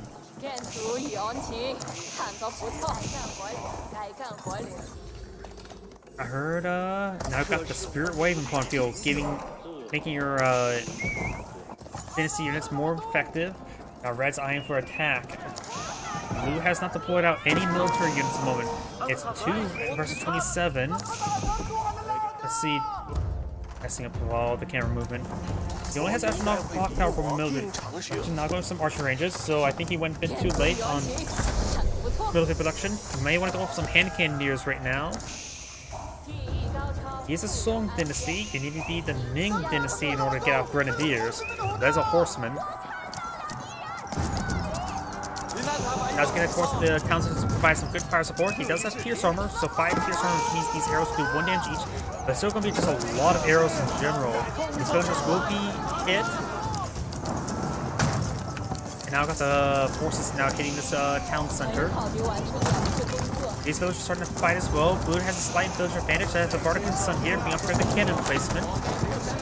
And this town center is receiving quite a bit of fire right now. Doesn't really need town centers anymore for villager production, but it still needs military units. Got hand cannoneers from Pawn Field. They like to put holes in everything. Now got Clock Tower and SFVs, but the course cavalry horsemen do bonus damage versus siege. So these villagers are starting to get hit. Got 56 idle villagers for blue. He does some income to play around with. Trying to get some more hand cannoneers. Red has not gotten his own skill age just yet, so blue will have tech advantage, and hand cannoneers right now with chemistry research, they can do some great damage. But now the horsemen trying to forward, they are technically also at light range, so they will be overrun by the horsemen. Villagers stopping the movement of these hand cannoneers is actually very smart. Got the cannon placement on this Bardic Sun, so they're getting that is doing some great damage there as well. Horseman's been cleaned up. He does save most of his hand cannoneers. Now he's going to start cleaning up this region. Has more hand cannoneers on the field queue. Does retest all these villagers as well. We have no hack or pierce armor or damage for blue. Hand cannoneers are affected only by the armor.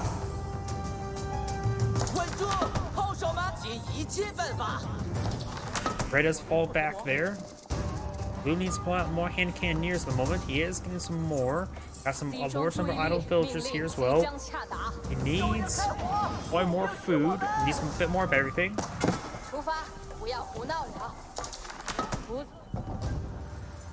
It says some sort of attack was right there. I'm not sure what it was. Oh, there's a single golem still there.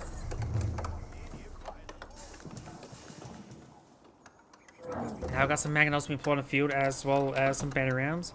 He, of course, can deploy out these siege units as with his infantry, as playing the Abbasid dynasty. Now it's trying to rebuild these walls as well. Very nice. Now we're going to see the increased hand cannon range, which is going to be very important.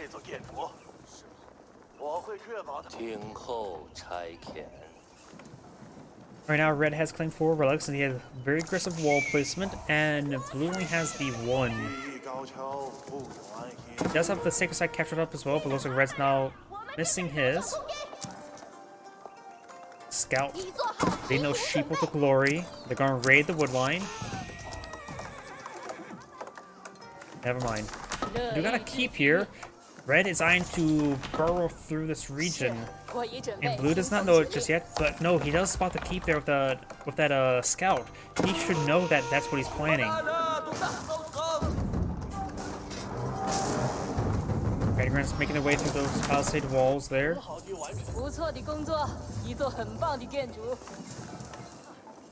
Blue has a good number of hand cannoneers here, not going for defensive keep there. We do have a outpost here, unupgraded any weapon placement, but it is fortified.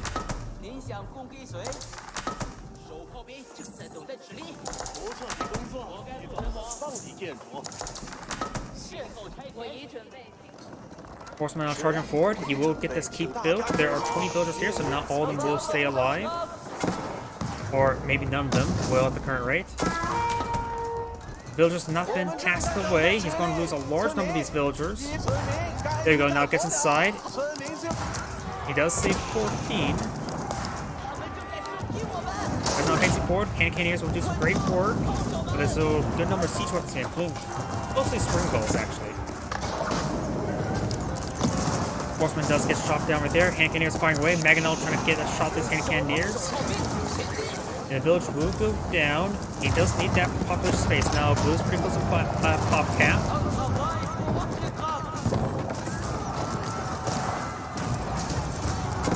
Alright, then some fire support there.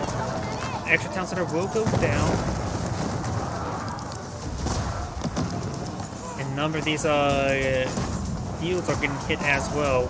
Of course, collecting food from a farm does not prevent it being on fire. It's good hits there. Horseman charging forward.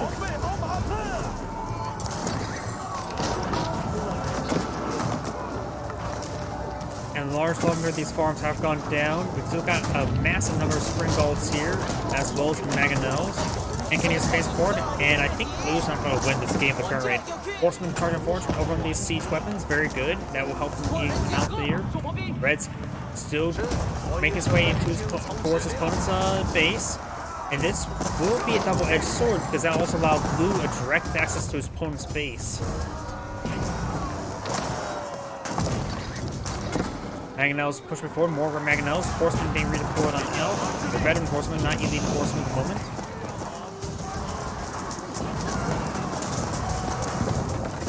Blue has a good number of hand cannoneers, putting some holes in everything. Horseman not turning forward. He does have some forward infrastructure here. He could perhaps go for some batter rams to clear up this infrastructure.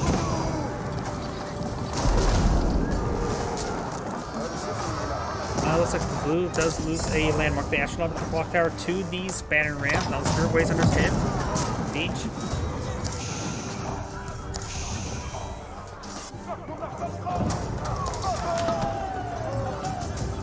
Horsemen do go down now. Now it's starting to torch down. Does lose another village. He does have over 200 population still, so he has rebuilt a good number of extra housing.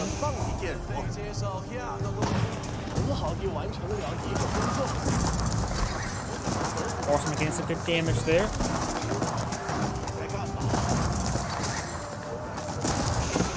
Baron seeing some hits.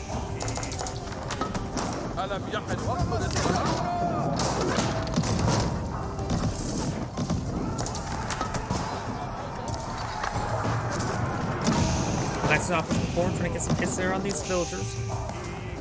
We do have now an outpost up here, trying to help get some good spotting. Red may be able to see through now. Let's switch over to red and see.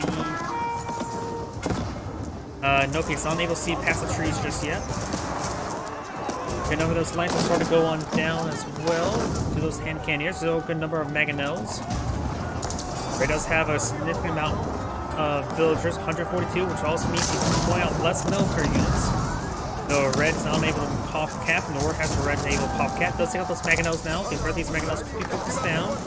And Kenny is trying to get more hisses on these golems. More horsemen now being pulled out on the field as well.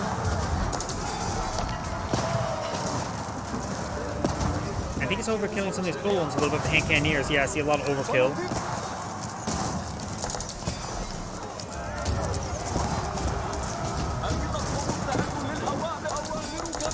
Mangonels have been cleaned on up, or they've been brought back. Got some battering rams and golems, or Mangonels there. More of these farms trying to be redeployed on out.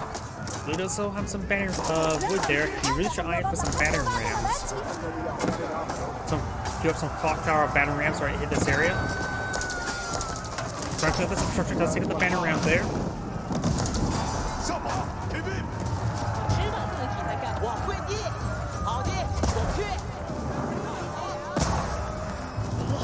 Got some elite horsemen up on the field.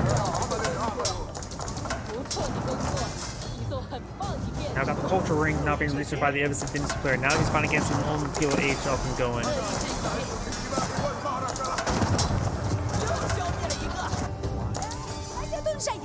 Red's pretty close right here. He's pulling out another line of outposts here. He's trying to set up a siege line here.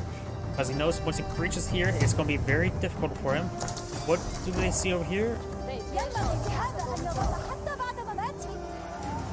He spots. He has a spot through. He's sieging it up. Blue may not realize there's a breach there. So soon to be a breach there.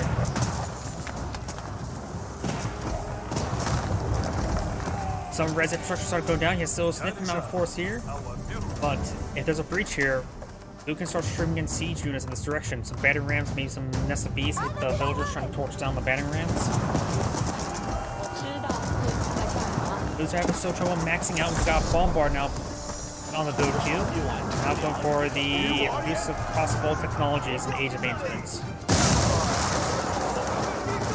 Takes out that tower there. Got the horseman back on off. I see some fire there. And Cannoneers pushing forward, getting some good damage on those golems. Got a fortified tower there, not being upgraded cannon placement. There's a large number of battering rams, which hand cannoneers do not want to shoot at. Horsemen try to go for these Mangonels. It looks like they are largely failing. Focusing down the Mangonels now with the hand cannoneers. Missing that hand Mangonel. Finds a good volley there on those hand cannoneers.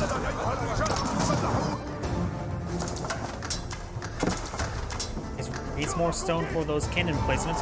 Red's now backing off those hand cannoneers. Got a Bombard up the field. A Bombard.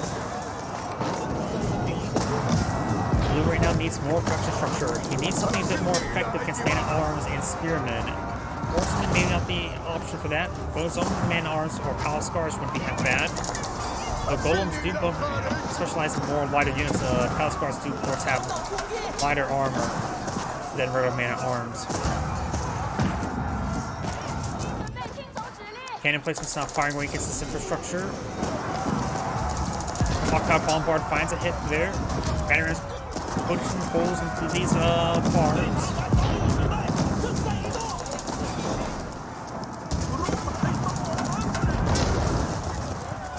And as before, now I've got these elite horsemen trying to focus on these banner rams. Anakin is still running around trying to avoid the golems. Bombard again hits down to the banner ram. Bombard, I don't think does any additional siege. No, it doesn't. Just puts holes into it. Red's force there is starting to clean on up, and now he's trying to clean up the rest of this, make a breach over there. But he doesn't have military production over here. All this military production is right here. This actually allows a route for Blue to counterattack. Blue's now, however, having trouble dealing with all these banner rams and the various melee forces. Now it's going for another outpost here.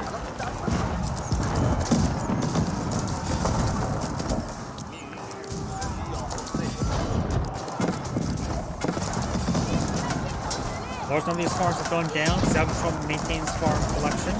He needs more food as well. He needs to put more siege units currently. Some clock tower SCVs wouldn't be half bad in this current state. Not these clock tower bombards. Bombards are anti-structure. Sure, they can hit infantry units, but so can spring balls. You should be deploying on clock tower SCVs the entire time. Doing out a red keep here, and it looks like red's just going to overwhelm blue. Village trying to prep the primary town center, but it's not going to go all too well.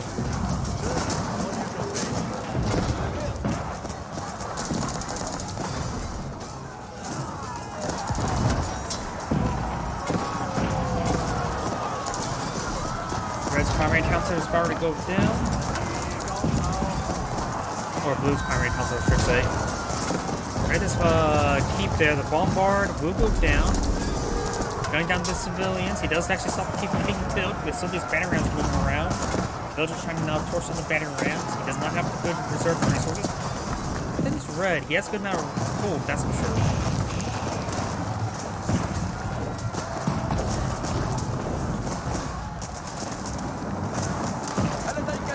Force down some of these battering rams. Blue's starting to stabilize. He has more military forces than his opponent. A lot of siege here. Red needs to get guys off of gold and on more food sources. Another grenadier can put on the field right there. Blue still has his keep over here, and the last of this gold deposit being cleaned up. There's an outpost here, it's upgraded, however.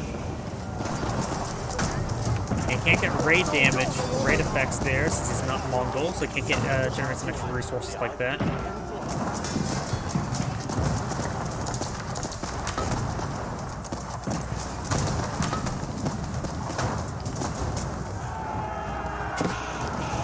Got a lot of research now being caught up by Red, maybe a little bit too much. I suppose he has a lot of gold for it. He just spent all of his gold on those research. Now getting out the elite camel riders. Let's transition to elite camels. Spearmen and hand cannon will both be effective versus that. He's actually getting a large number of palace guards. And this breach here, this is where Red's infrastructure is here. There's not a lot of infrastructure here. Sure, he's building towers there, which is being annoying. Now trying to build an outpost here just for protection. Got, of course, a cannon placement going on up here. Now got the bombard making holes over there.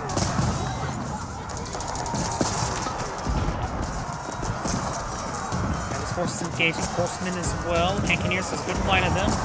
Camera has been caught in field, which will sort of hard counter the horsemen, but that's about it.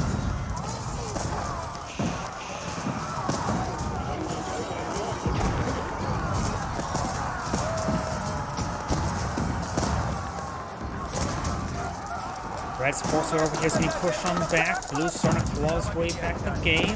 Outpost here. Just streaming players. Good spotting there. Blue's trying to make his way advancing. Needs some battery rams in here just to help engage structures. Battery rams are cheap. Has a pair of bombards here. Or on the field. Not here. This is of course one of them. Do not go over here. He's trying to repair the clock tower bombard there. The bombards are seeing lots of fire, and now it's going to make a counterattack into this area here. There's a lot of cannon, that's for sure. Try and go for a gate wall there.